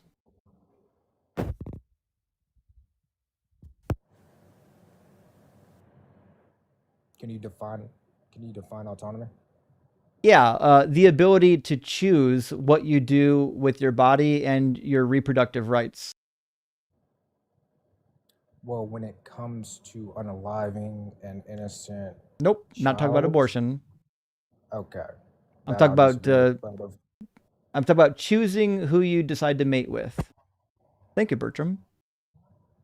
yeah, and we see it today in I know we societies do. that at its foundation, at its core, like the United States, you know, and the Bill of Rights, Constitution, have God. I mean, it's still a But we're godless society, but God at the center focus. of it. Focus. Autonomy. You Should see should those women have examples autonomy? playing Yes or out no? where we have that they have that autonomy to choose. And then you have, Should you know, other women societies have where they have a autonomy? choice. Yes or no, Breezy? No, I'm saying yes. I'm just speaking of the many There we go. examples Okay. across the Do you world. think You see women they should have don't. always had autonomy? Yes or And those no? are societies that don't believe in God. It's crazy that you can't answer. God of the Yes Bible. or no? Should women have always No, had I autonomy? was saying yes, I agree with that. But there's plenty of societies where you do not see the God of the Bible, and those countries I'm not and those asking you about cultures societies. where they don't practice that at all. I'm not asking you about societies. I asked you a should question. A should is your opinion. Should women, in your opinion, have Yeah, I autonomy answered over this their the own third bodies? Yes time. or I no? said yes for the third Okay, time. fantastic. Yeah. Now, if in fact God disagrees with you, who's wrong? Well, I'm wrong. If God disagrees with me at anything, I'm wrong. Okay. Because in Deuteronomy 25, God says otherwise. It says, when brothers reside together and one of them dies and has no son, the wife of the deceased shall not be married outside of the family to a stranger. Her husband's brother shall go into her, taking her in marriage and performing the duty of a husband's brother to her. And the firstborn who she bears shall succeed the name of the deceased brother, so that his name may not be blotted out of Israel. So God says, listen, if your husband dies, sorry for you, but you got to marry one of the brothers now and make sure you have a son still. Do you think that's a just punishment or a just Yeah, law? the context of that time period, that was consistent. So morals are relative then. Do you know all the laws So from that are time morals period? relative, Breezy? No, I'm asking you, do you know all of the I'm laws from asking that time you. period? I already asked you. Do you think that morals are verse, do relative? you Yes know or all the no? laws of that period? Do Marrying you outside think of that laws marrying are outside of your relative, that birth morals what are that meant, relative? I already asked how you a that went question, against Breezy. I'll that never let very you law. pivot. And You're in that's the what I'm saying. wrong And place if today, you ever today's think age, we you're do going to not come here see and pivot and we do evade not see questions and those talk over laws me. of It'll never work. Leviticus I'm going to keep talking as relevant. long as you keep No, talking because until you dude, you're shut your talking yap. I'm going about to talk over again you the Old and nobody can Testament. hear you. There's not a single person Hard right to now that get can hear to you like because my microphone's louder than you. All they're doing right now is watching you cry and whine in the background of me talking. dude, and all you have are these laws from Leviticus and the Old Testament. I'm saying today, do you see those examples? Don't No, care. I'm talking about what the because it Bible was not says. perfect So the during that Bible time says period. the law's not And the perfect. laws, no, I'm saying the laws, no Psalm one could 19 have says the law of fulfilled, the no Lord is human could perfect. fulfill the law. That's not true. Zechariah and Elizabeth said so in the New Testament. It says Zechariah and Jesus Elizabeth fulfilled are the law. righteous according to all the commandments of the law. No, This is I'm what gonna happens, misspoke. Breezy, What I when you was haven't read saying your was book, during buddy. that time period, if you're trying to fully, where do you see that example today? It doesn't matter today. We're not talking about the day. We're talking about what the Bible says. Okay, and I've already acknowledged that in the Old Testament and the laws at that time, So that then was a big what deal. that Being means outside of is the you culture. believe morals are And relative. that's something you gotta go to God about. You have moral relativity, Breezy. Do you understand this?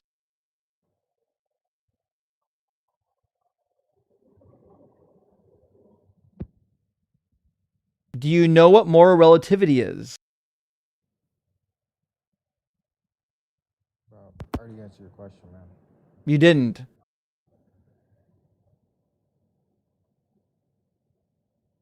I did.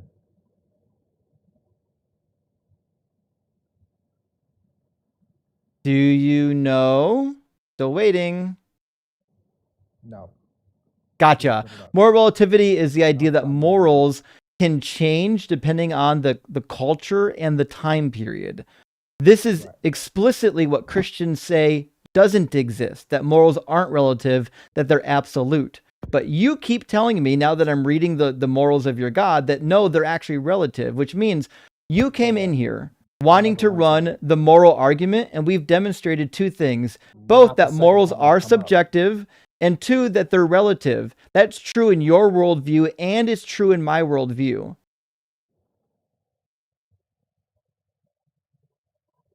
Not the second time I came up. No, that was not my argument. No, this is still referring to the very first argument you came up with. The very reason first why two- you're up here a okay, second time I'm and we're trying to still be talking about consistent. morals is Listen, because you're that was you're your logically original argument. inconsistent. Your original argument Not was the logically moral consistent. claim. In You're fact, I logically wrote consistent. notes on it. In my spreadsheet, I wrote that you opened your argument with objective morals. So I'm still Yeah, that was addressing the your first first time. argument, which was about objective morals, which you clearly did don't have. not And base then my I argument went into the Bible and I demonstrated that you don't have off of the objective moral morals. You have argument relative the second morals time. that are quite That was the subjective. first And now time. it turns out we finally did come to a conclusion and figure out that you do You're putting have words in my the mouth. same morals that I have. The only difference is that your morals are subject to you're the totally mind of putting words God, in my and mouth, my bro. morals are subject to the mind of human beings, which, to be fair, Your I think is morals are better since subject I to think human beings interpretation. actually exist, and I don't Okay. believe that God exists. So with that, I think So we can kind of so put a bow on the moral argument. morals are Did just you a have taste another of argument that preference. you wanted to run by us? So it's just a taste of preference with how you feel today, right? It is for you too. No, man. It is. It's God's preference. There's a set of beliefs, set of morals where there's an objective right versus wrong. Not Nope. just We have already because determined that's not the I case. believe this is right or I believe one day this We is already wrong. determined And that's not the God case and you is don't that believe that. And now objective. this is the end of the discussion. What's We've that? already circled around. We're not doing it a second time. We already demonstrated an hour ago that you don't have objective morals. You only think you have objective morals, and you're going to cry and mumble about having objective morals while knowing full well that we already debated that and it turned out you don't. Okay, let me grab some super chats. We'll get our next guest in here. Game, thank you so much for the $10 super chat. It says Craig Christ is a song by Stephen Lynch. I have no idea why you guys think I know all these pop culture references. I love you. I really do. I don't know any of these people. Guys, remember, I went to school and became a nerd and studied electricity and Bible. That is the extent of my knowledge. I don't know jack shit about pop culture. I don't know who Craig Christ is or Stephen Lynch or any of these people. I love learning about them, but I need you to understand that I don't know anything. Right? Like my cultural knowledge ended in like 1995. So like I just you gotta be more forthcoming and not, assume I know these things. Look at Breezy crying, he kicked me. Yeah, I kicked you because you're a useless waste. You're like herding fucking a bag of cats with you. Anyways, I'm straight, but I'd cross the street with Justin. Oh, whoop, whoop, whoop, whoop. Hell yeah, Game Master. I appreciate that. And thank you for the $10 super chat. Singer Soul said, I just got promoted in the military and enjoyed a strong brewski at Yard House. Praise Doug and the foundation at my feet that allows me to survive and thrive in today's world. Well, hell yeah. I love that for you, Singer. Congratulations. And thank you for serving. You're a stronger man than I. I don't know if I could do that. That sounds like a really difficult task. And Queasel says, I get Play Store money by answering questions on an app called Google Opinions Research. Free money for me, but real money for you. Is this a cheat code? No, but it does sound like you're sending a super chat to get clout or to advertise for an app, to be fair. That's what it sounds like. Now, listen, I've been around long enough to know that there are all kinds of apps and websites that will pay you just for using them because they're getting advertising revenue, but the payout is so little, it's kind of a waste of your time. So there probably is something that does all that. I don't think it matters.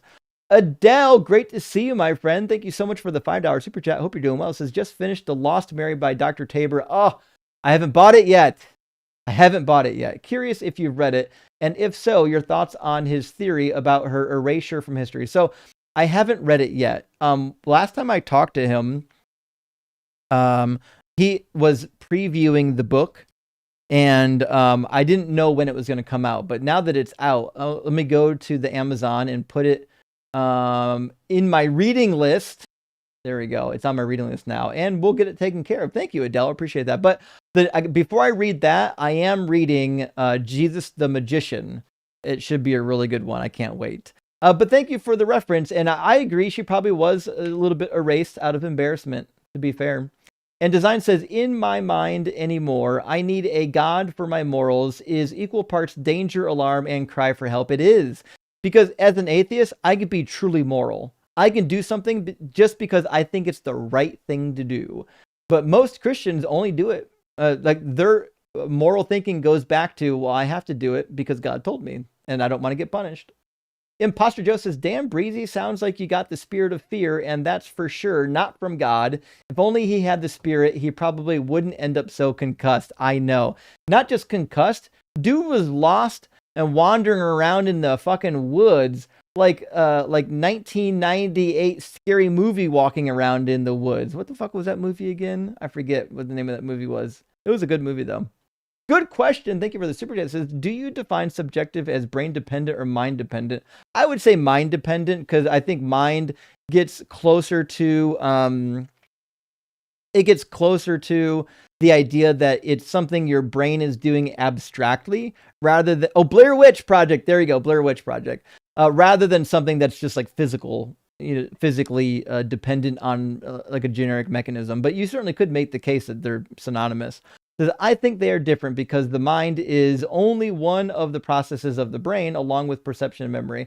Yeah, I mean, I don't disagree. Good question. That's why that's a fair point. I use a lot of these words kind of colloquially, and it's difficult to sometimes use the phraseology that best gets to the point. Lockfree says, Justin, David's wives weren't raped. They weren't wives. They were concubines, and they were only aggressively alley cuddled. I mean, to be fair, that's basically what Christians will tell you. That's how delusional these people are.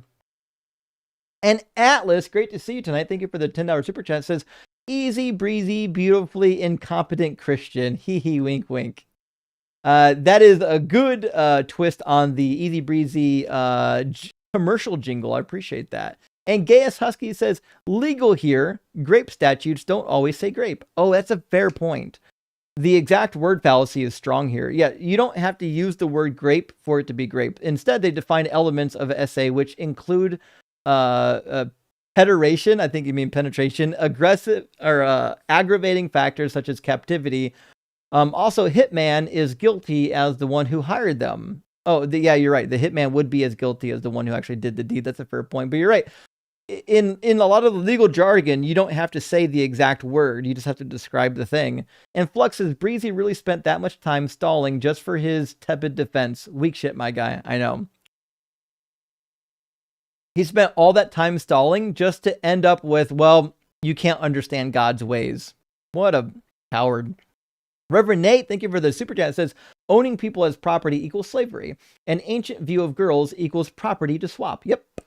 So does that mean all or most ancient Near Eastern women were slaves by default? Culturally, did they draw a distinction? So that's the difficult part is they were a step above slavery, but I wouldn't say much. And so when we talk about like being a wife in the ancient world, it's hard to distinguish sometimes the difference. But wives did have more rights legally. So like if you went to court in the ancient world and you were a wife, you definitely had rights. Way more than your slave, way more rights than your slave. So there was some difference of status. I just don't know how much. And Gretchen, thank you for the 1311. Says only 105 more subs till Evidence First YouTube can get my 311 supers. Thank you so much, chat, for helping out. You're all awesome. Like the fam I wasn't born into, but definitely chose to be a part of. And thank you so much, Justin. Hey, I love it. I love this, that we can support other people in the community. In fact, before we forget, let me go back to the channel and I will get it back up and we can make sure we drop some more follows. We need just like a little over 100 more followers on Evidence First YT. We'll get some more after the fact too, after the stream ends. We need to get Evidence First over 1,000 followers. Let's go. Let's get him monetized. He's a new creator. He's only been out here a couple months. Let's show him some support. Go to watch his videos. Tell him Justin sent you. And let's get him over the hurdle. We're at 887 followers. Let's bump him up over 100. Let's jumpstart his YouTube career. Let's go. And nailed it like the Roman. Says, Breezy out here acting like the Black Knight in the Holy Grail. 'Tis but a flesh wound. Meanwhile, Justin is still trying to explain the coconuts. Yes, that is the case. That's why he was so concussed. He got the coconuts in the wrong location. I got 3 more super chats, friends. We're gonna get Vesius in here. Genji, thank you for the $15. Says Justin, Dr. Tabor has an excellent video discussing with Dr. Justin Sledge talking about the erasure of Mary and James from later Christianity. I didn't know that. Let me see that. Tabor, Sledge, Mary. I bet he does. I love both of them. Yeah, and he's got an interview with Megan Lewis on it. Okay, interesting. I'll have to give it a look. I really do love Dr. Justin Sledge. He's amazing. I'll definitely have to get into the Mary erasure lore because I bet it's good and I bet it's deep. Atheist Punk, thank you for the super chat. Says my 12-year-old daughter and I watch you religiously. She whipped out the cheat sheet at school recently. Oh my god. Oh, I love this. Very long but fun parent-teacher conference followed. I love it. I love it. This is exactly what I always hope for, that young people are going to get access to the cheat sheet, and even people that are not young, and use it to their advantage and defeat these awful, toxic religions. Get rid of them. Get them out of here. We don't need them. And Iskander, thank you for the super chat. This will be our last one for now. Thank you so much for the $20 super chat. It says Breezy and other religious people are too terrified of their God. They're too afraid to say something bad about him, even when they know what they're defending is wrong. I think that's the case. I think it is fear. It really is fear. They see it. They know the problem. It's staring them in the face, and they can't bring themselves to admit the obvious because they're afraid of the possible ramifications. That's the truth of the matter. Okay, let's get Vesius in here. 1 second. And I hope I'm pronouncing that right. Is it Vesius? Yep. Awesome. Vesius, give me 1 second. You're a little bit quiet, but I can turn your microphone up. All right. Can you hear me now? No, it's still a little bit quiet. Is it? Let me see if I can switch this up real quick. There we go. It's better right now. Better now? Okay. I think we're good. Okay. Okay, great. So if you don't mind, I'd like to continue that interesting conversation you were having. I think as Christians, we don't really answer your questions properly. And I think it's pretty clear that it's debated as to whether or not, for example, concubines had consent. Would you agree with that it's debated? Oh, yeah. With scholarship? Yep. Okay. So if we're going to debate, or if it's debatable that concubines had consent, I'm not debating that tonight. I think it's more important to look at whether or not other parts of scripture denounce rape. So for example, I think the thing that, I don't know why he didn't bring this up. Maybe he's not aware, but I mean, in Judges 19 through 21, there's a clear example of a rape by a Levite. And what happened is it caused a war. Literally, God is so against rape that it caused a war. So I don't understand why we don't look at the context of scripture. When we look at one particular piece of scripture in isolation, you can argue that until the day is blue. It's ridiculous. It doesn't make sense. You have to look at it in context. But even in that scenario, I agree. You want to know the context of the passage that you just took out of context? Sure. Yeah. In Judges 21, what happens after the Levite's concubine is raped, dismembered, and sent out to all the Israelites? Well, how did they react? They were outraged. It caused a war. Of course they were. And then what happened? They nearly wiped out the tribe. And keep going. They left like only 600 men alive. And then? Oh, you're talking about the capture of the maidens? Yeah. And then they decided, they went before God because they realized that one of their tribes might die out. It says, Now the Israelites had sworn at Mizpah, no one of us shall give his daughter in marriage to Benjamin. And the people came to Bethel and sat there until morning before God, and they lifted up their voices and wept bitterly. They said, O Lord, the God of Israel, why has it come to pass that today there should be no one tribe lacking in Israel? On the next day, the people got up early and built an altar there and offered burnt offerings and sacrifices of well-being. Then the Israelites said, who out of all the tribes of Israel did not come up against the assembly of the Lord? For a solemn oath had been taken concerning whoever did not come up to the Lord to Mizpah, saying that one shall be put to death. But the Israelites had compassion for Benjamin, their kin, and said, one tribe is cut off from Israel today. What shall we do for wives for those left, since we have sworn by the Lord that we will not give them any of our daughters? So they're saying that we got this big problem. We promised not to give any of our daughters in marriage to this tribe that didn't go up with us. And we actually have this huge issue now that the tribe might die out. We need to get wives for them. So they devise a plan. And that plan, as you already know, is to go and kidnap the little girls that are dancing at the festival. This is what you should do. Every male and every woman who is, I'm sorry, this is before that. This is when they take wives from the tribe that didn't go up, and then they kidnap later the women at the festival. This is what you should do. Every male and every woman who is lain with a male, you shall devote to destruction. And then the ones left over became wives. But this is an abomination to God. I think this is very important because in Scripture, does it say it's that? It's very clear in the context of Scripture. What I mean is that, for example, Jephthah, right, in a rash vow, sacrifices his own daughter, right? And this part, if you take that just in isolation, it seems to mean because God literally enters. It's in the part of Scripture, it mentions that the Lord was with Jephthah. But what it shows in other parts of Scripture, like in Jeremiah, where he says, he clearly says this is an abomination. So what I'm trying to say is this is very nuanced. He clearly says what is an abomination? That child sacrifice is an abomination. We're not talking about child sacrifice. I know, but I'm just giving another example. We're talking about rape. So what I'm saying is that in this particular context, maybe you're confused. Bringing up of rape, this would be considered an abomination because we can take it into context. Where does God of Genesis say that rape 34. is an abomination? In Genesis 34, when Dinah is or Dinah, I don't know how to pronounce it. Did God say that, or did Jacob say that? Well, Jacob is following God's law. So what we can't say is what I'm trying to say. We can say that God's law allows for rape. No, we cannot say that because in other contexts of explicitly Scripture, it does. shows Deuteronomy 21. Do you want to read it?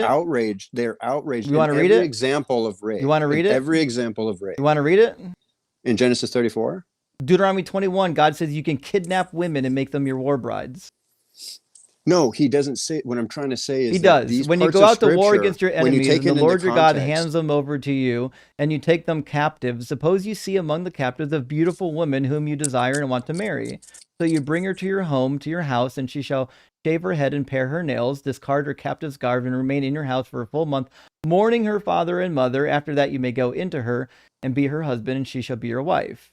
Do you think that women that are captured in moral? Do you think that women that are captured in war? To God. Do you think that? No, God says you can do it. Oh, try this again. Try to focus for 5 seconds. Do you think that women captured in war have consent? No, this is why it's an abomination to God. What I'm trying to say does he say this is an abomination? Yes, because this is all throughout Scripture. Because this is an allowance. I know reading comprehension is difficult for some Christians, but this is an allowance. He says, when you go out to war against your enemies and the Lord your God hands them over to you and you take them captive, suppose you see among the captives a beautiful woman whom you desire and want to marry. So you bring her to your house and clip her nails and shave her head, discard her captive's garb, remain in your house a full month, mourning her father and mother. After that, you may go into her. God is saying this is behavior that you can do. Explain is that this part of Scripture is an example of, for example, all of Judges and all of Kings is an example of kings who were an abomination to God. They did these type of acts and they wrote these laws that were in direct. No, it's the truth. If you were to Google it right now, what's the context? Nope, I don't need Google. I can tell you the book of Kings. Well, I know. I'm just saying. Just list kings that are both favored and unfavored. It just shows that it's a misinterpretation. I don't know why you're relying on Google. You can just read the text. No, I do read the text. What I'm trying to say is that in Genesis 49, right, where We're not in it's Genesis clearly 49. I know what I'm trying to say is that in context, we have to look at the whole scripture in But context to I know the understand what context. God's perspective is on rape. And what we clearly see is that he considers it an abomination. No, and that he what doesn't. tends to happen is that those who even call themselves Israelites, they began to worship a golden calf. They began to adopt a pagan beliefs. Buddy, you're and they having a began hard to time tracking. The so golden what calf is not I'm just rape. saying that the So vast show me one thing in the Bible that says from God that raping is abomination, because God explicitly says in Deuteronomy 21 that you can kidnap women and make them your No, God war doesn't bride. say that. What I'm saying is Is that that's that a man. God that's does that's say an that? God's allowing Who that to spoke you in this? Scripture. Who spoke it? God, it says that God spoke Who's this. okay? But what So I'm did saying God is that speak there's it? many times in Scripture Did where God God speak it? allows one of the prophets Did to God lay speak it? down Did God incorrect speak it? information I'll for the never let you purpose. dodge a question. Did God speak this? Yes or no? No, he didn't know. What I'm trying to tell you is that this is not So a law of God. This is so why I'm so trying to explain the this. You're not Deuteronomy's allowing me to explain lying? it. It's not lying. It's showing you that No, human is nature, that God Deuteronomy is lying allowing. when it says that God said stuff? No, it's not that it's lying. What I'm trying to explain But is is that it it's that true somebody when that Deuteronomy in that says that God we spoke tend. something? Is it true? It's not that God spoke it. It's that you have to It's understand God crazy didn't that you can't directly say yes or speak no. this. This is why I'm talking over I you, said no. because you God won't did answer the not directly question. speak that. A Okay, so person then wrote that what that down. means is that the Deuteronomy passages are all bullshit, because it says, "Now Israel, give heed to the statutes and ordinances that I'm teaching you to observe, so that you may live in the land and occupy the land that the Lord God of your ancestors have given you." And those words come specifically from God through Moses. This is the commandment, the statutes and ordinances that the Lord your God charged me to teach you to observe in the land. So what you're telling me is that God didn't speak in the Bible when it says that God spoke. No, I'm saying the first commandment is to not take the Lord God's name in vain. And I'm saying that God But he can't allows focus at all. very often This guy's literally concussed. He's quite lost. what's written down are Okay. misinterpretation of God's law. So what I'm we're trying just to say gonna- is that so it's we're just intended that gonna way so that we try can to keep understand this as linear as that. possible, since you're so So concussed right now. no, So it's a very premise number nuanced one discussion. is It's that very nuanced. I the know it's hard to follow. Bible It's hard to says follow, but I that need you to understand that what God God is saying, God is spoke saying is that I allowed words. the rain to fall upon the evil and the good. Okay. Okay. Yeah, So no one therefore, cares. many Just focus up many for evil 1 people second. lay down their. All right, we're just gonna, while I get the syllogism put together, I'm just gonna put you on mute, since I'm getting tired of yelling over top of you. So the syllogism is actually quite simple. I don't think it's going to give you too much trouble, but we're going to need you to find a little bit of focus. I don't know if you have any focus lying around, but here it goes. Premise number one is the Bible says that God spoke, and we'll say words. Okay, so what I need from you is a yes or no. Does this premise sound true or false, that the Bible says God spoke words? Yes, that's true. Okay.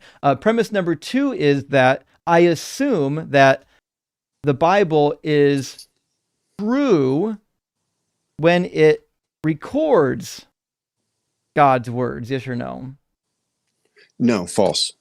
Okay, if that's false, then the conclusion doesn't follow. So what that means is that God spoke words, and we don't know what those words are, which means telling me what God said in the Bible is useless, because you just told me we don't trust the Bible.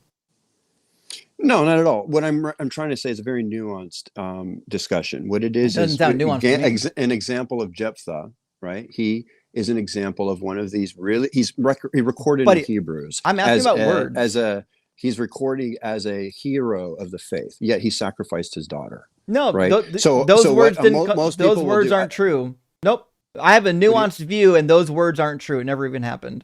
See, when you just wash away the passages you don't like with "it's not true," it's easy to get to a very nuanced apologetic. I don't think that the Jephthah story is part of the Bible. I have a nuanced opinion that story shouldn't be in the Bible. They misrecorded it. No, I'm saying it is a part of the Bible. No, what I'm saying no, is that part of the scripture. No, it's not. Nope, it's not. Part of scripture. They wrote it down wrong. They wrote it down wrong. No, it's just an example. No, what I'm saying. No, they wrote it. They wrote it down wrong. No, it's they not wrote how it it happened. Exactly how it's supposed. Prove it. Prove it. Okay, so when God spoke, they couldn't figure out how to write it down. They couldn't do it.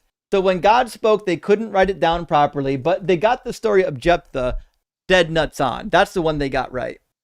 No. I'm trying to explain to you that they got it right. What I'm trying to explain is that the meaning How? behind it How? is that a How do you rash know they got it vow- right? The reason we know is from How context of do scripture. Vess? Okay, All context just of scripture stop talking. illuminates. Okay, stop talking. We're not doing this anymore. I'm not yelling at you for the next hour. Here's what's going to happen. The reason why I keep talking over you is because you say things, and then I respond to the things that you say with a question because I need you to follow some fucking dialogue. You are incapable of being linear. So when I ask you about the words that leave your mouth, we can't move forward until you answer my question. Do you understand? Are you okay? Are you angry? You know I'm fucking angry. That's why I muted you and had to give you instructions because you're acting like a toddler right now. So when you say things and I ask you clarifying questions, what you need to do is stop rambling on and just answer the question. Because we can't move forward. That's why we talk past each other. Okay. So how do you know that the Jephthah story was written down accurately and that Deuteronomy 21 wasn't? So my argument for this is that the entire context of scripture, when you take into Genesis 34, you take into context Jeremiah, where God is clearly outlining, right? When I say God, I'm saying that the prophets you are able to create a linear connection between the prophets from thousands and thousands of years between each other. Some of them were hundreds, but my point is that the total argument that God is making is that it's pretty simple. It's that the evil, those that I called that to be followers of my law, turned away. This is a huge aspect of scripture that is not taken into context, because if it's not, we don't understand why certain things are recorded. My point is that if the individuals that are recording these things are not a part of God's law, but they are taking God's name in vain, it explains why the first commandment is do not take my name in vain. Do not say and do things in my name that I did not instruct you to do. So what I'm trying to say is I get it, nuance. I'm calling it nuance, but it may not be. But what I'm saying is that when we take scripture in its totality and we look at the behaviors of those who follow scripture, and an example of this would be like somebody like William Wilberforce. I don't even know if anybody in this chat knows who William Wilberforce is, but individuals like this Justin, really quickly stop. Do you know who William Wilberforce is?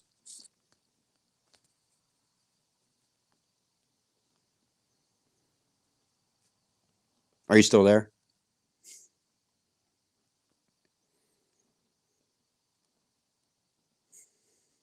I can't hear you. Still waiting for an answer to my question. What you said did absolutely nothing to getting you closer to answering my question.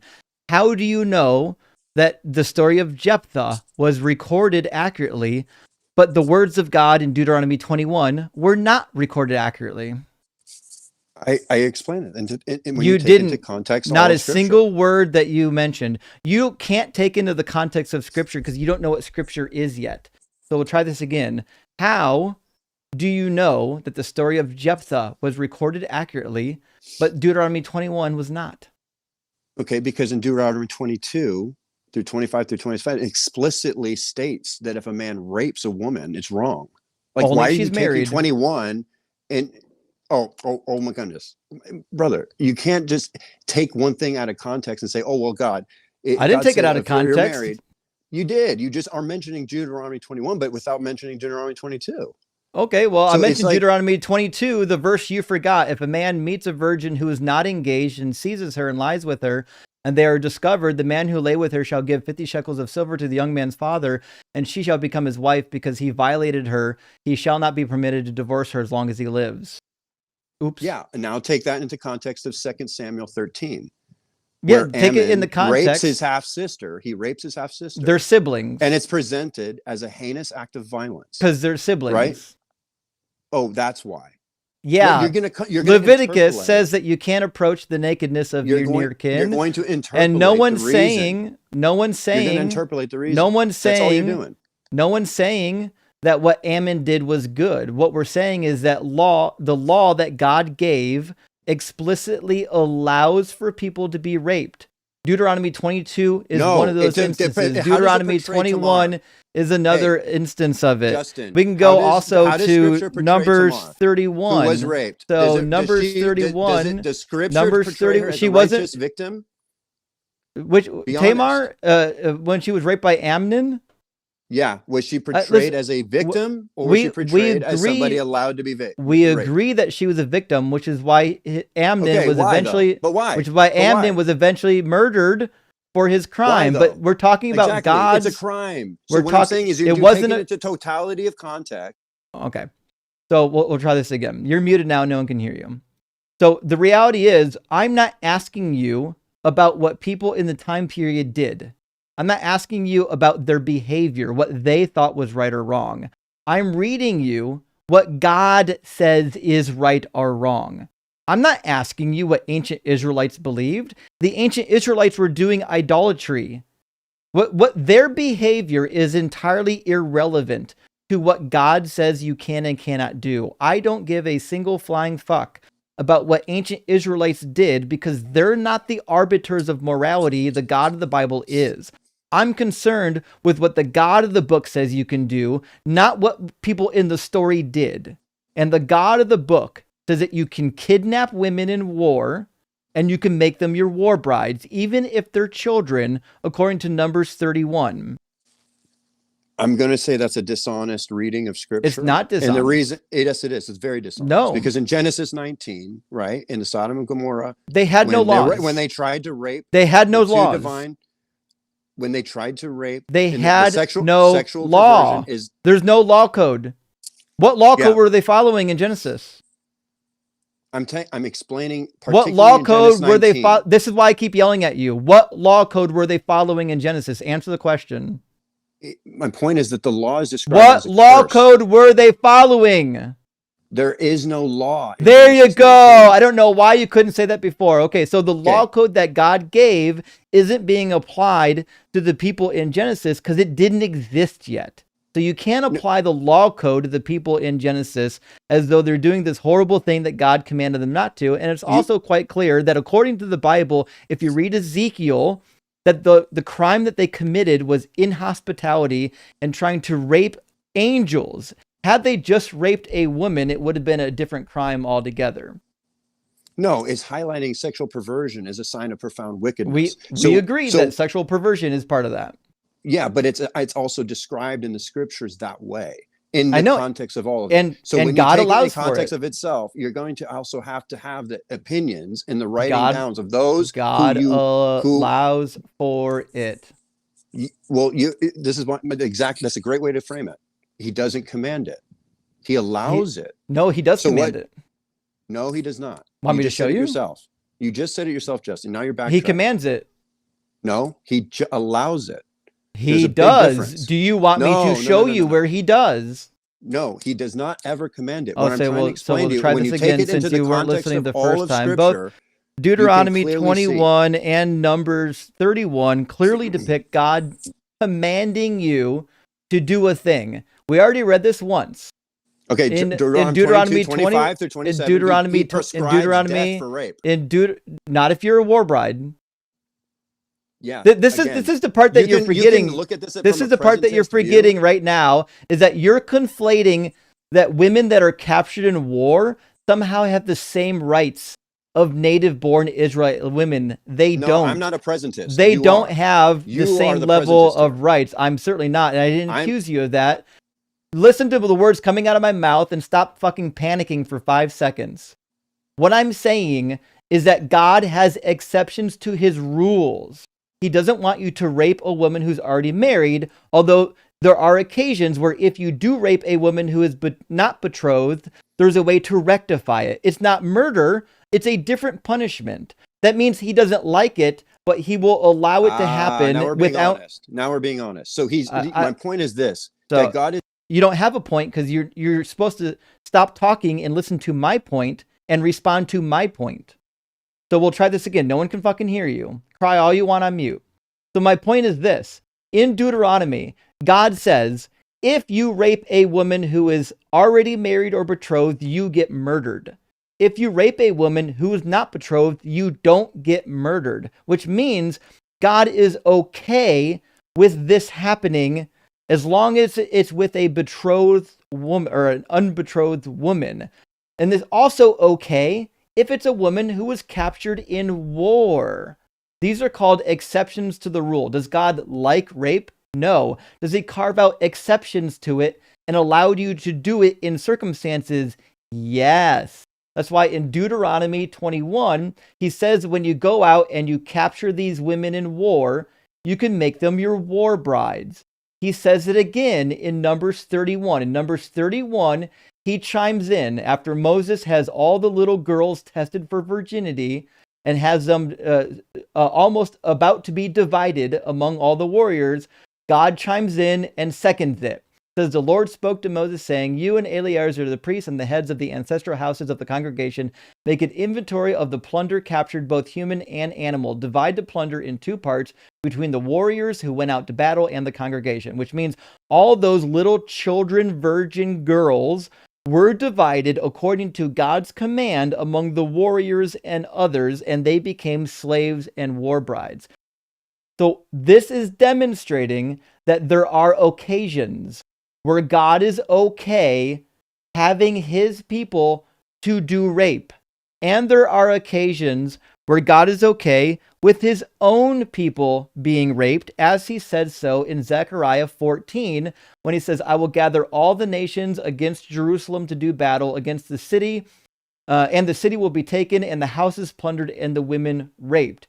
This is something that he is okay with happening in occasions, on occasions. I'm not saying that God wants people to be raping people all the time. What I'm saying is that there are occasions where God both commands and allows rape. I'm not being honest. Does not command it. You're He does not accusing command me it. of making a claim that I never... No, Deuteronomy 21, he commands it. No, he does not, and it's very dishonest. We just read it, so we'll do it for the fourth or the third time. You certainly won't educate me on what scholars believe. Yeah. Name a single scholar name a single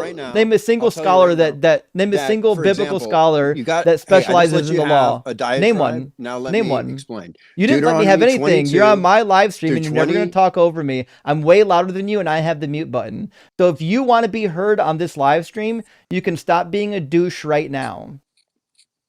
Okay. So, for example, in Deuteronomy 22, 28 through 29. We're in 21. Address 21. Address 21. This law Address 21. Address 21. We're in Deuteronomy 21 and no, they don't. Yes, they do. No, they don't. We're in Deuteronomy 21 and I'm not going to let you pivot. We're on Deuteronomy 21. You tell me if this is a command from God.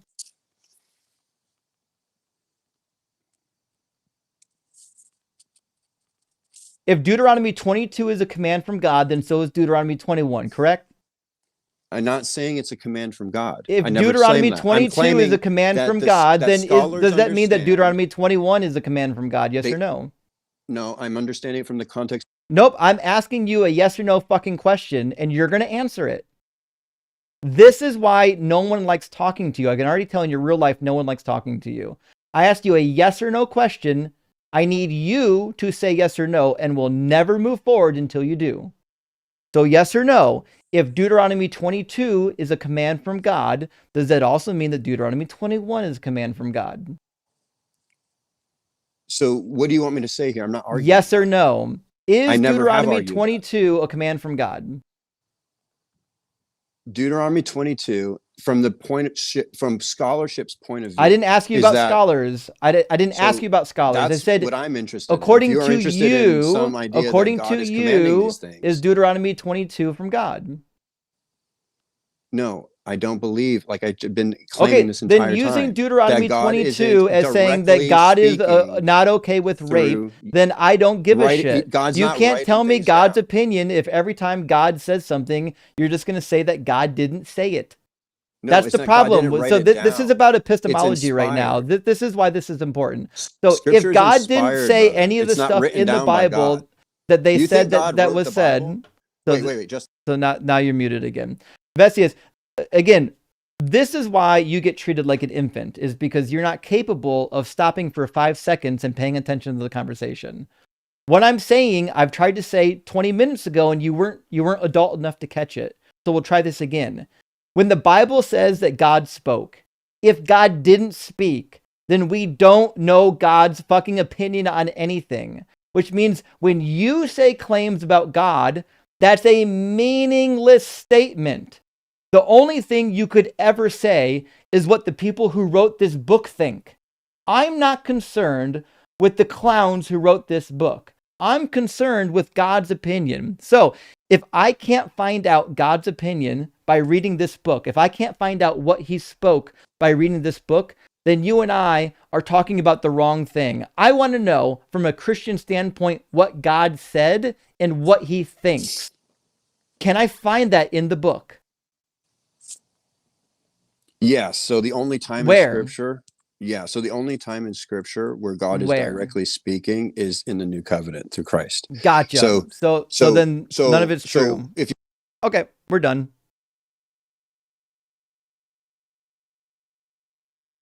Yeah, we're done. That's all there is to it. So nothing in the Old Testament was spoken by God. None of his words are in the Hebrew Bible, which means Jesus is a liar.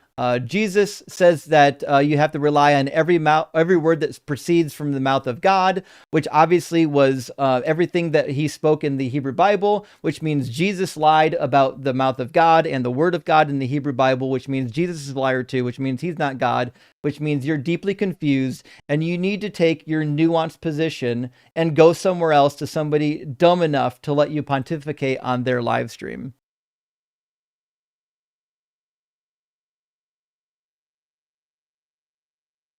Jacob, Jacob, request up, coward. We haven't talked in 2 years, Jacob, and last time we talked, you got your ass roasted. Love to have it again. How you doing, Mezzo?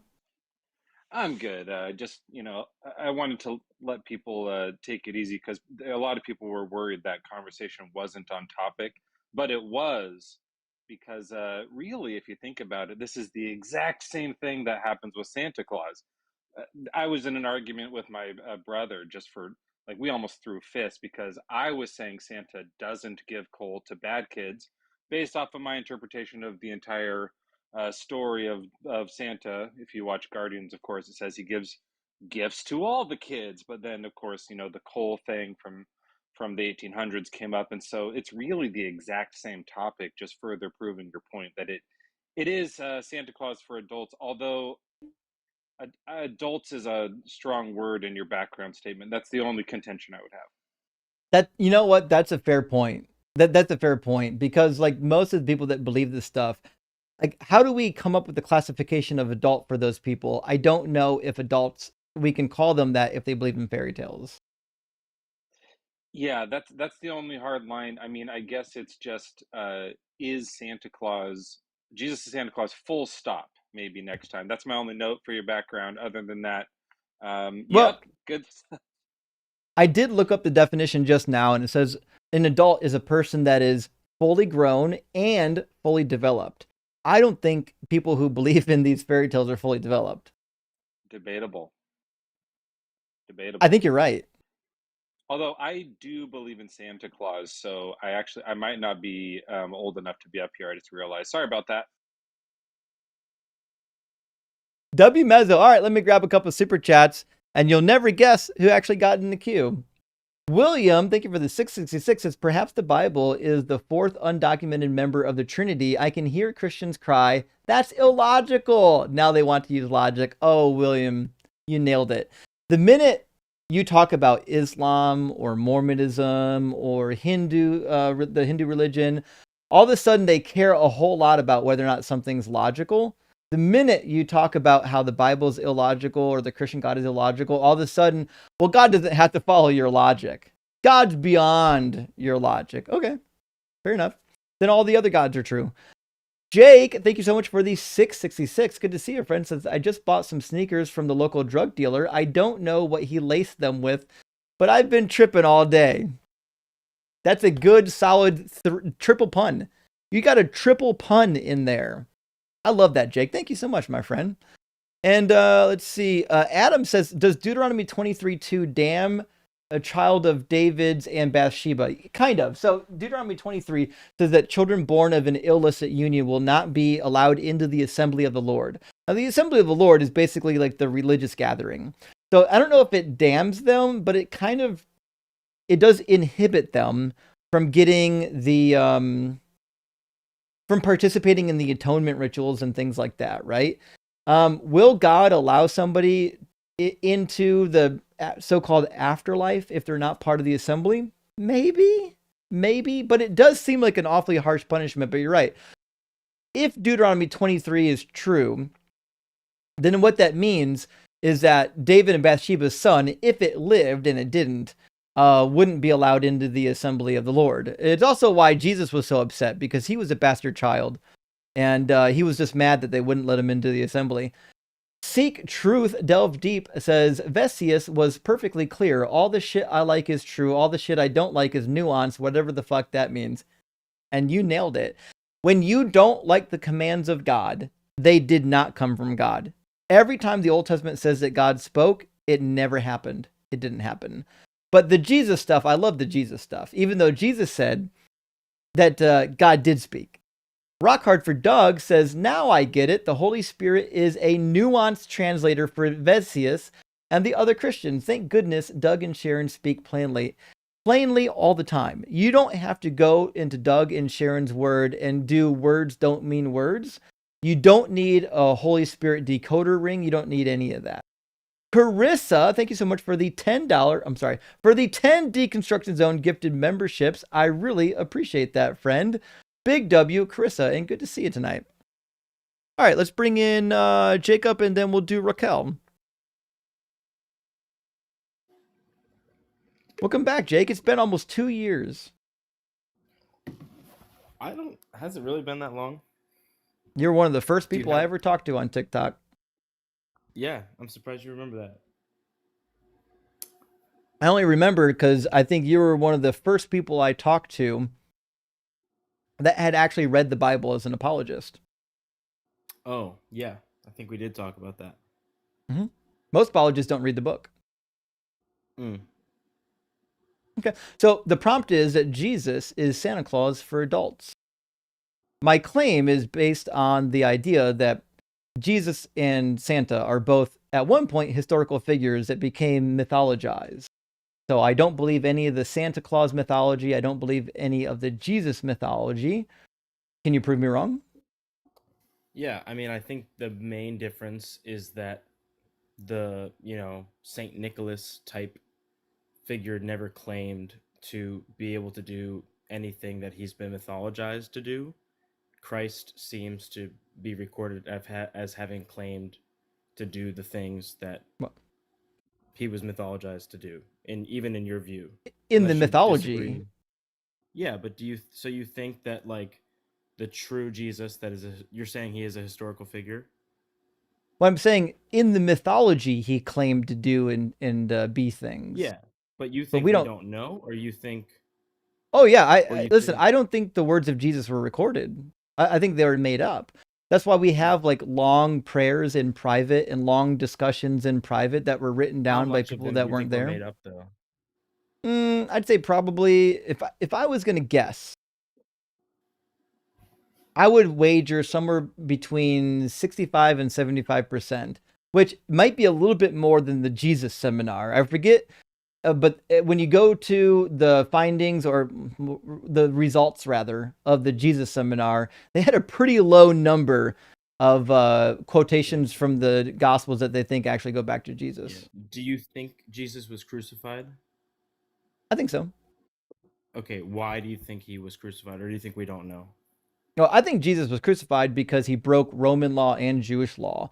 I think he committed blasphemy, and I think he probably was teaching people that he was going to be the king, the Messiah, because that's what the Messiah would be. It would have to be a king. And right. I think that was the problem because the Romans don't want another king. There's only one king. And obviously the Jews they're going to be killing the blasphemers. So it So was you in think he the claimed to be?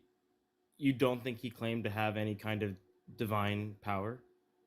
no, I think he claimed to be the Messiah. I don't think he claimed to be God. If I had to guess, I would say he Well, probably thought I don't have himself to as even say being. God. I just mean divine, just some kind of divine. You could put it another way, but So I think of Jesus, the historical Jesus, as most likely seeing himself as being elevated to a semi-divine status, just like David is in Psalm 2. In Psalm 2, it says that David today has been begotten as a child of God, right? I think Jesus probably saw himself as another King David. right. I think even if I were to take your view, I don't think I can compare him to Santa Claus. I think Why not? what's because if you're what you just said was that in the same way that people have mythologized Santa, we've done that with Jesus. Mhm. I think what people have done is mostly, it seems, taken him at his word. And you could say they're wrong, but I don't. That's not what happened with Santa. Like what happened with Santa is we took a guy who like dropped off gifts and like added magical stuff for fun, not to trick people. Like, do you think the disciples were trying to trick people? No, but that misses the point. So I had to do this earlier with somebody. My claim is not that Jesus and Santa Claus are identical. My claim is that they're analogous, meaning they're both historical figures that have been heavily mythologized. That's it. Right, I'm not saying that everything about their two movements are the same. I guess what does it mean to be mythologized? It means that what we know about you is invented. Yeah, but it like okay, so I guess what's the difference between somebody who makes something up for fun or for like, a societal purpose of gifts and all that stuff, and there's more to it, but versus a group of people who at least were somewhat convinced by a person, and so they just, I mean, if anything, they couldn't help it because they believed it. So they just did what a person who believed a person said something would do. It doesn't matter. It's still mythology. Yeah. So, and to be sure, I don't think that the people who were there, who were convinced by it, wrote this. I think people later who were convinced by it wrote about it. The same way we find writings about like Serapis. There are people who believed that Serapis was a deity and wrote about appearances of Serapis. Right. I guess what I'm wondering is if that you're saying that falls under the category of mythology. Mm-hmm. So people who believe something happened and so they write about it, but because they were wrong, it becomes mythology. No. Because it's just not true. Somebody made it up. That's what I'm right? saying. So They were wrong. The fact that the person who wrote down something untrue is irrelevant to whether or not it's mythology. The people who wrote about Serapis believed that Serapis was real, but Serapis was not real, which means I'm just trying to find it's out who mythology. knew they were lying. So, like, if Jesus didn't know he was lying, and the people who Jesus didn't write anything. No, I'm just saying. First we said there's a historical Jesus. He didn't know he was lying. He thought he was semi-divine, or some kind of king. The people who followed him thought he was a king. The people who later followed those people thought they were telling the truth, so they wrote it down. But those people Like, none of them didn't are lying. write anything. The Right, people but none of them are later, lying. the people later who heard the stories, who heard the fiction, wrote it down. Right, I'm This just is where wondering who lied. you're confused. Lying has nothing to do with mythology. Okay. Mythology isn't the idea that somebody wrote down a lie. Mythology is the idea that something untrue was written. You can have an untrue story without somebody lying. Yeah, sure. Then So just like I said, the people who wrote about Serapis thought that Serapis was real. Do you think that Serapis is real or mythology? I actually don't know who he is. So Do you think that the Greco-Roman gods were real or mythology? mythology. And do you know that Roman historians and Greek historians wrote about them who fully believed in them? Right. So yeah, then I guess that's fine. I guess I just don't like when I think of saying that Jesus and Santa Claus are mythology, to me it sounds like we're saying people are playing make believe. But what you're saying I didn't say that. is okay. That's fine. Then I think I mean all you're saying is Jesus doesn't like Jesus wasn't who he said he was. Yeah, Or that's the it. people who wrote about him.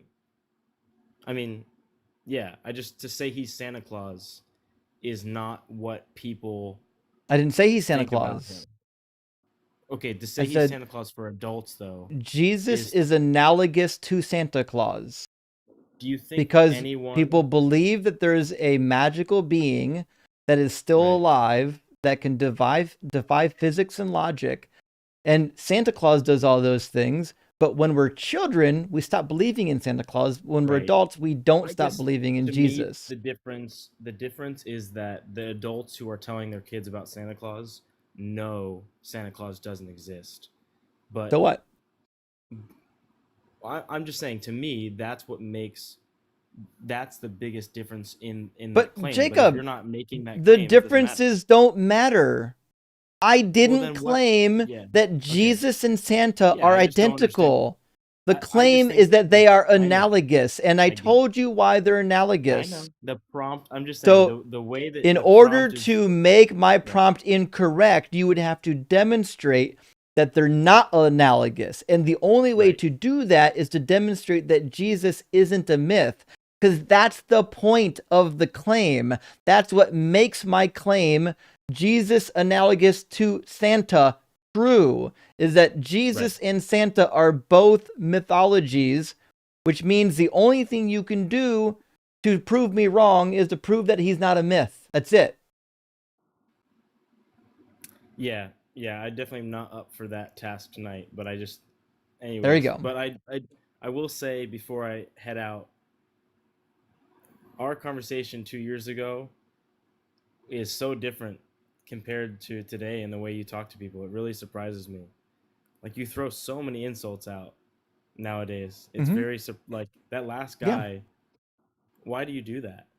Because he's a prick. Yeah, I guess it's just so surprising to me. It shouldn't be surprising. It's You get up here and watch Christians act like assholes day in and day out.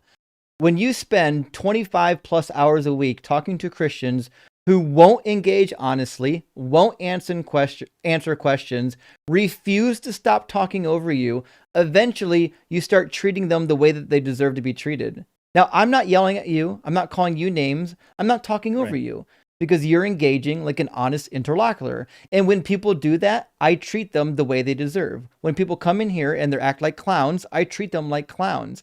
I'm not a Christian. I don't have to love my enemies. I mean, that's fair. People are saying I'm tone policing you in the comments.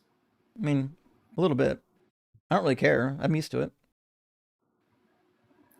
Anyways, they were saying that I just said earlier you're throwing insults at him, but you admitted you were. Yeah. So yeah. Yeah.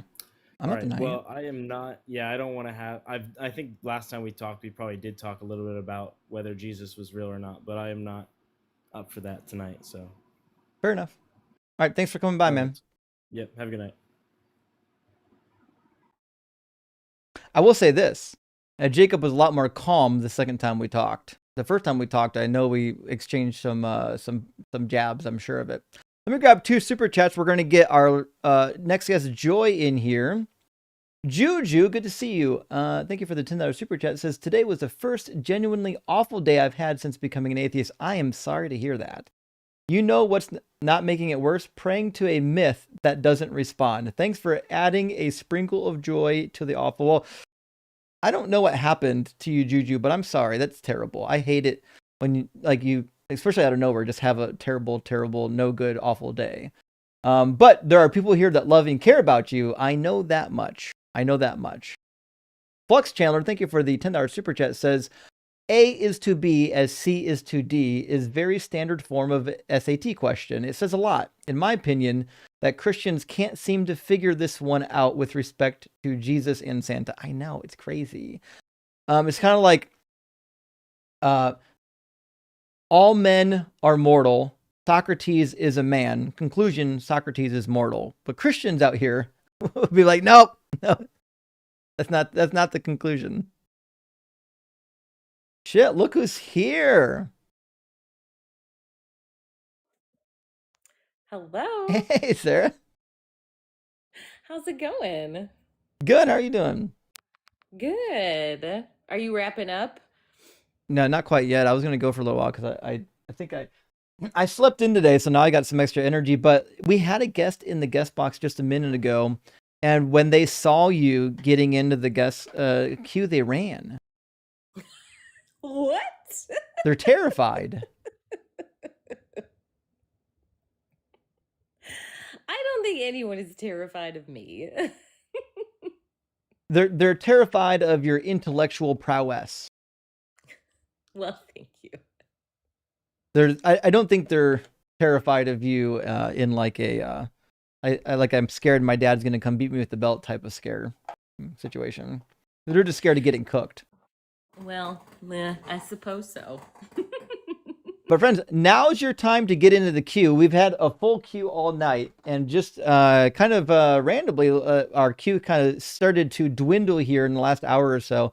So if you want to come up and tell me why Jesus is real rather than a myth, now's the time to do it. And also, Sarah's the good cop and I'm the bad cop. So you're going to get... like if you don't want to talk to me, you can get a little bit of traction possibly with Sarah, unless you say something out of pocket, then I'm going to have to beat you down. But we do have one guest. Nice. Although I think I know who it is. Let me check.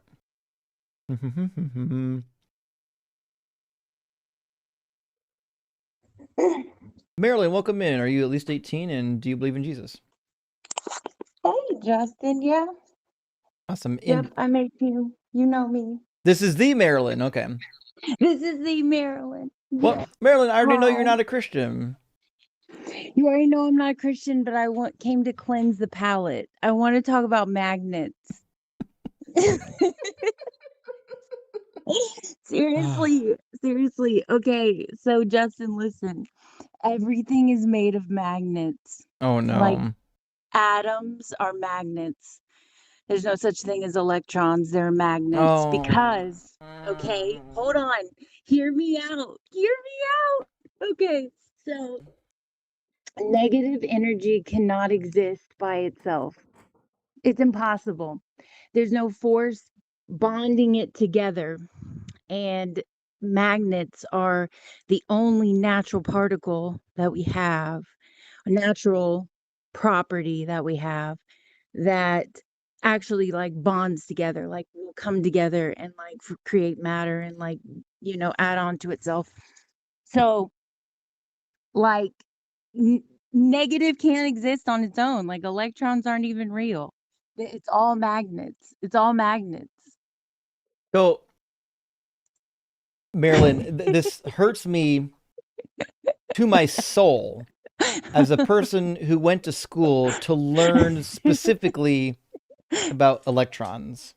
I know, but I've been listening to this like guy that works for NASA, and he totally told all his colleagues, and his colleagues were like, he got like 90 some odd percent of them to agree, like everything's magnets. You've got to think negative charge cannot exist by itself.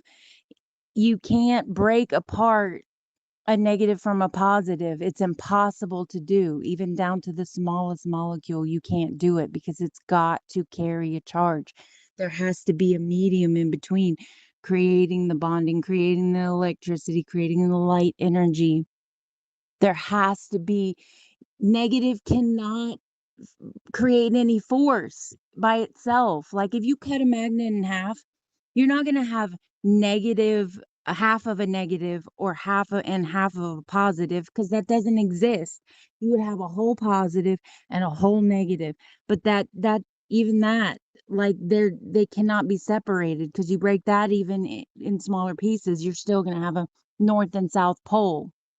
Like, it's Marilyn, the only natural particle that's going to be that way. the Everything else is negatively going to just shatter into pieces. Marilyn, the negatively charged particles are the electrons. No, they're not negative. They can't be They negative are. because They negative does are. not bond to anything. It's not going to create a force in order to magnetize to that But they orbit, that electromagnetic do. field. But they do. You're not even like, what about how they manipulate, how they make electricity and manipulate the magnets through induction, and they run it through a coil back and forth What to about be it? able to direct the negative and positive sides, but it's still the same magnet that cannot be separated. It goes through one side and it's negative, and when it comes out the other side, it's going to be positive. And when it goes back through, it does the same thing.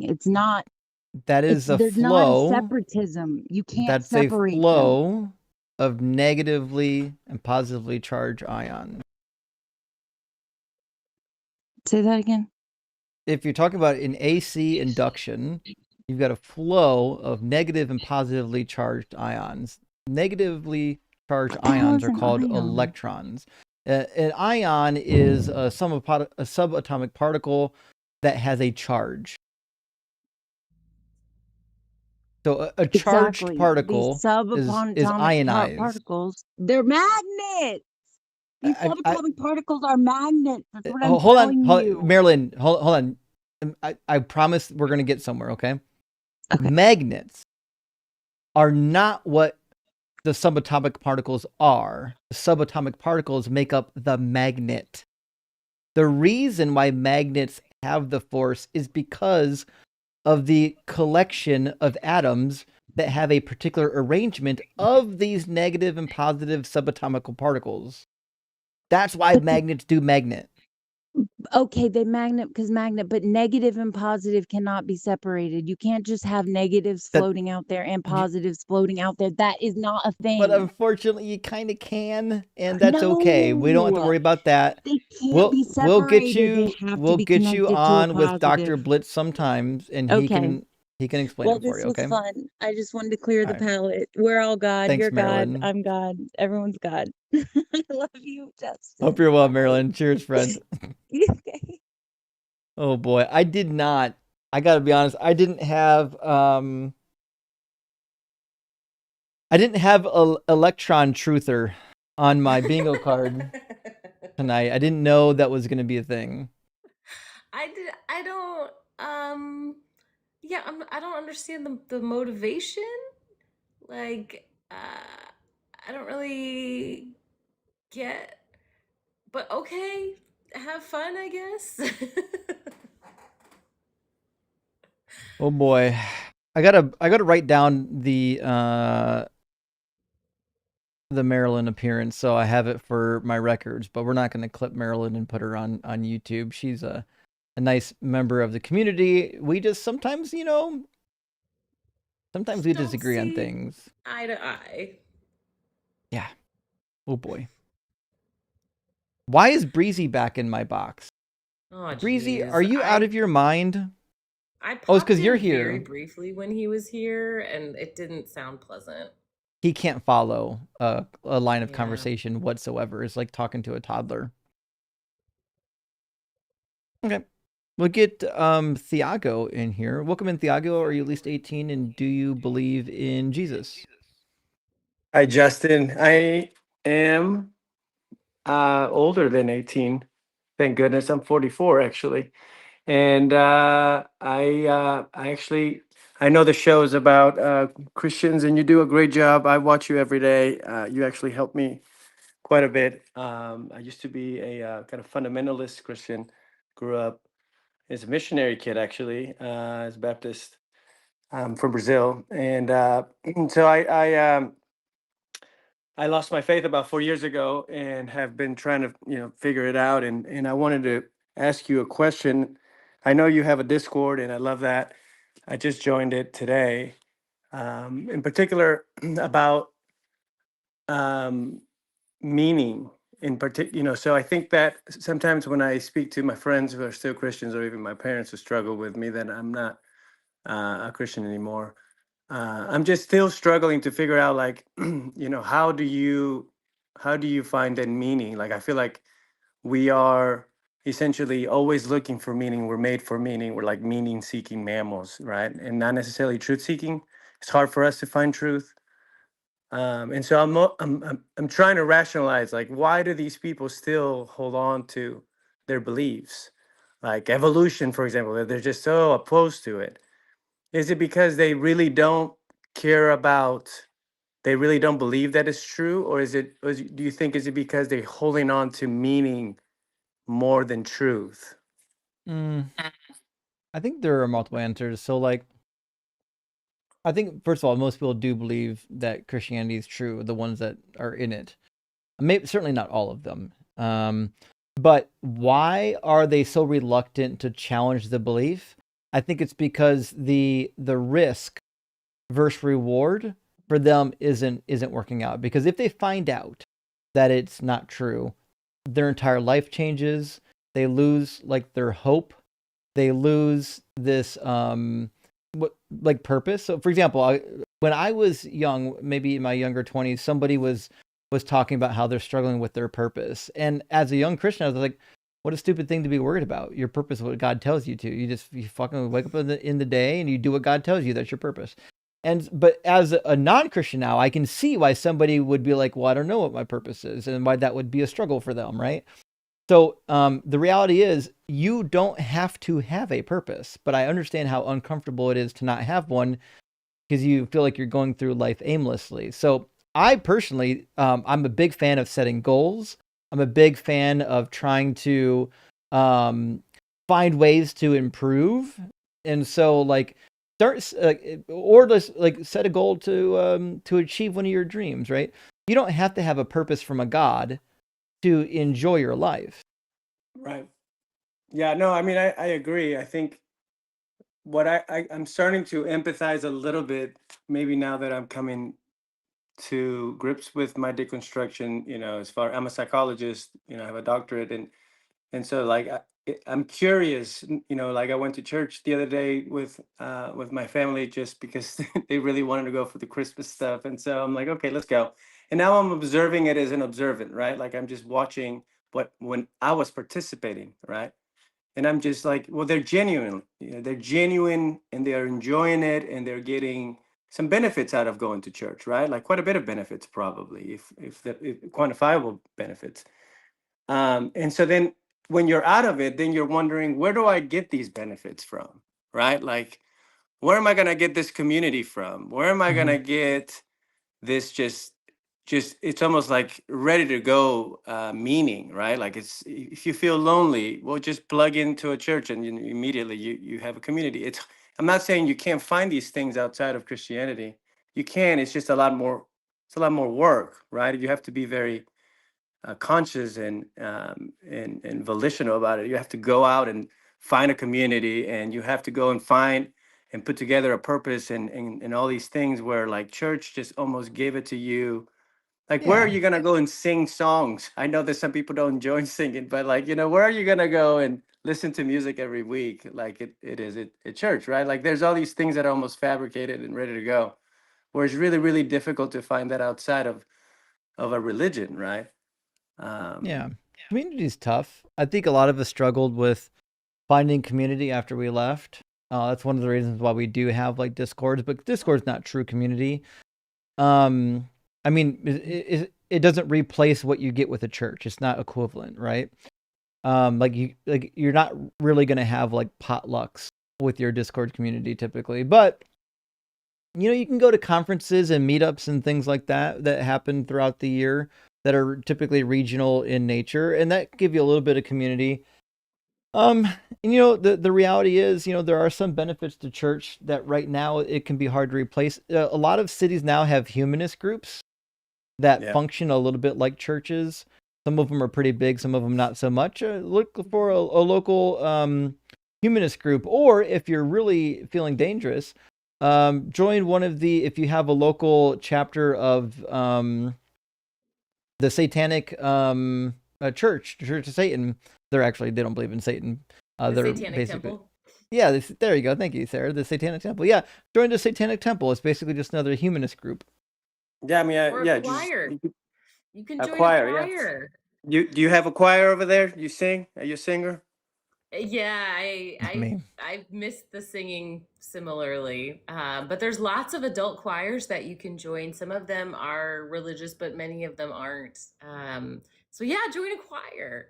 Yeah, no, I agree. I mean, I also love, yeah, just the chicken blood everywhere in a satanic church. I mean, something like that would be awesome too. Build community around that. But like one of the things that, and I'll let you go, but because I know it's a lot more fun to listen to you just break down Christians, in particular fundamentalist Christians. It's the best part of my day usually when I'm driving to work and listening to this. But so I do appreciate you quite a bit. Like I just this idea though that like for example like back in the day with early church and they hated this idea of heliocentric, right, that the Mhm. Galileo and Copernicus were putting up, and they were like, no, we are the center of the universe, right, like we are it, right. And so I was just thinking about this the other day, and I was wondering if it's kind of analogous to what's going on, where the truth of it, I mean, of course now we all agree that the earth rotates around the sun, and not the other way around, but we don't live our lives that way, even though it is true that we're a heliocentric world. We still live like we are the center of the universe, right? Like that's even though existentially we don't live like it is. Do you agree with that, or do you think that I'm off in that analogy, like in that sense?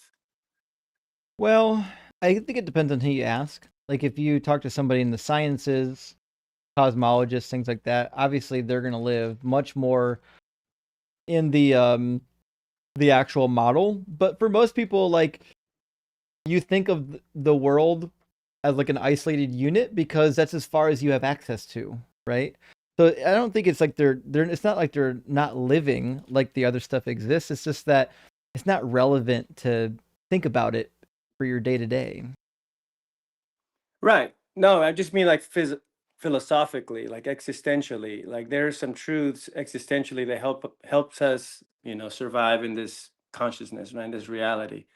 And there's truth out there, on objective truth, I guess, or whatever, just outside, like cosmological truths about, but they're not inspiring. Like they don't inspire us to live our lives with meaning and purpose, right? Like Mm-hmm. and sometimes I feel like when I'm talking to Christians, they are talking existentially true. They don't really. I mean, some of them probably do believe, like I did, that it was actually true, that all these things are true in Jesus and things like that. But some of them are just grabbing onto meaning and existential truths in that regard that are subjective, not necessarily like that this is I will die for this. I see what you're saying. Like I agree. I think it's impractical though to live every day as though like your death is imminent.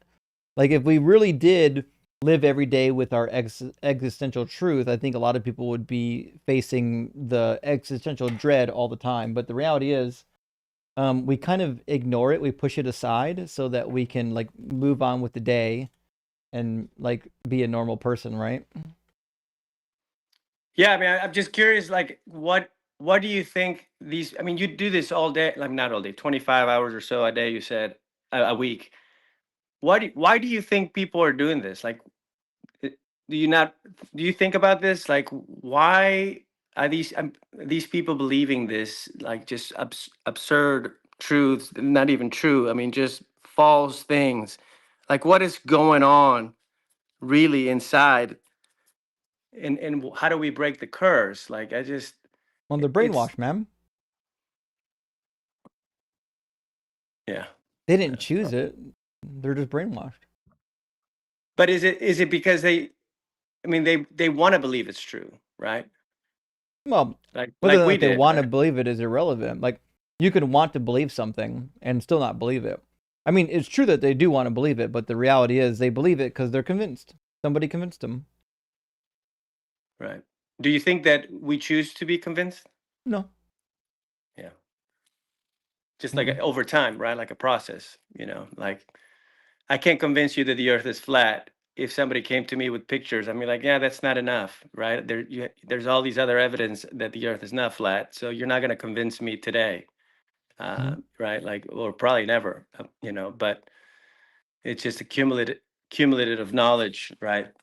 And over time, then you eventually get convinced about something. Right. Yeah. But anyway, I appreciate you, bro. You're awesome. I love your show, and I see you growing. Your followers are doubling. I feel like I don't know, like you have a ton of followers already. I love it, so I appreciate your work. Thanks for listening. Hey, thanks. I man. appreciate that, Thiago. Good luck on the journey, man. Thanks, man. You too. Cheers. Oh, that was nice. That was nice. Let me grab a couple of super chats, friends. We'll get our next guest in here. The Dunzo says Jacob pulling out the victim card in the last stretch is peak. I know that's all they have sometimes. Defending the indefensible is a tough bub. Yeah, I agree. I mean, when you're up here acting like clowns, you don't get the white kid gloves. Science Lover says, I've been told I have a magnetic personality, so I appreciate Marilyn's affirmation. But wait, I guess everyone would, so I'm not special. Sigh. Well, you're special, just like everyone else. Always remember that. And William, thank you for the super chat, says, for the universe so loved its polarities that it sent a singular flux, that whoever aligns with its field might not be scattered, but draw unto it an eternal attraction. Magnetism 3:16. I like this verse. This is a good verse. Appreciate that. Okay, let's get our guest in here. I think Seawall is next in line on the YouTube queue. Welcome in, Seawall. Are you at least 18, and do you believe in Jesus? Hello, I am, and I do. Awesome. And my claim tonight is that Jesus and Santa Claus are roughly analogous because both of them are historical figures that have been greatly mythologized. I think there are at least 13 different crossovers between the two. You want to hear some of them? I would. Sure. Yeah. Number one, both promise to come back, one every year, and one 2,000 years ago, but I don't think they're ever coming back. Number two, both promise to give you things that you request. Both can fly and defy the laws of physics. Both have a kingdom in a world far away that's invisible that you can't test for. Neither can be verified. You just have to believe on faith. Both promise to reward good people for their behavior and punish bad people. Santa will give you coal. Jesus will turn you into coal.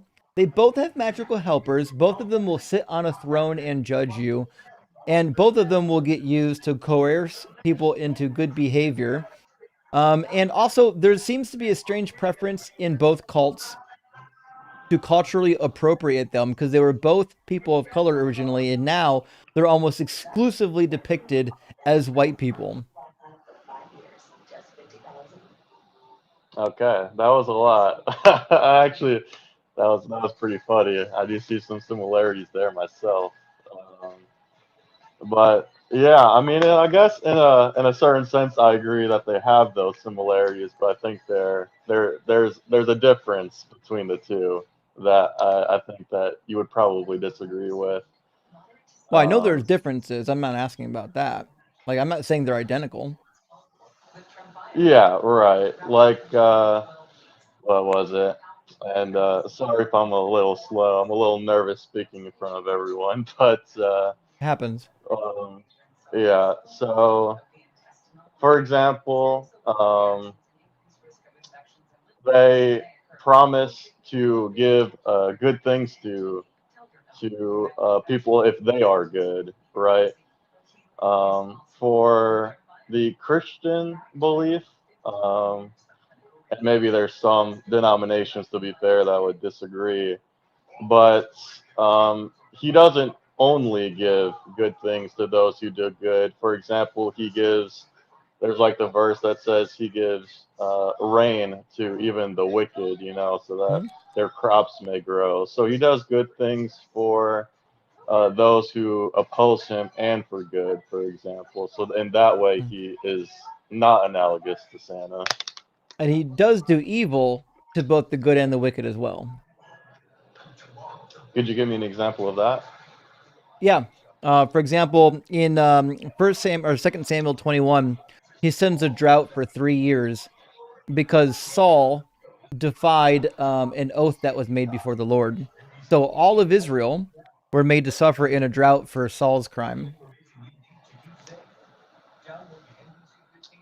That's yes. So I think though you would agree that in any action we take, it doesn't only affect ourselves, but it affects those around us. For example, if I ignore important responsibilities, if I was a father and had children, then maybe that's not only affecting me because I'm ignoring responsibilities that I should in that sense, but it's also affecting the children that I have, Who and sent the drought? so Who well, sent the I'm not drought? sure what the verse says, but I'll take it at what you're saying. I can read God it for you. sends the drought. Okay, Yeah, it thank you. says, now there was a famine in the days of David for 3 years. Year after year, David inquired of the Lord. The Lord said, there is blood guilt on Saul and on his house because he put the Gibeonites to death. So uh, it was something that Saul did. God was mad at him. And because God was mad at him, he's like, fuck it, drought, 3 years. Well, I mean, I don't think it was necessarily uh, so flippant, and like I probably am not going to do the best at explaining this, but for example, um, like he was ordered to do something and he didn't do it, so he sends that punishment of the drought. Um,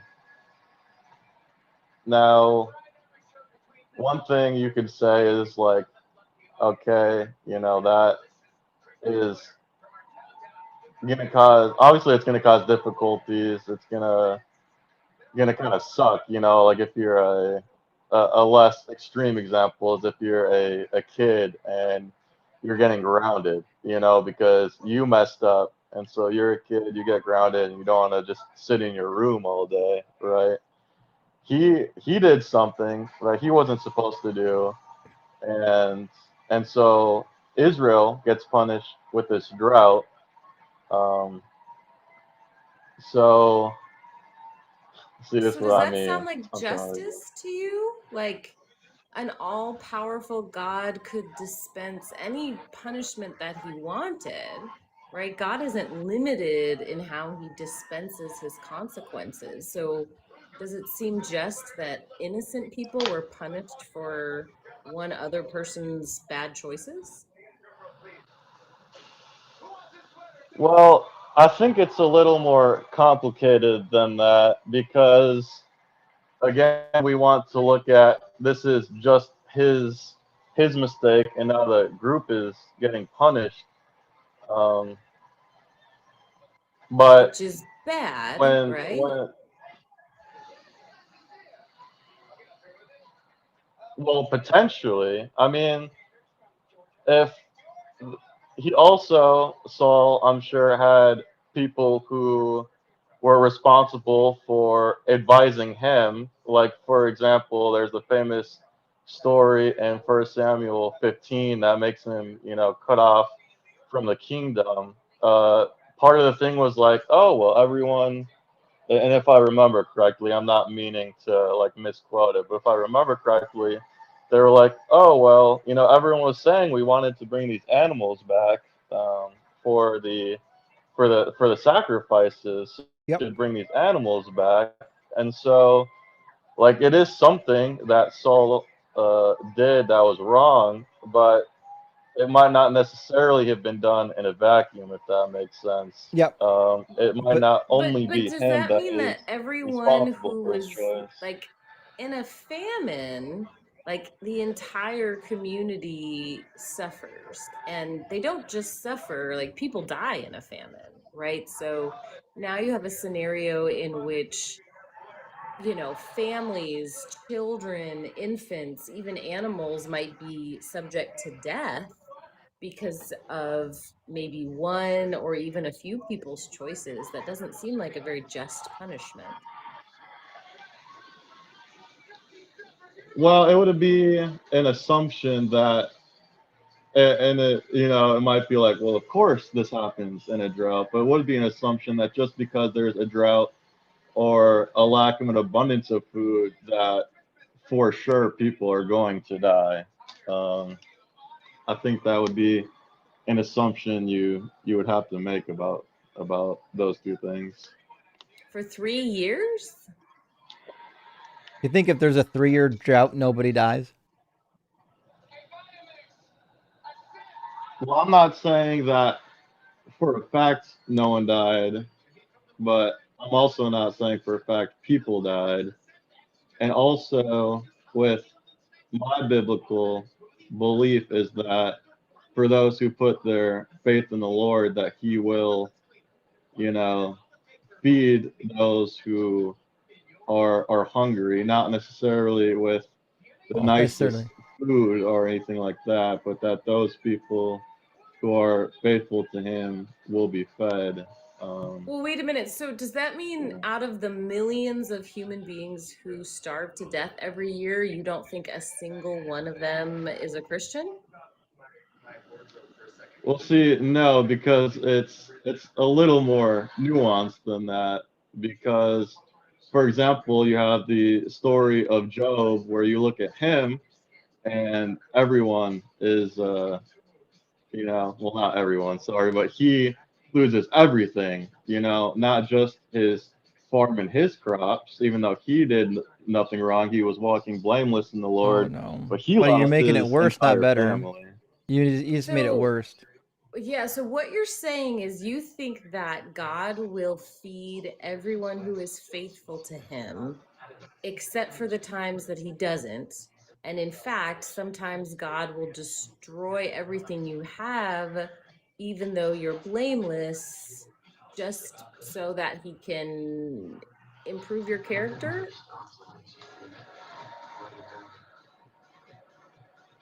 Well, it's not just about character improving, no. So So, okay, that's just to be clear where, though, like you yeah. do think that, like, I don't know, I think it's 9-10 million people starve every year. I don't know the statistic, I'll have to check. It is some It's a number lot. starve to Also, death every mhm. year. And are you, I mean, do you agree that some of those millions of people are probably Christians? I would agree. Okay, so then we're on the same page that actually he does not feed all of his followers.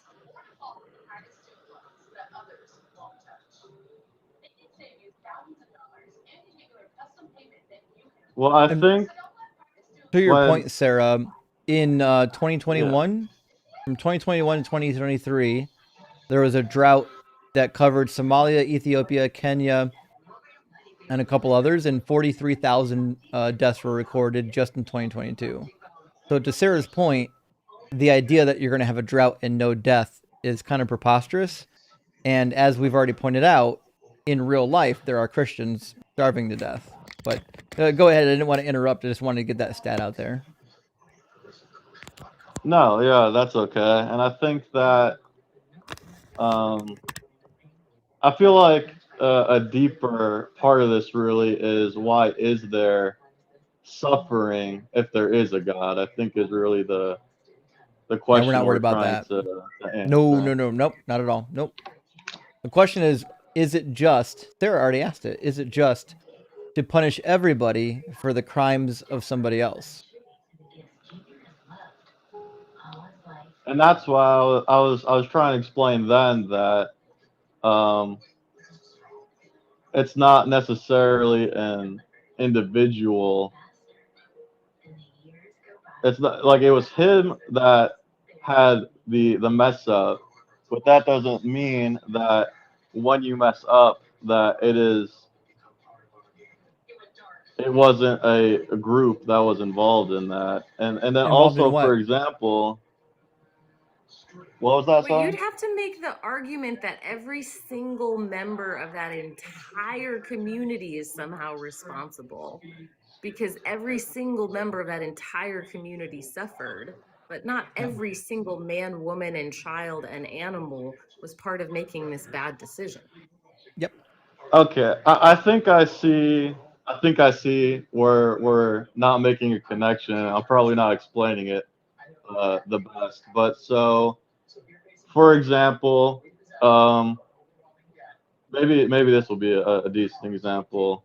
Um, if I am, um, I guess, yeah, if I'm an alcoholic and I have a family, it's easy to see how, okay, I made the decision, you could say, to maybe start drinking in the first place or to continue or to not seek help, whichever one of those things it is. And so that moral responsibility is now affecting not just me, but the people around me, even though they're innocent and didn't do anything wrong. Right, That's but kind in of the this point I'm case, trying to make. that makes sense if there's some natural consequence that no one else is in charge of. But here, this is your all powerful God dispensing a consequence, right? So, in your metaphor, this would be like the authorities coming and throwing everyone in jail, right? Like, so for God to send a drought that's going to harm the entire community, God could have just only sent a consequence to the people responsible for the decision because God is in control. Okay. Yeah, It was well, it's God's like choice. when the Israelites, for example, were in. I gotta stop saying "for example" so much. When the Israelites were in the desert, God sent the snakes to people because they were in the desert so long. They were complaining, "Why did you save us just to have us wander around?" And you could say, "Well, God is evil because He sent these snakes to kill these people. Maybe there was some other way around it." But You're making what it if it worse was again. well, no, what I'm saying is, what if it's just these people's behavior that caused the snakes, Wait, you so but know? again, to So go if we back to if this we were famine, if we to go remove back to the God sent the famine though, snakes and say that what you're snakes came as a result of their behavior, then I don't think we'd be having this discussion. So I think it's more I think we're having this discussion because you're of a not language understanding what thing. Sarah said. Can you say it again, Sarah? so again, this is about who gets punished for their actions. So God is the one who decided to punish innocent people, right? So the decision that we're talking about either was made by one person, maybe you're making an argument that there's another small group of advisors who helped make this decision. But we can agree that every man, woman, and child in the entire nation did not make this decision. Therefore, they are innocent. They are not part of this decision. They did not do this wrong thing. But God has selected a punishment that hurts everyone. Whereas, Justin, Well, my question for you then is that does every single mistake that someone make not have any consequence on another and only negatively affect that person for you to That's not what believe she that a good said. God could no, exist? you're missing the point. There is, when you say an action has a negative consequence, you are talking about if I make a bad decision and I hurt someone. But we would agree that it's bad that I hurt someone. This is a different situation in which you have a judge and jury dispensing punishment. So we're not talking about me making a bad choice that harms someone else. Now we have someone above you looking at your actions and dispensing a judgment and a punishment. It's a very different scenario. Yeah, I understand. I do understand that you're saying that it is a judgment and not necessarily a natural consequence. But I think when it comes to God, that those things are more closely interlinked than we think. I guess I don't know how else to put that So right you now. do But you think that God was in control of the famine? well, he's sovereign over all things. Okay. So God made the choice to send a famine knowing that it would harm people who did not make this bad decision. Again, I think that you're looking at it from that perspective, and that's a fine way of analyzing. But you're also not thinking about the fact that Saul did something that he shouldn't have, and now we're blaming God for bringing the No, drought. But what just about the consequence of just what just, of just what of focus, what he did? focus, focus. Sarah said this 3 times. There's a difference between a consequence and a punish. If my son comes home from school because he got in trouble, he punched a kid in the nose, the consequence of that would be that maybe he gets in trouble by the school because they have written rules about what to do, and maybe that boy never talks to him ever again because he just broke some boy's nose. The punishment is what I control. When my son gets home, I get to choose of my own doing how I'm going to deal with the behavior that he exhibited, right? So God, when he sent the drought, made a choice. It wasn't a consequence. Consequences are like inevitable things that happen. Punishments are choices that individuals make. So, what Sarah said was that the drought happening wasn't a consequence, it was a choice that God decided. And that choice is not just because some people received the punishment that weren't involved in the crime. Do you see the problem? How do you know what God did isn't, in a sense, an inevitable consequence of what he did? How? Well, how How not? could it be inevitable that when Saul sinned, he had to send a drought? To be fair, that's not a question Does that God I not can. have control over his own behavior? It's not that he doesn't have control, but the things Did that something we force do, him to do it? no one forced him to do Okay, anything. did he choose to do it? He chose to do it, yes. There you go. That means it's a decision that he made. God made a decision to punish people that weren't involved in the crime. And what Sarah wants to know is whether or not that's just. And I think that it's a little more nuanced than what you're trying to explain, and I understand What's the that nuance? the nuance is that it is more difficult to make these sort of connections. You know, it's easier when someone is an alcoholic and the different people that are in their lives are negatively affected. It's harder Those are when consequences, not something. punishments. We're talking about But punishments, not consequences.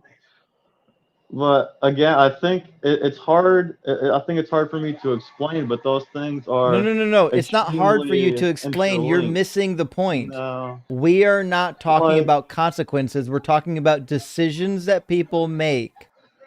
When an well, alcoholic becomes an for alcoholic and it hurts his family, those family members didn't make the decision to be hurt. That's a consequence of somebody else's decision.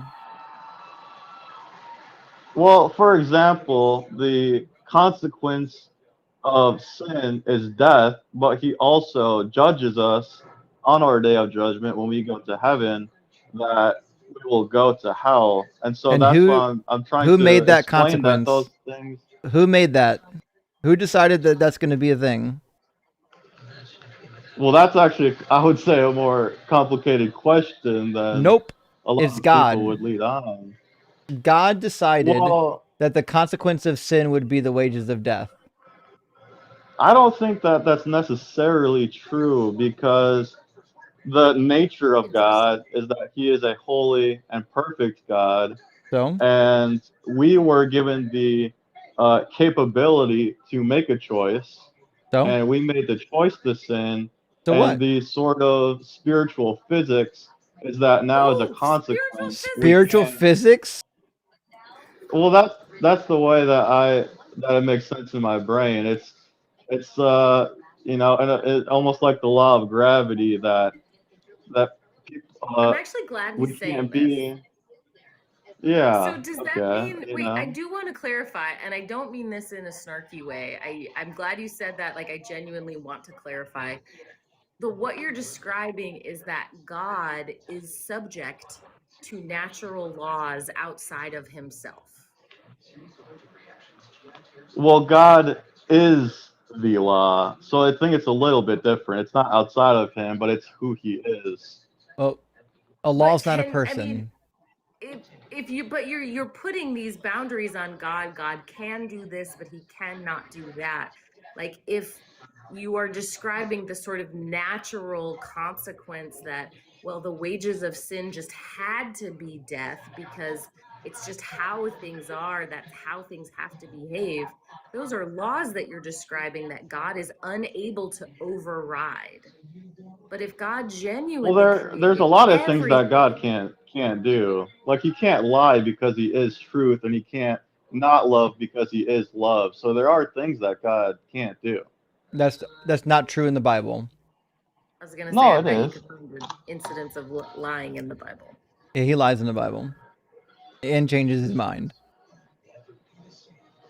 Okay. Well, and I'll say, in your opinion, He Nope. lies and does what seems to change His mind, It but says verbatim that he changes his mind in Exodus 32:14.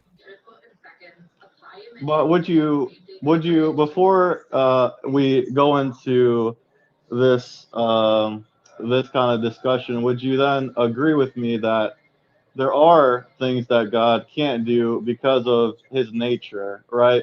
No. If you just before we go Nope. into this discussion No, I disagree. accept that. Pause right Okay, there. well, I disagree. why do you disagree?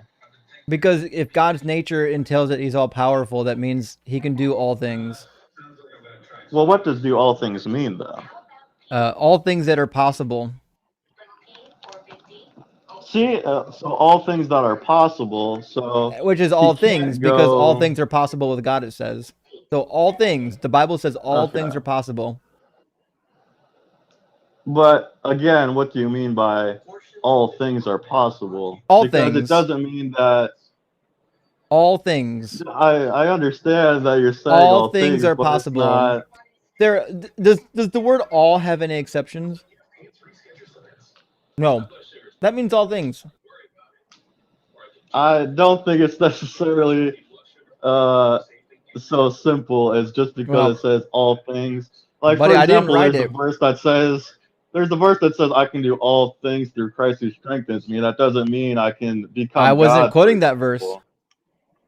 Well, it's in the same sense that just because No. God can do all Jesus said things that doesn't mean that all things are He can possible with God. literally.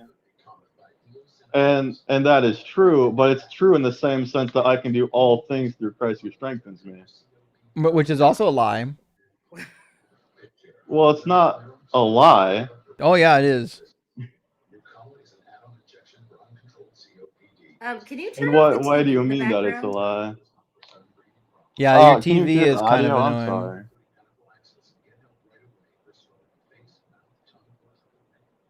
Okay. Can you hear it? Mm-hmm. Yeah. It's better now. We can still hear it, Okay. but it's I off. muted it. So the point still hasn't been addressed, which is, why was God required to send a drought when Saul sinned? What's the spiritual calculus there? Tell us the physics.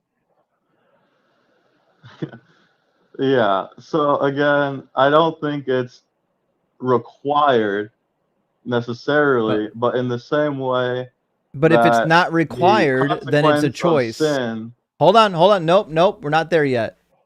If it's Okay. required, if it's not required, that means it's a choice, yes or no? It is a choice. Okay. And if it's a choice, that means God could have chosen otherwise, yes or no? I don't think that is so simple now. Well, then it's not a choice. If you can't choose otherwise, that makes it a requirement. So we'll try again. Was God required to send the drought, yes or no? I think, but Nope, yes this or is gonna no? sound like I'm obfuscating. Yes or no? You're But obfuscating already. the Yes or no? Was it required? when God Yes or isn't no? as Was it simple as you're required? trying. God is not so Yes or simple as no? the Was it concept you're trying to required? bring forward. Yes or no? Was it Is it required? required? In the sense that God is perfect, and He will only do the thing which is best. You could look at that and say it's required, but I don't think that's the most accurate way to look at it. So you're saying starving all those people is what was best? That's crazy. No, not at all. Well, if it's not best, then why did God do it? Again, is it best for us to for us when we sin that we experience death? No, I'm asking about That's not God's what's best. choice. No, but this God, again, this God idea could have connects. It's sent not any type best. of punishment that he wanted. And you said that God acts in a way that is best, right? So God controls God's actions and God does the best thing. So when God saw that Saul sinned, God made the choice to send a famine to starve the whole nation. So it's not best in God the did way we're not do the looking best. at this, right? Okay, Well, it's so Was not there a best better that when we choice? sin, it's not best that when we sin That's was not that there a what we're better talking what choice? we about. deserve. But just Was there a better can I choice? finish this idea? No. It's not. Well, if No. I Sarah can't finish asked you the a idea, question, then we can have the and you're discussion. on a tangent. Well, I can connect the two ideas if No, you you. can't. I promise you Because can't. you want to blame Saul for the drought, is where you're going. I don't want anything. I mean, if you You guys certainly do. convince me You're that going the to way you're blame thinking about Saul it for is the true. drought when Yep. Saul's action did not directly cause the drought. It was God who said, "Look, Saul sinned. Now I'm going But to that's an choose to assumption. take this action." No, it's But that's an 100% true. assumption. You're already doing it. Let's read the text. Does it say, "I sent a drought"? I had tried to explain in the same way that Nope. No, the you didn't. consequence of sin Nope. There's being not a death is consequence. not. Wrong again. Well, it is. It says in the Bible that the consequence of sin is death. No, it doesn't. Okay. Well, let Says me. the wages Oh, of sin is death, and wages are not consequences. Wages are something you decide to pay out for somebody, which is again a choice, a decision, not a consequence. Oh, we lost him. I think he's coming back. Maybe he's coming back. Hold on.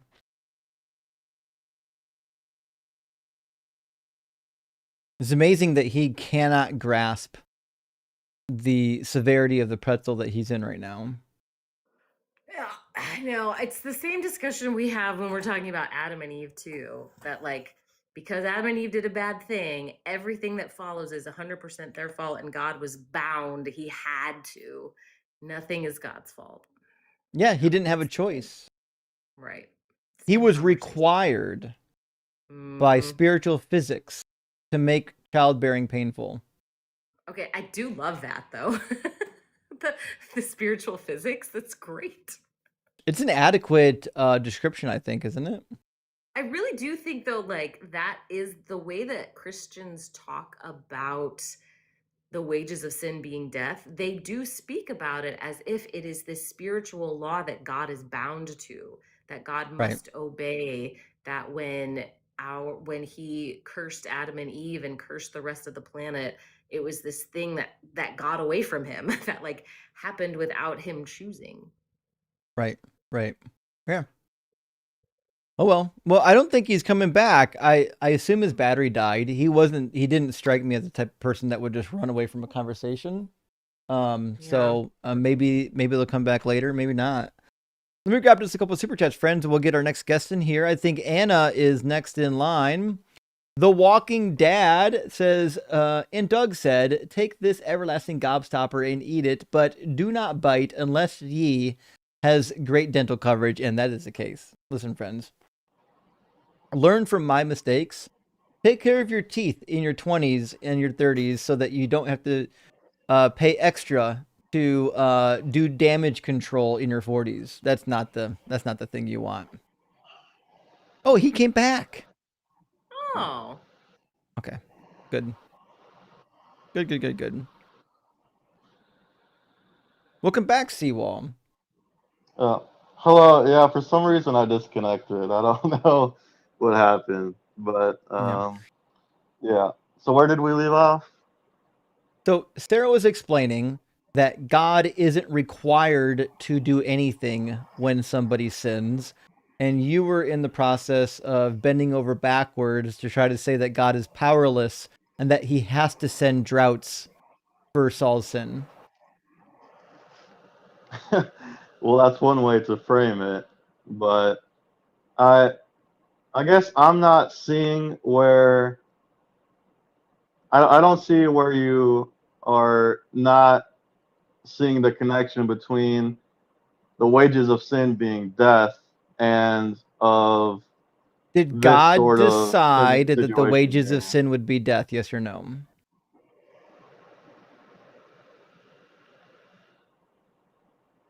No. Who decided it? It was, well, again, that's why I think that's a bit of a complicated question. I I don't think it know, is. like, no, I Not think if your it God is is. sovereign. Didn't you say your God is sovereign over everything and he created everything, right? He is sovereign and he is over everything and created everything, Oh, no, he's but not. he he didn't create himself, so because But otherwise he would be something that was created. So he has these characteristics and these traits that are inherent to him, and he can't go against those traits. that doesn't answer So the question. Who decided that the wages of sin would be death?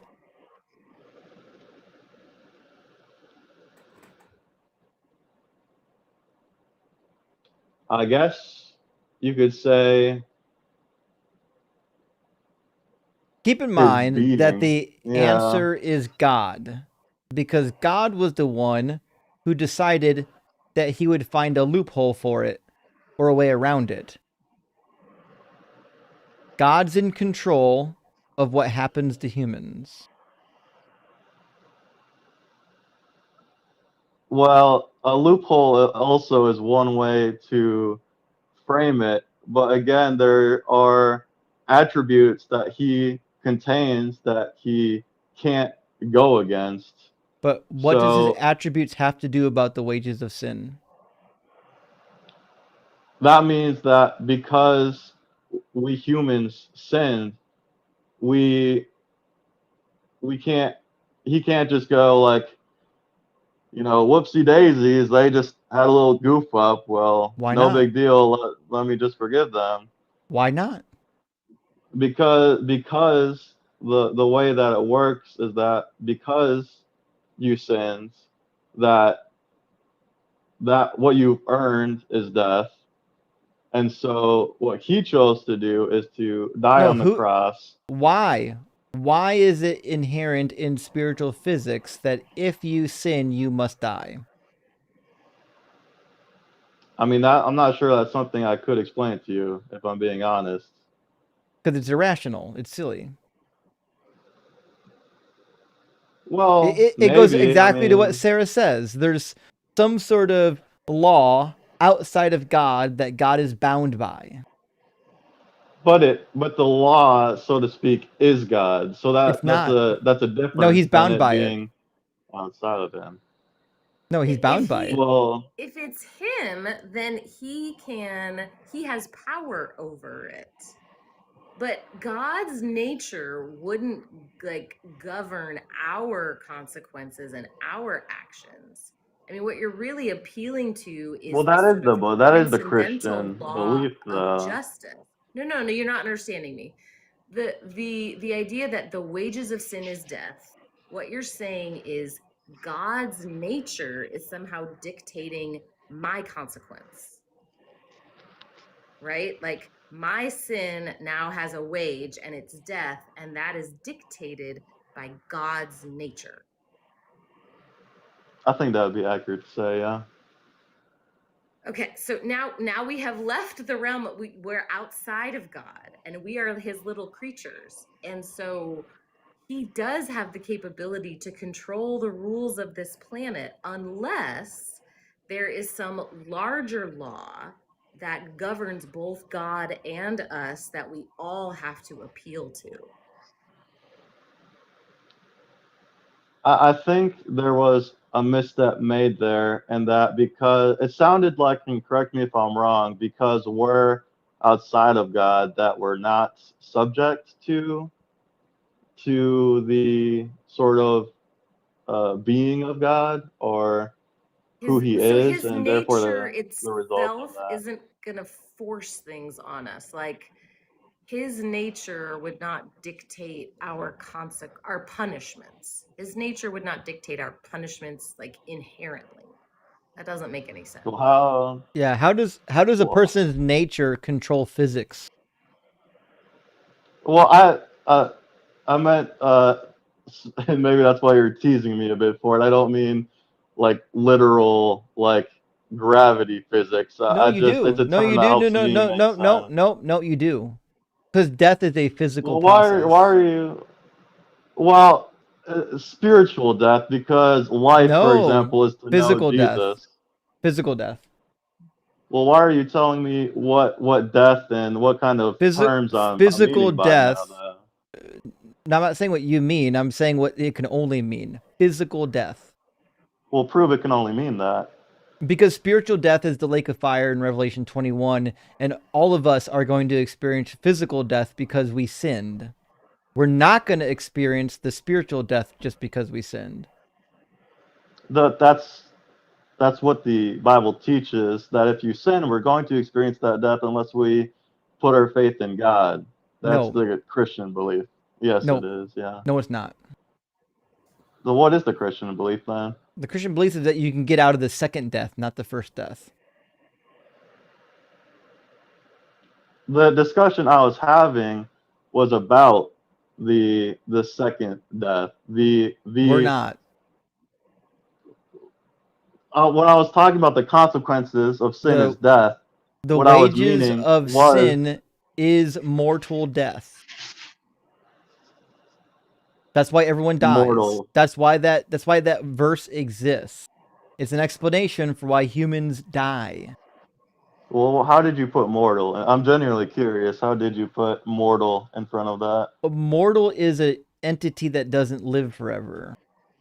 No, like how did you get the word mortal in the verse? Because I don't remember that's it what saying the mortal. passage is about. It's an How do explanation you for know? why human How do you beings know it's about die. that? Because that's the explanation for why humans die. Because we're Can you sinners. show The that to me? wages of sin is death. Can you maybe explain to him that like the translation doesn't mean spiritual death? That's also another thing. There's nothing in the Bible ever that translates to spiritual death. That's not a thing. It's not in there. Well, I don't think it says spiritual death, but I don't see it says mortal death either. So that's why That's I'm the just only death you curious. have. If it's Well, not no, but spiritual, what kind of by death that is it? by that standard, when the serpent says, well, you won't surely die when they eat the apple, You're making it in that worse. sense, then he would be telling the truth. But He was if telling you're the truth. thinking, Congratulations, you figured it out. no, but I'm trying to explain Yeah. that it's the spiritual death. It's So not you though. can, There's no spiritual but death not. anywhere in the Bible. It doesn't exist. You have to make that up. Well, I know that it is.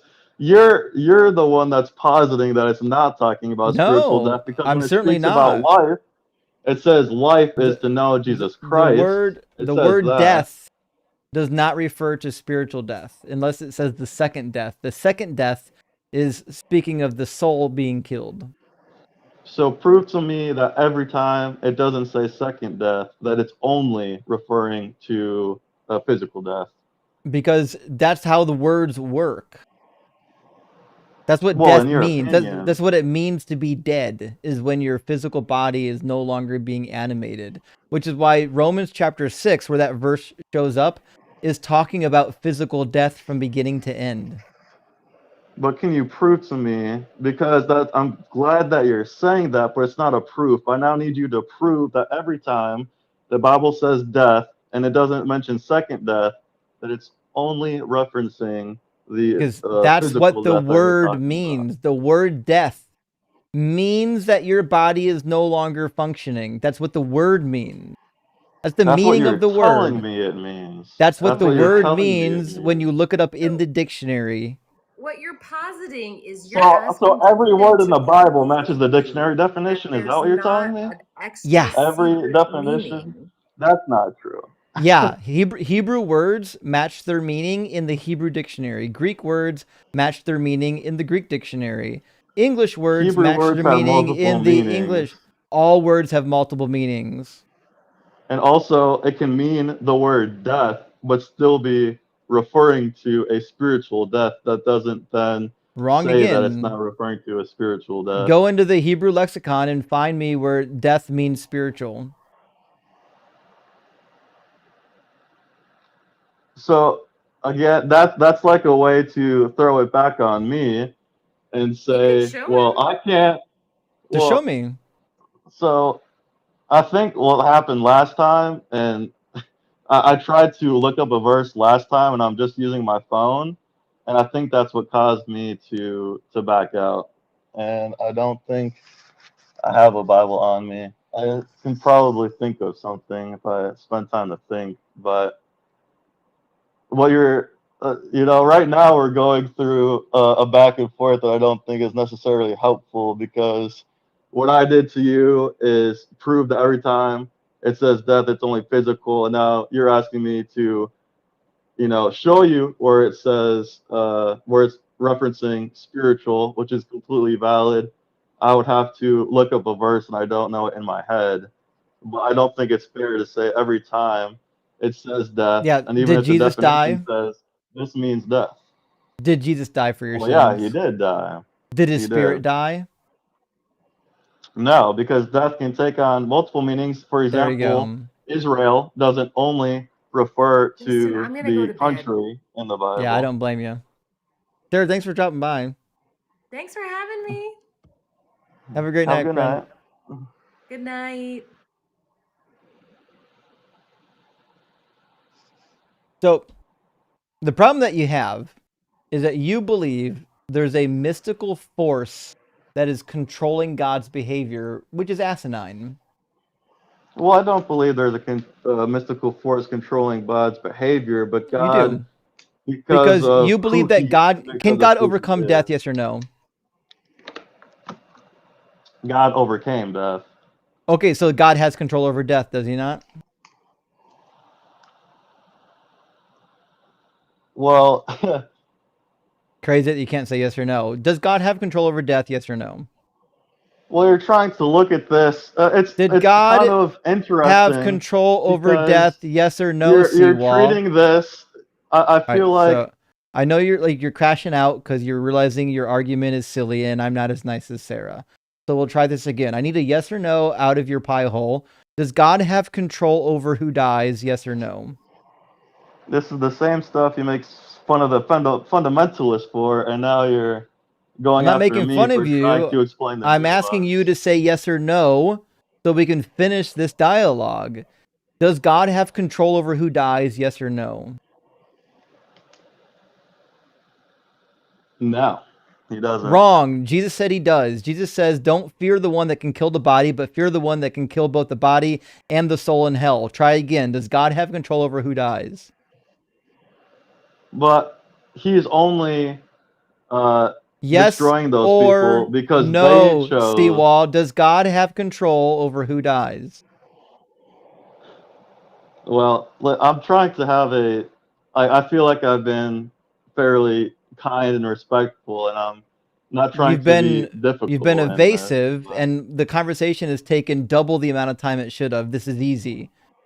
Does God, according to Jesus' own words, have the power to kill the body and the soul? On the other hand, he is Yes a or just no, God. Seawall? Does he have the power to kill the body and soul? Can I add in the other Nope. side of that coin once I answer? You're going to answer, and then we're going to finish this dialogue and stop stretching it out for another hour. Does God have the power to kill the body and soul according to Matthew 10:28? I promise I am someone who seeks the truth, and the truth is often nuanced, and it's not as simple as this yes or no question that you're This is a trying to simple lead yes me or no into. question. Let me ask the chat. Chat, does God have the power to kill the body and the soul? So you believe everything the chat believes. Okay, I get that. Okay. No, I'm demonstrating that the chat isn't made up of petulant children. They're willing to answer easy yes or no questions. I got it. A lot of yeses. All right, your So, turn. According to Matthew 10:28, does God have the power to kill the body and soul?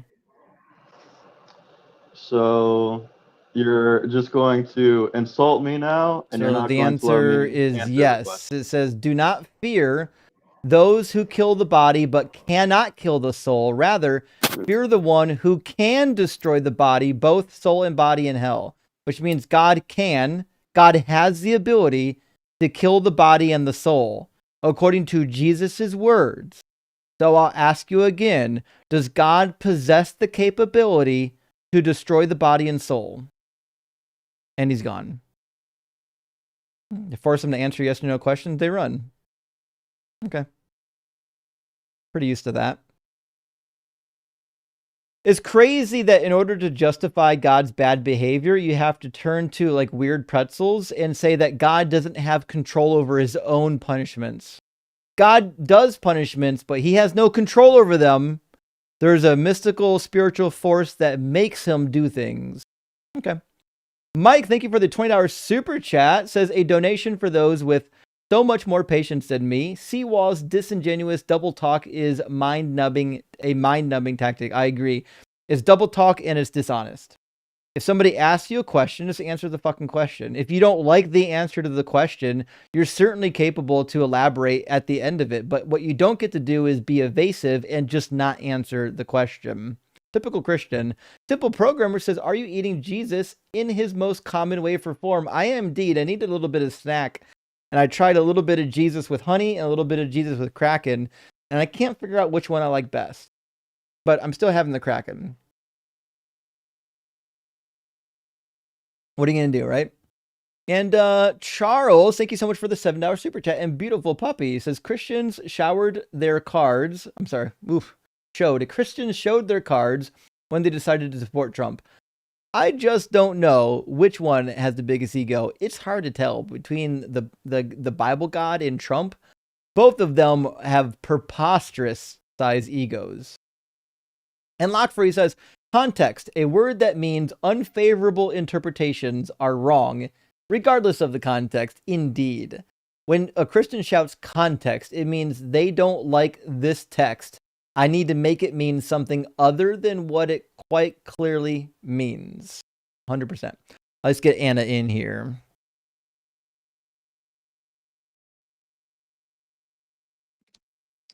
Anna, welcome in. Are you at least 18 and do you believe in Jesus? Absolutely. Yes, and yes. Thank you for having me. Awesome. And my claim tonight is that Jesus is very much analogous to Santa in that he was probably a real historical figure that became mythologized after his death. So, to me, it's the same thing, except when we're kids, eventually we get rid of Santa, but for some reason, a lot of humans aren't getting rid of Jesus when they become adults. Am I wrong? No, it's not, I don't. First of all, I'm sorry about the previous caller embarrassing all of us Christians. That's kind of, sorry you had to endure that. It was hard for me to sit here through that. What I would like to say is I have a very different view than most people I've ever met about God and Jesus and the Bible, and still call myself a believer. So I'd just like to clarify that for a second, which is I think the Bible was written, thousands of years ago. It's been edited who knows how many times by the Catholic Church before it was published, and then edited again and edited again and edited again. And I do believe that God is real, and I do believe Jesus is his son and that he did walk this earth and perform miracles. But I don't think it was necessarily in the exact context and way that it is written in the Bible. So I'm one of the few people I know that thinks the Bible is a nice story and a nice interpretation, and it's many different people's interpretations of people that are dead that we don't know now, and we don't really know how it was put together and who decided what should go in or out. So for me, it's just maybe a nice story and a reference to things. But for me, the real truth about God and Jesus being real is just my own personal experiences and relationship that I have outside of a church. And not that churches are bad. Churches are wonderful senses of community for a lot of people. And that's nice. They're nice to go to and visit. And I have been a lot. But I certainly don't need that to feel, and bear with me, I'm under the weather, so I'm sorry my voice isn't good. But I've had a lot of I'm almost 60. I've had lot of people in the younger generations um talk to me about they don't believe that God is real or that Jesus is his son and was here and did miracles. And I can only say that I have a different experience. I've had experiences I don't want to spend, an hour going into on air, but just to say, um, you know, dreams, visions, feelings, and such, and literal miracles in life that I've experienced for myself that are unexplainable in any other way. And all I can say is that I I believe that I've talked to God. I believe that I visited God, and I believe that once you do have that experience, since it's not just an experience as in any other experience in life, but once you do experience something like that, and it transforms your whole body throughout your entire body, your chemistry, your thoughts, your actions, your feelings, your heart, and everything that you have, and you're never the same after that. And then when you find a person that says, well, God isn't real, or, or Jesus wasn't his son, it's really hard to go, oh, I'm sorry, but you're just so wrong, But I often refrain from doing that because one thing I believe about being a Christian is you do accept everyone for who they are and let them have their own opinions. And my belief is that sooner or later people are find out. And if they don't find out, that they're still going to be with God in the end anyway. That's just my opinion. But I'd like to share it with you because it's very different than most people I know. And Yeah, then so the you're a last, universalist. That's fine. So, but my point is that When you were asking Jesus the question about the flood, appears to be right? mythological, right? So, what would be the reason why I would believe that Jesus is real and alive as opposed to mythological, like the dead Saint Nicholas? Yeah, and again, my answer is just going back to um I believe that the Holy Spirit will touch people's lives and show you. And if you're never shown, I believe you'll still go to heaven. It's fine. I don't believe everyone is shown.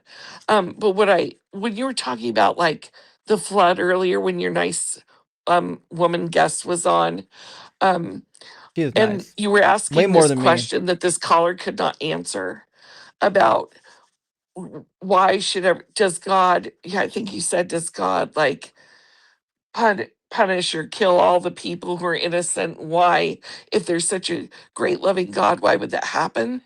And my belief is that God doesn't do those things.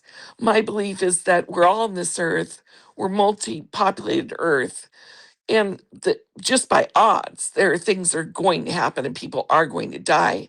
And my belief is that, and then God will take your soul, and be with you in heaven when you do die, and help people who are survivors of losing someone they love through their pain. But does he cause all of that? No, I don't think he causes it. But to answer your question, does he have the power to call someone home? Yes, I do believe that he does. Dope. So, what would be the evidence that Jesus is real and not mythology? Yeah, I don't think there is Oh, okay. evidence. Fair It's enough. again, it's about like once you've So, had the experience where that's you've seen fine. Jesus in front of you, you'll just Yeah, always know and believe. And not sure. everyone's gonna have that experience. I realize that. And the reason there Yeah. isn't What about my evidence friend is who's because a Hindu who got visited by two of the Hindu deities? Are they real? yeah, they actually are real. And the whole, I think a lot of the world has the idea about the whole spiritual realm very askew and not accurate at all. And once you have been to the other side, like I say that I have, and once you've seen and have these things revealed, then you know. And the best way I can explain it to people is that Right, but um just to be sure, a Hindu who met the Hindu deities would mhm. say that like your God is not real and theirs is, or like anybody from any other religion, right? So Yeah, what I'm so the suggesting Hindus is I that know would I say, realize that I you had a call it personal experience, and what I'm saying is that other people's personal experience right. necessarily would invalidate your personal experience. So either one of them Sometimes and have to be sometimes not. wrong, Sometimes some of and them have sometimes to be not. So wrong for they one would of the say other to ones me, to be right, but as it turns out, they could all be wrong, which is my opinion. I don't well, think anybody's personal experience with any deity is true. I think this is people's mhm. brains playing tricks on them. Yeah, I've heard that before. What I would like to point out though is when you're talking, I actually have traveled the world and I've been in many different countries and a lot of the Asian countries. And what you actually will find out is that long time ago, there was a book written in Sanskrit called the Tibetan Book of the Dead. There's actually a Mm-hmm. documentary about this. And this process embodies exactly, without them knowing anything about Western culture or never seen an American in their life, um, the exact process that many of us describe as going to be with God. And And so so did those things for so me are did the not coincidental. Egyptians, and so did the Huh? Greeks. The Greeks had Right. their own Yeah, stories, and exactly. they're full And with so for me, details these things that are not contradict the details from the other experiences. correct. So the Correct. problem So is for when you me, have like for example, Plato tells a story. Remember, I think it was Plato tells the mhm, myth of air, where air had a near death experience, and mhm, there were Greco-Roman deities there, right? mhm. But the Yeah. problem is when you have like something like Christianity, Christianity teaches that there's only one God, which means these other near death experiences where other gods are appearing can't be real. They're Yeah, and that's where exclusive. Christianity has it wrong. Because what I So call then you're my not a God and what the Christian. Hindu calls his God, to me are the same entity. That can't be, because the Hindus are polytheists. But correct myself. The Tibetans and their they're gods of the mountains, and you go to any other religion and their god and their god. But And I how many believe that gods it are is there? one. Excuse me? How many gods are there? I believe there's one Okay, well, controlling spiritual there force. there are polytheists who believe in multiple deities. Yes. Which means if they're being visited by multiple deities, then either one is true, either there's one god or there's multiple gods, but it can't be both. One of those two views has to be right, but both of them can be wrong. So, So they're for example, calling I've their got a friend who was visited by two of the Egyptian deities. Do you believe that the Egyptian deities exist? I do, but I don't believe they're God and the spiritual force called God There you around the go. world. I So believe they're you angels believe that? Yeah, there and we other go. types They're of smaller. beings. They're smaller beings. They're lesser gods. Okay. Now they would say that your god is the lesser god and their gods are the real gods. How Yes, would I I determine know. who's right? I'm not going to say they're wrong, I'm right, and I'm wrong, or I'm right and they're wrong. I can only attest to what I have witnessed myself. Right, That's but all they I would say can the same say. thing. Like they're going to say, I can only tell you what I witnessed, right? Which is why personal experience is never good testimony of something being true, because one person's personal experience will invalidate another person's personal experience. And just like there are people who have personal experiences claim to have been taken up on alien spaceships and probed. There are people that I think that's crazy. I know, and there are mass experiences. There are people who were in groups when this claimed to happen, and we have the same thing for Bigfoot sightings. Hundreds of people claim to have seen Bigfoot. The reality is, people's personal experience doesn't seem to be a whole lot of good evidence for anything supernatural. Yeah, and I'm also a believer that what is preached in the churches is entirely backwards. And I'm also a believer that you any one person claiming to be right and that they know it all it actually goes entirely against what the Bible does say, which is that we're not really meant to know all the answers, and we're not really, no man shall know the day that Jesus will come to reap the earth or whatever. I don't even know if I believe in the what do they call it, revelation, but I certainly don't believe it'll ever be in my lifetime. The earth has been here for billions of years. And that's the other half of my belief system, is that I do believe also in science, and also in doctors, and also in the whole world that is spiritual. And I don't think we have to choose. It's all one to me. People say, well, how can you say that? And I go, well, I believe God made the stars. It's as simple as that for me. But that's what I learned through my own experiences, like you said. Now, when you did say, I believe that people's brains and everything, do make up all the things like my visions and my experiences that I've had. But but there are two things that for me negate that. One is that when you have little children who don't know any better and have not seen any of things that would influence them have spiritual experiences, that's different. And the other thing is that, Never seen it happen. right, I have though. And the other thing is that And again, when they you contradict each have other as well. Like, do you believe in reincarnation? Because there are a lot of people in the East, children specifically, that have given past life regression. And the reality is, either we get reincarnated or we don't. If we don't, that means all of the little people in the East, the children in the East that report past life regression, that means their brain is making it up, and that there is no past life that you lived. But if they're right, well, that just means all of the Christians, like children's near-death experiences, were false. There's a lot of Christians I know that don't believe in reincarnation, and I think that's also crazy. But what I'm saying to you personally, like you and I having a conversation, once you have had some of the experiences like I have had, you will come back to your life Nope. a totally changed person in every single way. Not me. Because when you experience the unexplainable, There's no other way around it. No, it is explainable. Hallucination. Okay. Okay. All right. Yeah, well, I'll give you an example if you like.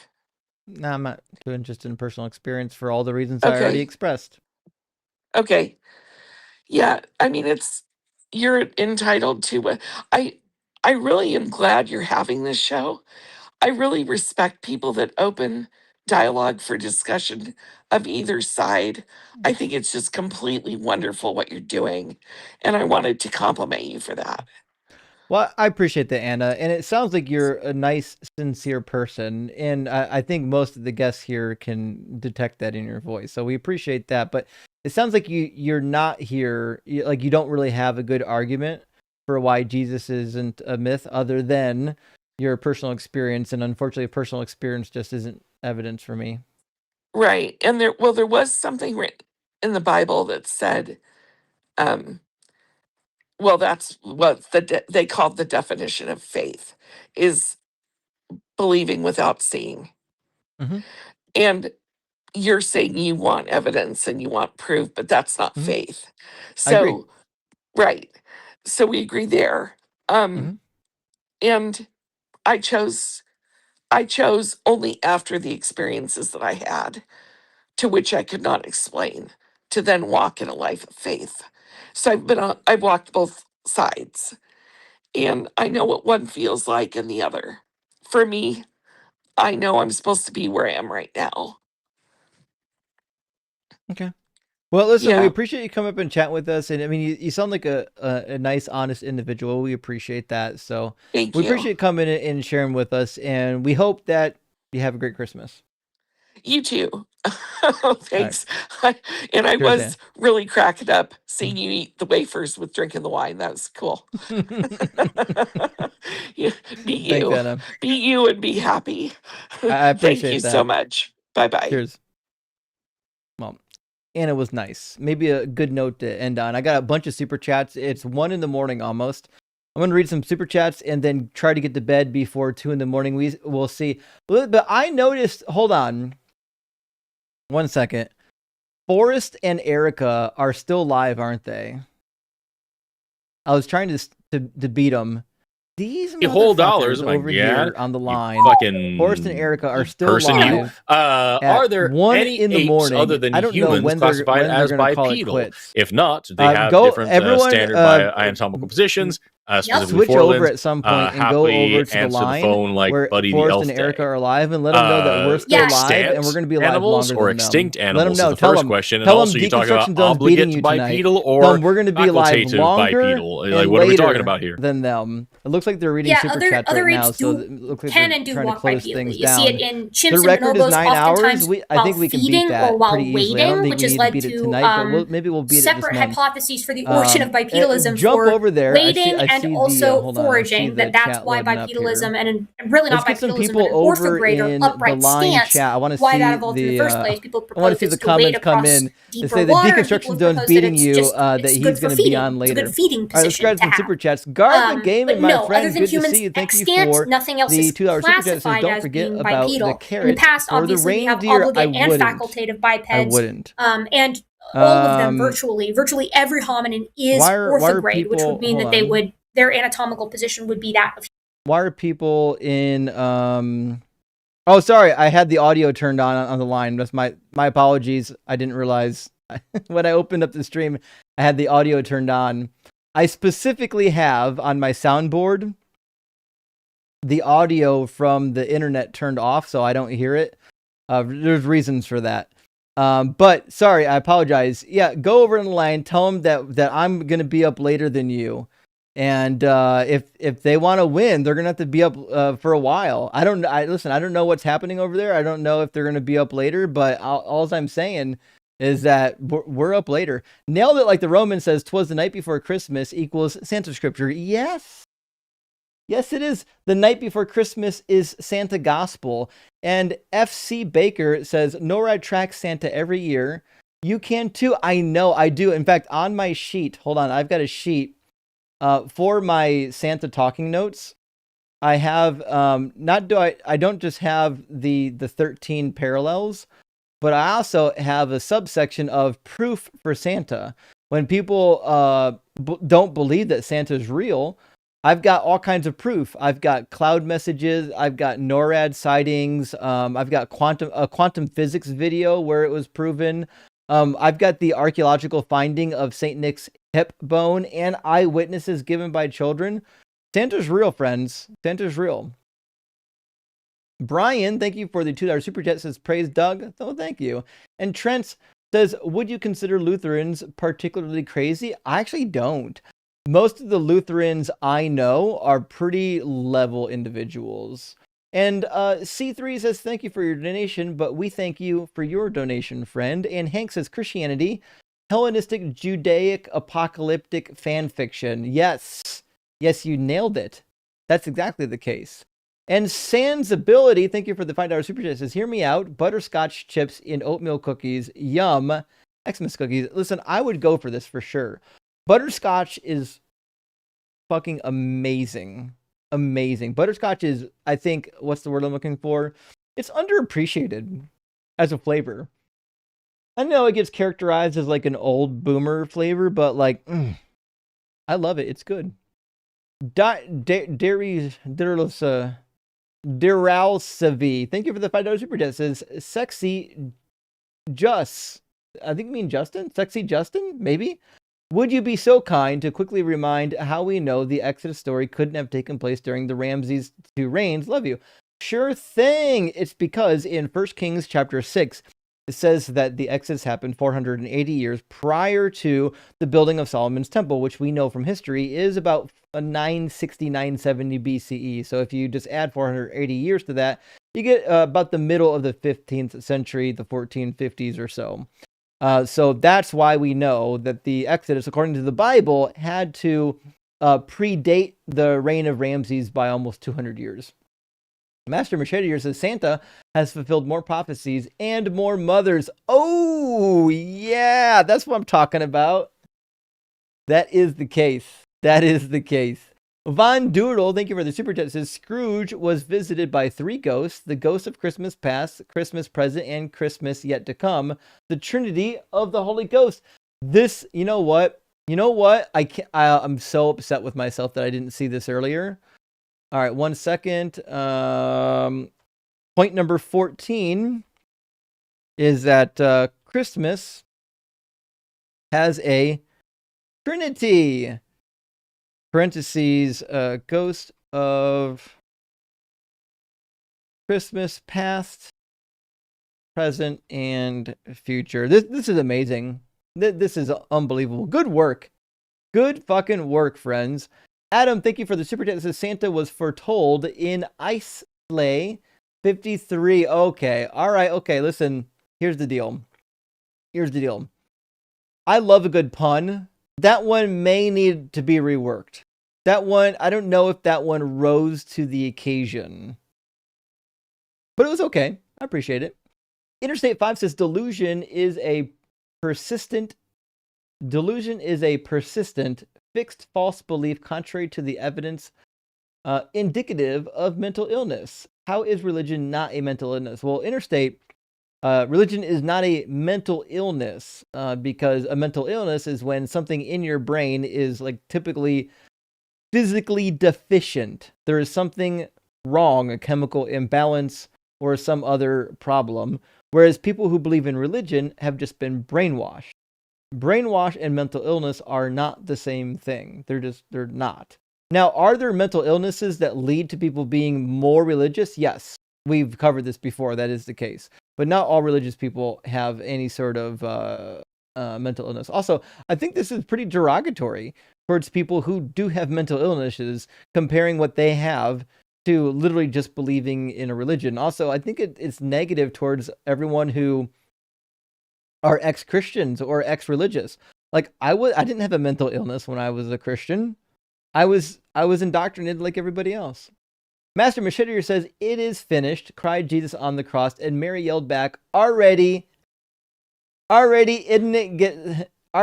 didn't even get started. You nailed it. He was literally up there, almost the shortest crucifixion ever. He was on the wood for less amount of time than almost anybody in history. Gargoyle King says the main difference between Santa and Jesus is Santa disappoints 1 day a year. Ooh, Jesus, on the other hand, disappoints 24/7, 365. Cheers, folks. Gay for Justin. Hell yeah. Thank you, Gargoyle. That's a good one. And TL Pineapple says, just finished my chemistry examination. Excited for 2 times speed, Justin, while I catch up. Hell yeah. What I'm talking about. Thank you, Pineapple. Good luck on your exam, by the way. Lockfree says, my wacky Greek polytheist friend believes Asclepius and Jesus are the same being. That's a real thing that happens, actually. Yeah. I have a friend who's believes in a polytheism as well. And some of the beliefs are a little strange. But, I mean, it is what it is. Eris says, next time someone agrees to baby paste, ask them. Then if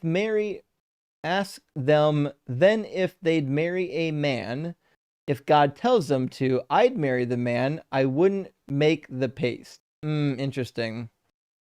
Hmm.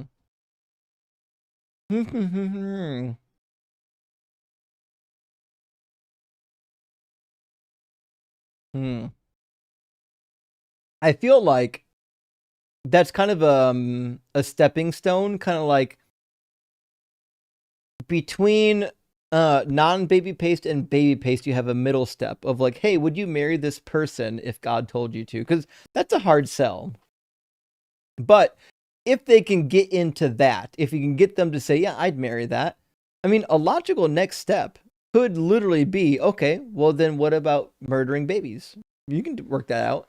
Behold, thank you for the super chat, says, why would Alex call in if he apparently has no reason to believe in anything he does? To cry? Lamau, see ya, bud. I mean, maybe we have some of that, and sometimes we just have people that are confused about what they believe, and they feel like this is a good avenue for sorting it out. That does happen. And then you get some people in here that are really confident about what they believe, and then they turns out they have no idea what they're talking about. That usually goes poorly. Pork Ramen says, Pie 3.1, I'll pay Justin to invite you to get cooked. Oh, that must be a user. Yeah, you know what? It's a shame. I'd hate to cook somebody with pie in their name because pie is so delicious and it's an amazing number. But that being said, if pie wants to get cooked, I'm game. Interstate, it says, in San Francisco, California, there's a Church of St. John Coltrane. Their services are getting stoned and listening to jazz. I'm an atheist, but I can get into that. Oh, that would be really good. That would be really, really, really good. I can go for that. Ursmont, good to see you. My friend says, just saw 2 pastors explaining slavery. They avoided quoting scripture, and certainly every point you bring up, they fear the stone of destruction. Indeed. When you talk about, here's what's going to happen when you talk about slavery in the Bible. Somebody like who's a pastor, what they're going to do is immediately try to take you to laws about slaves that sound less bad than the other ones. They'll take you to Exodus, where you only served for 6 years. They'll take you to Deuteronomy 15:23 or 23:15. I think it's 23:15. No, it's got to be 15:23. Deuteronomy 15:23. Yeah. No, that's not it. Maybe it was 23:15. 23:15. 23:15 is what it was.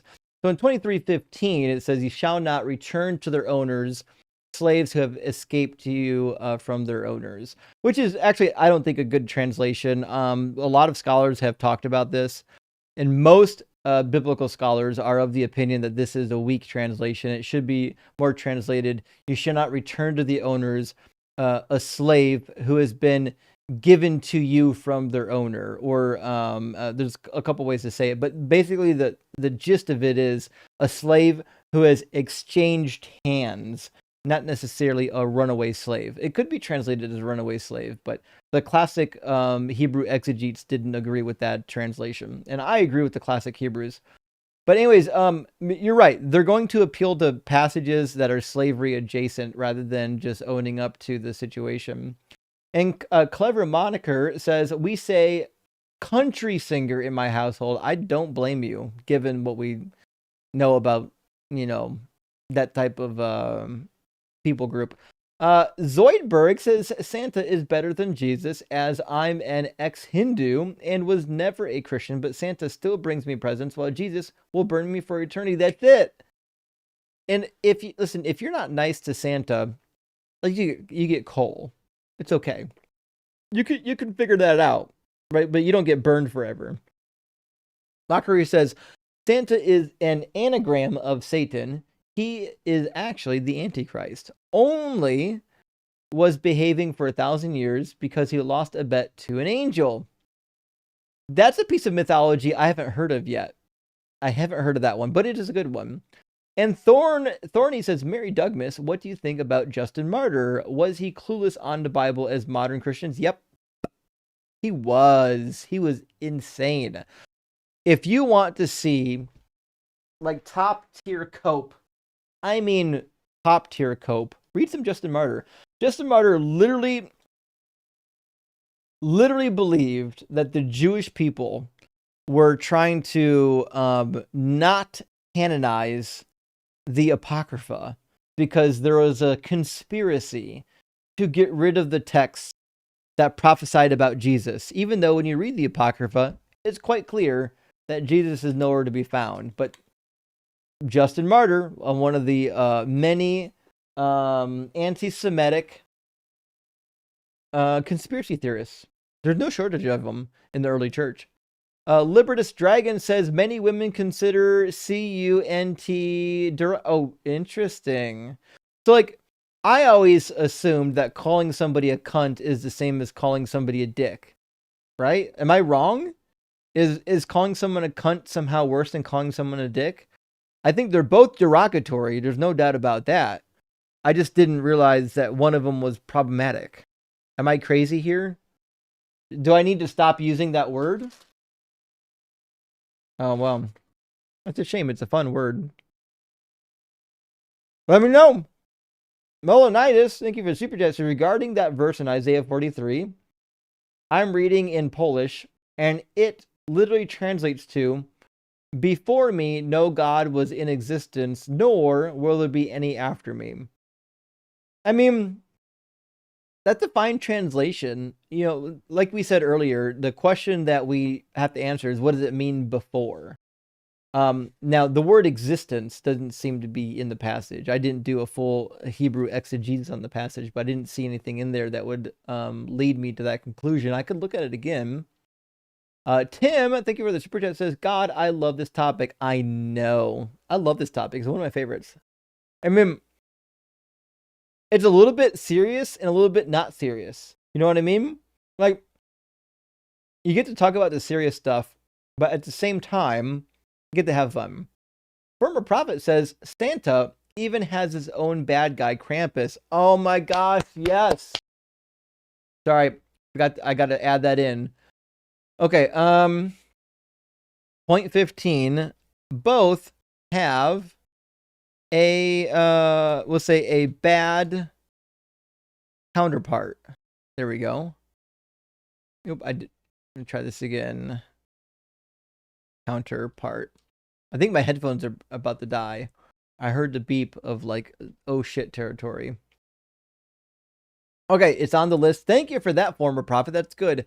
Skeptic Gus says, Santa will give you coal. Jesus will set it on fire. Indeed. Yeah, that's actually similar to the point that we've been raising, which is Santa will give you coal and Jesus will literally turn you into coal. I got to change charge one of my earbuds. Hopefully the other one's still active. I looked today for earbuds that last over 12 hours. They don't seem to exist. You have to get those big bulky headphones, and I don't want to. I just want some little earbuds. So we'll see. I tried earbuds before that were rated for 12 hours. Nothing. These are rated for 10 hours. I did not get 10 hours. I started at 6. It's 1 o'clock now. I don't know why when you buy these, like any earbuds, any headphones, they only last half as long as they tell you. Yanti says, no baby Jesus this year. ICE took him to a detention center. Back to Jerusalem, you bleeding heart liberal. That is the case. Charlie's saying you can't use wired ones. No, I cannot. Because what happens is I have kittens here, and the kittens crawl up around me and they will destroy my headphones in an instant and knock them out of my ears or out of my microphone. And it's also like it's super inconvenient because now you got a cable hanging down in front of you, and anytime you want to use your arms, you have to work around the cable. It's just kind of annoying. So yeah, wired earphones are not my favorite. People are literally asking now, you have kittens? Are you brand new to the channel? Yes, there are kittens. They were on screen earlier today. Congratulations though on your kittens. I hope they're giving you a good holiday season. Where'd I go? There we go. Gretchen, thank you for the super chat. Says new lore drop.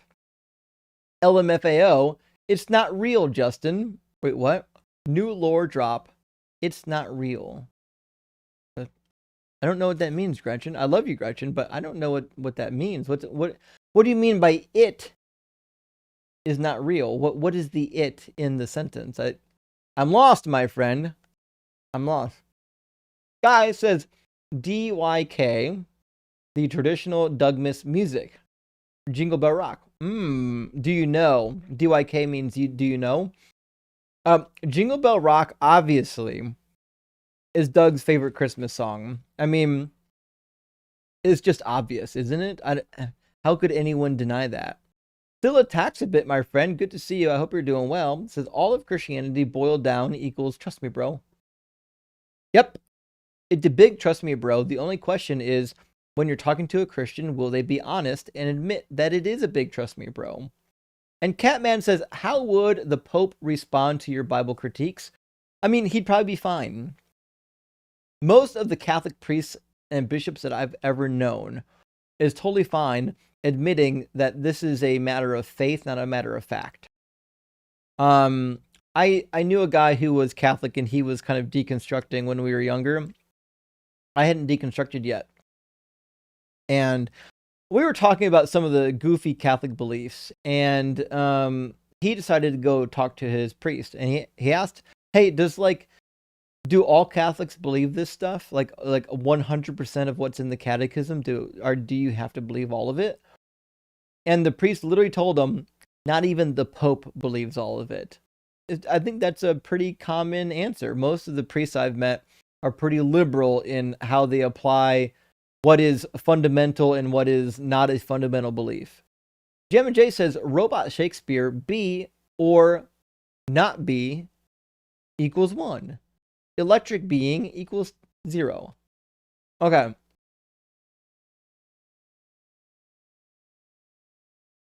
I might not understand the equation.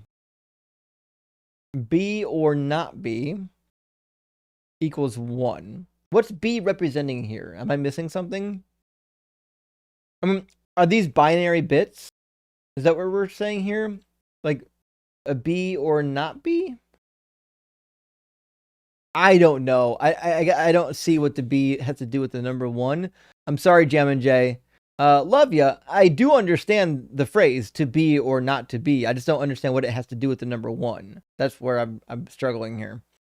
Mr. Timon says, I'm enjoying the Bible studies with Sarah. Can you explain why Exodus 3 says Malik appeared in flames in fire and then says it was Yahweh in the bush? Wait, like Exodus 3 says Malach? You mean an angel? Okay, you're asking, okay. So what you're asking is who appeared in the bush? Was it Yahweh or was it the angel of Yahweh? The reality is, the reason why we believe it was Yahweh, not the angel of Yahweh, me personally, is like most people at this point in history, we understand that there was a time where the angel of Yahweh didn't exist. It seems to be that the angel of Yahweh was an invention by later scribes who didn't like the idea of God interacting directly with mankind. And there's quite a few passages where when it used to say Yahweh, they inserted it would be the angel of Yahweh, right? So it'd be a Malach Yahweh. an angel of Yahweh. And so we find passages that are older, an older tradition that'll say Yahweh rather than the angel of Yahweh. And we see in later manuscripts, it says angel of Yahweh rather than Yahweh. So that's kind of the situation. That's why, like, I believe originally it was Yahweh and the angel of Yahweh was added later, and it led to much confusion because now we have these bad talking points about, well, who is the angel of Yahweh? It must be Jesus. Like, these are dumb talking points. Hope that answers your question, though. Mr. Timon says, can you explain the Hebrew in the midst when God is in the pillar of cloud? Is he literally in the cloud or just concealed inside of it as Exodus 16:10? Oh, so in the midst is not like the Greek phrase.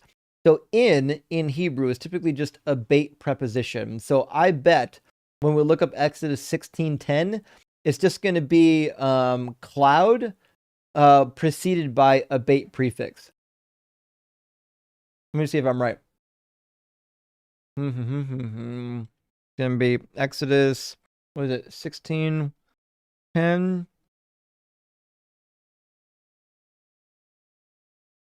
And I assume it's going to have a definite article, but we'll find out. We will find out. Yeah. Okay. So that's what we've got. Be'anan, which means in the cloud, literally in the cloud from Anan. So Anan is the word for cloud, and the bait prefix is going to be in the. It's definite in this particular translation. So yeah, it just means in the cloud. There is a way to say between, like in the middle, like batoch, but we don't find that here in the sentence. So it would literally just translate in, like a preposition in the cloud. That's it. Black Ladder says, I actually know someone in real life who genuinely believes crazy stuff like Electric did, but did give off troll vibes. He did. Yeah. So there are some people that are genuinely that crazy like Electric. But you're right. I don't think most people believe that kind of nonsense. And he did specifically sound a little bit trolly. You can usually tell at some point when they giggle during the conversation. And HP Lovecat says, A Christmas Evil is a great Christmas horror movie. I don't know about this one. Christmas Evil. I think there's a play on Christmas Eve. It's not Christmas Eve, it's Christmas Evil. I like that. I like that. And good question. Thank you for the $5 super chat. It says, was the Catholic Eucharist invented to show that the temple sacrifices promised by Yahweh for the new covenant are happening as promised? No. No. The Eucharist, guys. Okay. The theology behind the Eucharist is way more crazy than you think. Okay. So first of all, I highly recommend everybody get a copy of the Didache Bible. This is a Catholic study Bible that is based on the Catechism and the Magisterium and other passages or other authoritative teaching. I'm curious if they have a note in John chapter 6 about this. I bet they do. You're going to love the explanation, by the way. Hold on.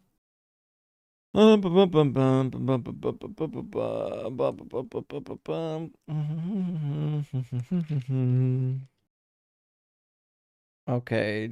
Do they have an actual study note on this? Oh, they don't. That's sad. Okay. So the basic logic is this. Christ, the sacraments are necessary. It is the body and blood of Christ that regenerates the human body. That's the idea, right? So the blood is literally in the wine and the body is literally in the bread. And we have like this fallen, sinful flesh. So just like the blood of the lamb was like smeared on the walls of the temple to purify the temple, the blood and the flesh of Jesus come into our blood and flesh and purify our blood and flesh. So it's like a physical purification process. That's why they say, like, before you go to receive Eucharist, confess your sins. Don't go to receive Eucharist with unconfessed sins on your heart, right? And so there's like, it's just one of those things where the general idea was that there's like a physical change happening in your body when you take this in your mouth, because it's Jesus. When you do cannibalism, it's literally a case of you are what you eat. That's literally what's happening. That's the situation. All right, guys, the line already closed down, which is unfortunate. Looks like we beat them. They didn't want to stay up late tonight. It's okay. Juno says, all Phil bros just want to burden shift. You nailed it. All presuppositionalist Phil bros will only do one thing and one thing ever. They will burden shift forever. They will never defend their position ever. Isabel Dreamy says, Breezy accused Ian of being a PDF file on his live. I believe that. Breezy was an obnoxious POS. I'm not surprised. This is the best God has, friends. And Stop This Stupidity says, no matter how you like it, vert or whores, there's no wrong way to watch DZ. Just being here is a big W. I prefer both ways depending on my mood. Well, big W to you. Thank you for that, Stop This Stupidity. And yes, there's no schism either any way you want it. Any way you need it. That's the way you'll have it. F. Roderick says, for control, politicians turn people against each other. Christian leaders are even worse. With original sin, they turn people against themselves. I mean, that's a fair point. The crux of Christianity is that you're dirty and nasty and sinful and horrible. But God loves you anyways. What a horrible thing to believe. This is child abuse. Behold what God calls love. Says, why come back to cry? Loser, I agree. You get cut, you act like a fool, don't come back and cry about it. David says, now that Ohio is out of contention for the AFC North dumpster fire, who you want to take the division? The Ratbirds or the Squealers? Here's the deal. I kind of would prefer the Ravens, the so-called Ratbirds, over the Steelers. And it's not just because I'm from Ohio. It's because in general, I like the Ravens franchise. I love that the Steelers too. For a long time, they've done a really good job of taking a team and making the most out of it. They've worked hard through injuries. They've worked hard through losing star players. I love the staff at the Ravens. I feel like they've overcome a lot of hurdles to keep their team competitive, which, I can't say so much about the Steelers. I feel like the Steelers have always been a little bit more dependent on having like some star players that are really making things happen. I do love the old school Steeler offense, the old ground and pound offense that they used to run. I love that. But the days of ground and pound offense isn't really a thing anymore. It's not, it's gone. Pat says, context, Justin. Damn it. So exhausting. I know. Pat, if only I knew the context. If only I had read the book. And Lockfree says, I will means I won't, but I know somebody else will, and you nailed it.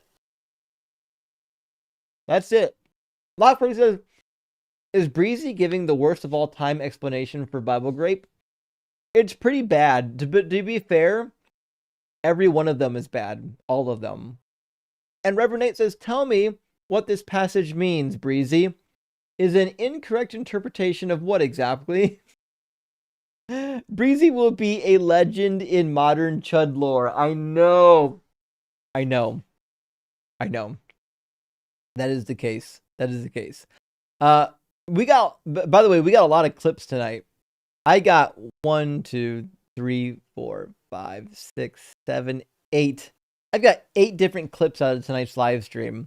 We're going to clip Anthony, who was a laundry list of bad talking points. Alex, who got cooked on the Santa Jesus parallels.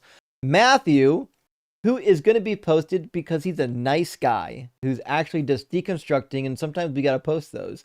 Praise I Am, maybe or maybe not get clipped. We'll find out. Breezy, definitely getting fucking clipped. Vesius, totally getting clipped. Marilyn, probably not going to clip. Sewell, definitely going to clip. So we'll see. It should be a good time. Pat says, Breezy, chew on some goddamn rock hard for Doug. Couldn't agree more. Couldn't agree more. It helps. It does help. It really does. And Pat also says, I'm not a doctor, but I prescribe 1 milligram of rock hard for Doug for pain. That's the case. That is the case. In fact, take your Doug outside, put him in the snow for a while, bring him back, and it'd be good for some cold treatment. Dr. Fudge says, retreat into mystery is a concession that your position is irrational, even if it's the only move you have left, and you nailed it, Dr. Fudge. The minute somebody says, well, it's a mystery, it's above logic, you're just admitting that what you believe is illogical and irrational. And Pat says, fuck yeah, those women consented. Why not? I know. You know what? I was shocked when he admitted that the women didn't consent. I couldn't believe that he actually agreed with me on that. I was flabbergasted. My gast was flabbered. Or was I gasted? Was my flabbergasted? I'll have to think on that one. Gaius Husky says, bruh, Breezy, you just defended the raping of women, and indeed he did. As they all do. Listen, you guys seen me do Samuel chapter 12 so many times, and it always plays out the same every single fucking time. Every single time. You have to drag them kicking and screaming through the passage, breaking it down one phrase at a time, and get them to concede one word at a time until finally they concede that God had some women fucking raped. Because that's what it says. Lockfree says, don't grape my wife. My 10 different wives. I don't think they'll understand. I mean, according to some Christians, they enjoyed it. Pepat says, these believers need to do more spirit push-ups. I know. These people did not put on the full armor of Christ because I'm fucking them up with my fiery arrows of Satan. St. Tommy says, Breezy should be tried for crimes against humanity. I couldn't agree more. All these Christians should be tried for crimes against humanity. Petbat coming in again says they need them spirit gains. Rock hard for Doug. Yolk the fuck up, son. I know. Listen, these Christians coming in here are weak as fuck in the spirit. None of them have seen a spiritual gym. None of them. All flabby arm Christians. Gaius Husky says, I can't speak for God. / can't fully grasp God equals I'm a little bitch that can't answer questions, so here's my cope and dodge. You fucking nailed it, Gaius Husky. You nailed it. The minute you say, I can't speak for God, you're admitting that what God did you don't like and you don't have an answer for it. Sodom Moth, says, I'm surprised this guy doesn't have a spine contusion with how intensely he's dodging. I know. I guarantee he threw his back out of place somewhere. Had to.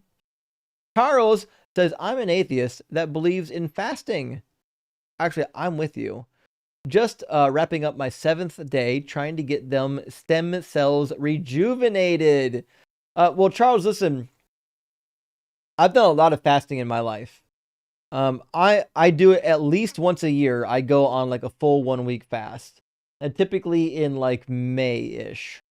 I'm a firm believer that fasting has a lot of benefits. I understand that there are some people that can't fast. They might have some conditions biologically that would prevent them from fasting. But if you're in good health, I've done fasts all my life. I've always had good benefits from them. They're hard. They are really hard. But I think they're worth it. I think they're worth it mentally, emotionally. They can even help reset your hunger cycle. They can help reset your sleep cycle. There's a lot of good things to say about it. Pat, thank you for the super chat. Says, don't just walk up to the mic and think you're gonna slap. I know. I am in fact shocked by the amount of Christians that walk up in here with all the confidence of a freshman in college and think that they're going to cook, having no idea what's about to happen.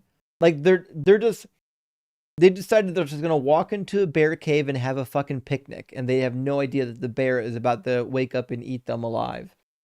Charles says, why are all these Christians so scared of answering questions? They can't even say yes or no. It's because they're dishonest. They know the answer to the question hurts their cause. And so rather than saying yes or no, they just have to avoid the question altogether. Lockfree says, it's not grape if God won't let them say no. Christians, you nailed it. Although, to be fair, Christians have a very poor grasp on what consent actually is. Karen says, praise Doug for the precious kitties and Christian barbecue. Well, thank you, Karen. I really appreciate that. Indeed, praise Doug for some barbecue and the kitties, although the kitties have tuckered themselves out and they're napping in the other room now. So unfortunately, we can't see them, but I outlasted the kitties tonight. Daryl, Dare A.L. Savvy says, in observance of Hitchmas, you sure gave Vesius a good old hitch slap. I love a good hitch slap. It pains me to know that he's no longer with us. Like, what an amazing voice for the movement. But I'll do what I can, friends. I'm no Christopher Hitchens, but I'll hitch slap a bitch. Thorian, thank you for the super chat. He says, don't the Gospels say, as the Lord spoke in the New Testament when quoting the Old Testament? How can he say the Old Testament isn't God's word? Because he's not read the shit. In fact, the New Testament mentions on multiple occasions where God speaks in the Old Testament. These clowns who get up here and say that God didn't speak in the Old Testament don't have any idea what's happening. Charles Better says, that time period, what a cope. I know. The minute we talk about morals and to say it was good for that time period but not good for now, tells you that they believe in relative morals and they don't have objective morals. Zakul says, the Lord said, no, he didn't. Okay, bud. It's crazy when Christians get up here and in order to preserve their religious belief, they have to tell you that the Bible is lying to you. That's my favorite part. Resin says, if God made us in his own image, we'd all be invisible. No, actually, Resin, because the ancient conception of God or gods were that they were like superhumans. I've recommended this. I can't tell you how many times I recommended this book, but I'm going to do it again. The ancient conception of God was that they were basically just fucking supermen. When Gods Were Men by Esther Hamori, an amazing scholar. She wrote a more recent book that's super popular called God's Monsters. But she's an amazing mind. If you can, get on the internet, find a copy of When Gods Were Men, and read it. The ancient conception of God is not the same as like this Greek immaterial transcendental entity that we think of today. That's an invention of later Greek thinking. Konami says magnets, confusing clown musicians for decades. I know. Here's the thing. Back when ICP released that album, I was still a Christian, and it made me happy that like the big secret, the big reveal was that ICP actually believed in God, because like I wasn't a full-on juggalo, but I was a little bit of a juggalo. So the reality is, like even though I was so happy that they decided that they to tell everyone that they believed in God, it pained me that in the same album they said dumb shit like how do magnets work? Ugh, that was hard. That was hard. The Thriver Scapegoat says it's not good cop, bad cop. It's good cop. Don't come at me with that bullshit, cop. Fair point, Thriver. When people are nice, I'm nice to them back. When people come up here and they evade and they act like clowns, they get treated like clowns. Simeon says this is for the magnet talk. Electrons aren't actually negatively charged. We just decided to call them negatively charged arbitrarily. Okay. All right. Simeon, you're not fucking wrong. Okay, Simeon, you're not wrong. What we called negatively charged is a distinction invented by humans. Like, there's no such thing as a negative charge. But then again, there's no such thing as Kraken. Kraken is a thing that we invented a word for.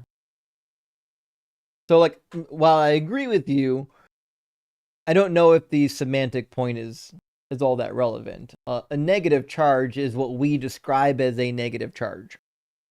I mean, well, that makes sense. I mean, I agree. I just think it's a distinction without a point. Chris, thank you for the super chat. It says magnets can be polarizing. Oh yes. Oh yes. Magnets can be polarizing, Chris. I appreciate that. And Science Lover, thank you for the super chat. It says Justin, best laugh I've had in I don't know how long eating communion wafers. LL. I thought that would be fun. I recently ordered some, but you know what? I had ordered one of those little tins that priests carry around that have like an emergency stash of communion wafers for when you have to do like last communion rites or last rites, and it didn't show up yet. So I'm still waiting on that. So I do have that. I did also order an incense burner on chains, like the ones from the Catholic Mass, so we can get some incense, Catholic Mass style incense in here. And I need to remember to get like a priest collar. We'll make it real official up in here. Grim, thank you for the super chat. My friend says, Marilyn, don't get negative energy equals negative energy.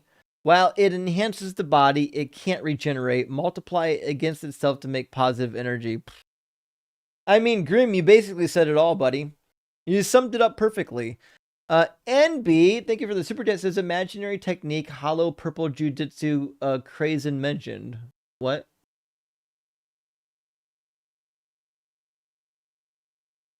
I'm sorry, what? Imaginary technique.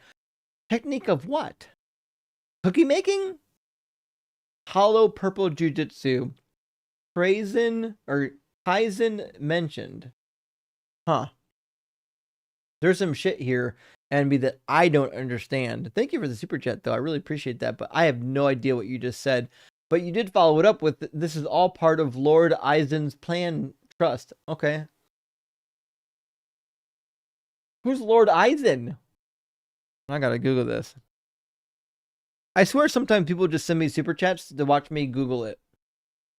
Lord Eisen primarily refers to Suzuki Eisen, the charismatic master manipulator and primary antagonist from the popular anime manga series Bleach. Huh. Okay. Anime references. Sorry, guys. Listen, guys. I appreciate it, but you guys know I'm a million fucking years old. I don't know any of these references. Like, I'm 1 foot in the grave. I'm basically a boomer at this point. I'm over the hill. I don't know anything about anime. Listen, I barely am young enough to enjoy avocado. A couple more years, I couldn't even be an avocado eating elder millennial. I'm so old, friends. The Xanarth and thank you for the super chat. So remember, don't forget to understand exactly what you put on the tree, and don't believe the florist when he tells you that roses are free. What? Xanarthrin, Is this for me? What is... I don't know what a tree has to do with this, my friend. Thank you for the super chat, though. And Space Lord says, empty word of the night, nuance. Ugh. Excusagists. Nuance was definitely wrongfully used and abused tonight. I'm a little upset by how much they abused the word nuance. Nuance didn't deserve that at all. Susie, thank you for the super chat. Says, when I was an elementary teacher, I never punished the whole class for one student's bad behavior. Many teachers do that, and it's wrong. Yeah, you know what? I agree it's wrong. It also happens in team sports. When I played football, or even when I wrestled, we had to do team punishments. Now, I get the idea there is that the team, since they're being punished, has to hold everybody else accountable. So it's just like build accountability. But I agree. I think it's silly. I don't think we need it. Hang with Jay says, can we get a spiritual physics shirt in the DZ merch store? Yep. I'm going to add it to my ideas list. Let's see. Spiritual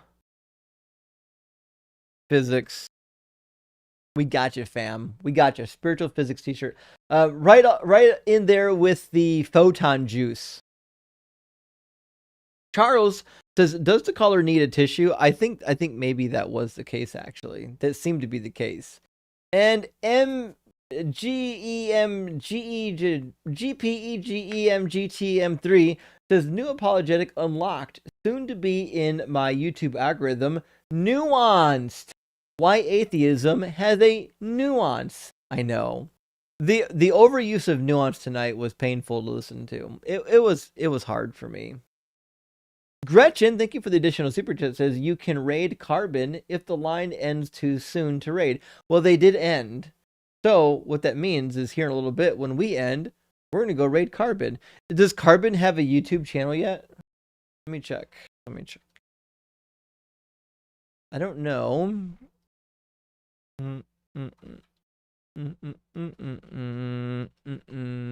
Also, by the way, Evidence First is only 49 followers away from getting to 1,000. Adam, thank you for sending out 10 DZ Debates memberships, or 1 DZ Debate membership. Guys, Evidence First is only 49 followers away from hitting 1,000. Let's make it happen. Let's get 49 more people to follow Evidence First. Let's get them over the 1,000 member, follower, subscriber hump, and let's get the channel started. It's only 6 months old. He's on TikTok and YouTube. Let's get him over at Evidence First YT and get him followed up, and we'll get his channel popping, y'all. Make it happen. All right, let me grab our next super chat. There we go. Adam, thank you for sending out 5 DZ Debate gifted memberships. I really appreciate that, friend. Thank you so much. And Rachel, thank you for your donation of $4.99. I really appreciate that. Misha, thank you for the $10 super chat. It says here from Forrest and Erica's stream. Hello, Justin. Well, thank you, Misha, from coming over from Erica and Forrest's stream and for super chatting and supporting the stream. I really, really appreciate that. Big W. Rachel says, what Bible do you suggest for a horror novel? Well, like, the most literal Bible translation is typically the King James or the New King James, although they translate some things wrong. If I was making a horror movie, I would make it from the King James. That's just me. Even though I know it's not the best translation, I think it's the best for a horror movie. And nailed it like the Roman. Thank you for the 666. Hell Nero says, are you going to start paying me royalties for each use of my name? You say nailed it so much, I keep thinking you're talking to me. Oh, that's a fair point. I do use that phrase from time to time, but I don't think there's any royalties involved. I could be wrong. Listen, talk to my lawyer. Kenneth, thank you for the super chat. It says, how would a call from Christian Justin of the past go? Who would crashed out? So, Christian Justin was incredibly cautious. about not overplaying my hand. Christian Justin wanted to talk to people with the understanding that this is a faith and not a fact. All of my proselytizing, all of my days proselytizing, I understood that what I believed wasn't a demonstrable fact, and that the evidence that I find convincing might not be convincing for others. Which means I went into these conversations not demanding that I was right, but saying, hey, here's some evidence that I find convincing, maybe you will too. Never, not a single day, like the level of confidence that you see me have in atheism, I never had that same level of confidence in Christianity. I always knew from an early age that what I believed, while I did think that it was true, I also knew that I couldn't prove it. And the reason why that was is I had really good people in my life, like one of my religion teachers in Catholic high school. When we asked some of the difficult questions about, like, how do we know that this is true? She taught us early on, you don't know that it's true. You either believe it and have faith or you don't. And for a long time, I was willing to believe it, or at least my brain believed it, and had faith, even though I knew I couldn't necessarily prove it to be true. So, yeah, I never did like the crazy proselytizing like these goofballs did.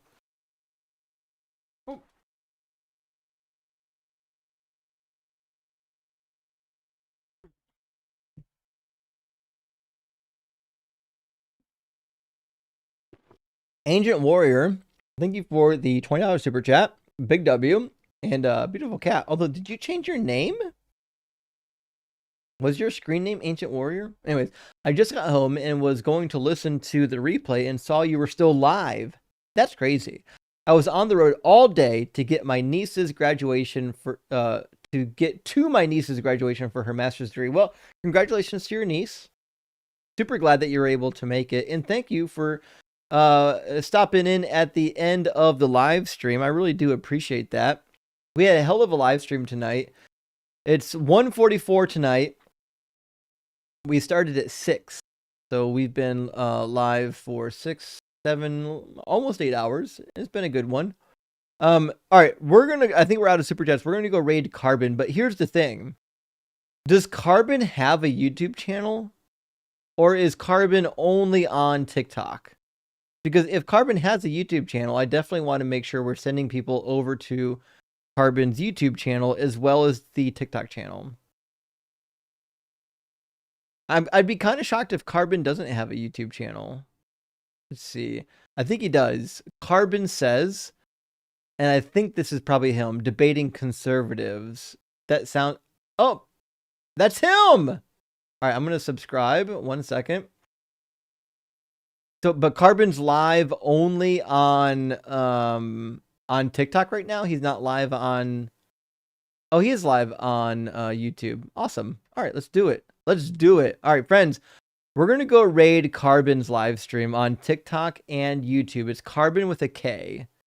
And on YouTube, his channel is going to be at Carbon Says. KARBONSAYS.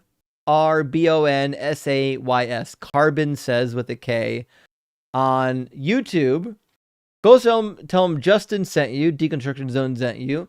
Let's go. We got 360 people here on TikTok still. Let's get 300 people over to Carbon's live stream on TikTok. If you're in the stream still, can you chat the @ or can you send the @ in the chat for Carbon on TikTok? That'd be super helpful. And on YouTube, it's Carbon Says. I see some people already in there with a Justin Deconstruction Zone raid. I see Gretchen in there commenting already. Let's go. There's like 75 people watching Carbon on YouTube. It's 90 now. Let's get them up to 150. Let's make it poppin', friends. Let's make it poppin'. Let's get everybody out of my live stream and into Carbon's live stream. Friend of the channel. Great young man. So thank you, friends, so much for being here. Thank you for supporting the live stream. Thank you for all the likes, follows, shares, support. Thank you so much for all the super chats. I really appreciate this community. This community makes my life what it is. I love that I can get online and share my passion with people and people support me. So thank you so much for supporting my mission to deconstruct people from these toxic religions. And we'll see you again on Wednesday night.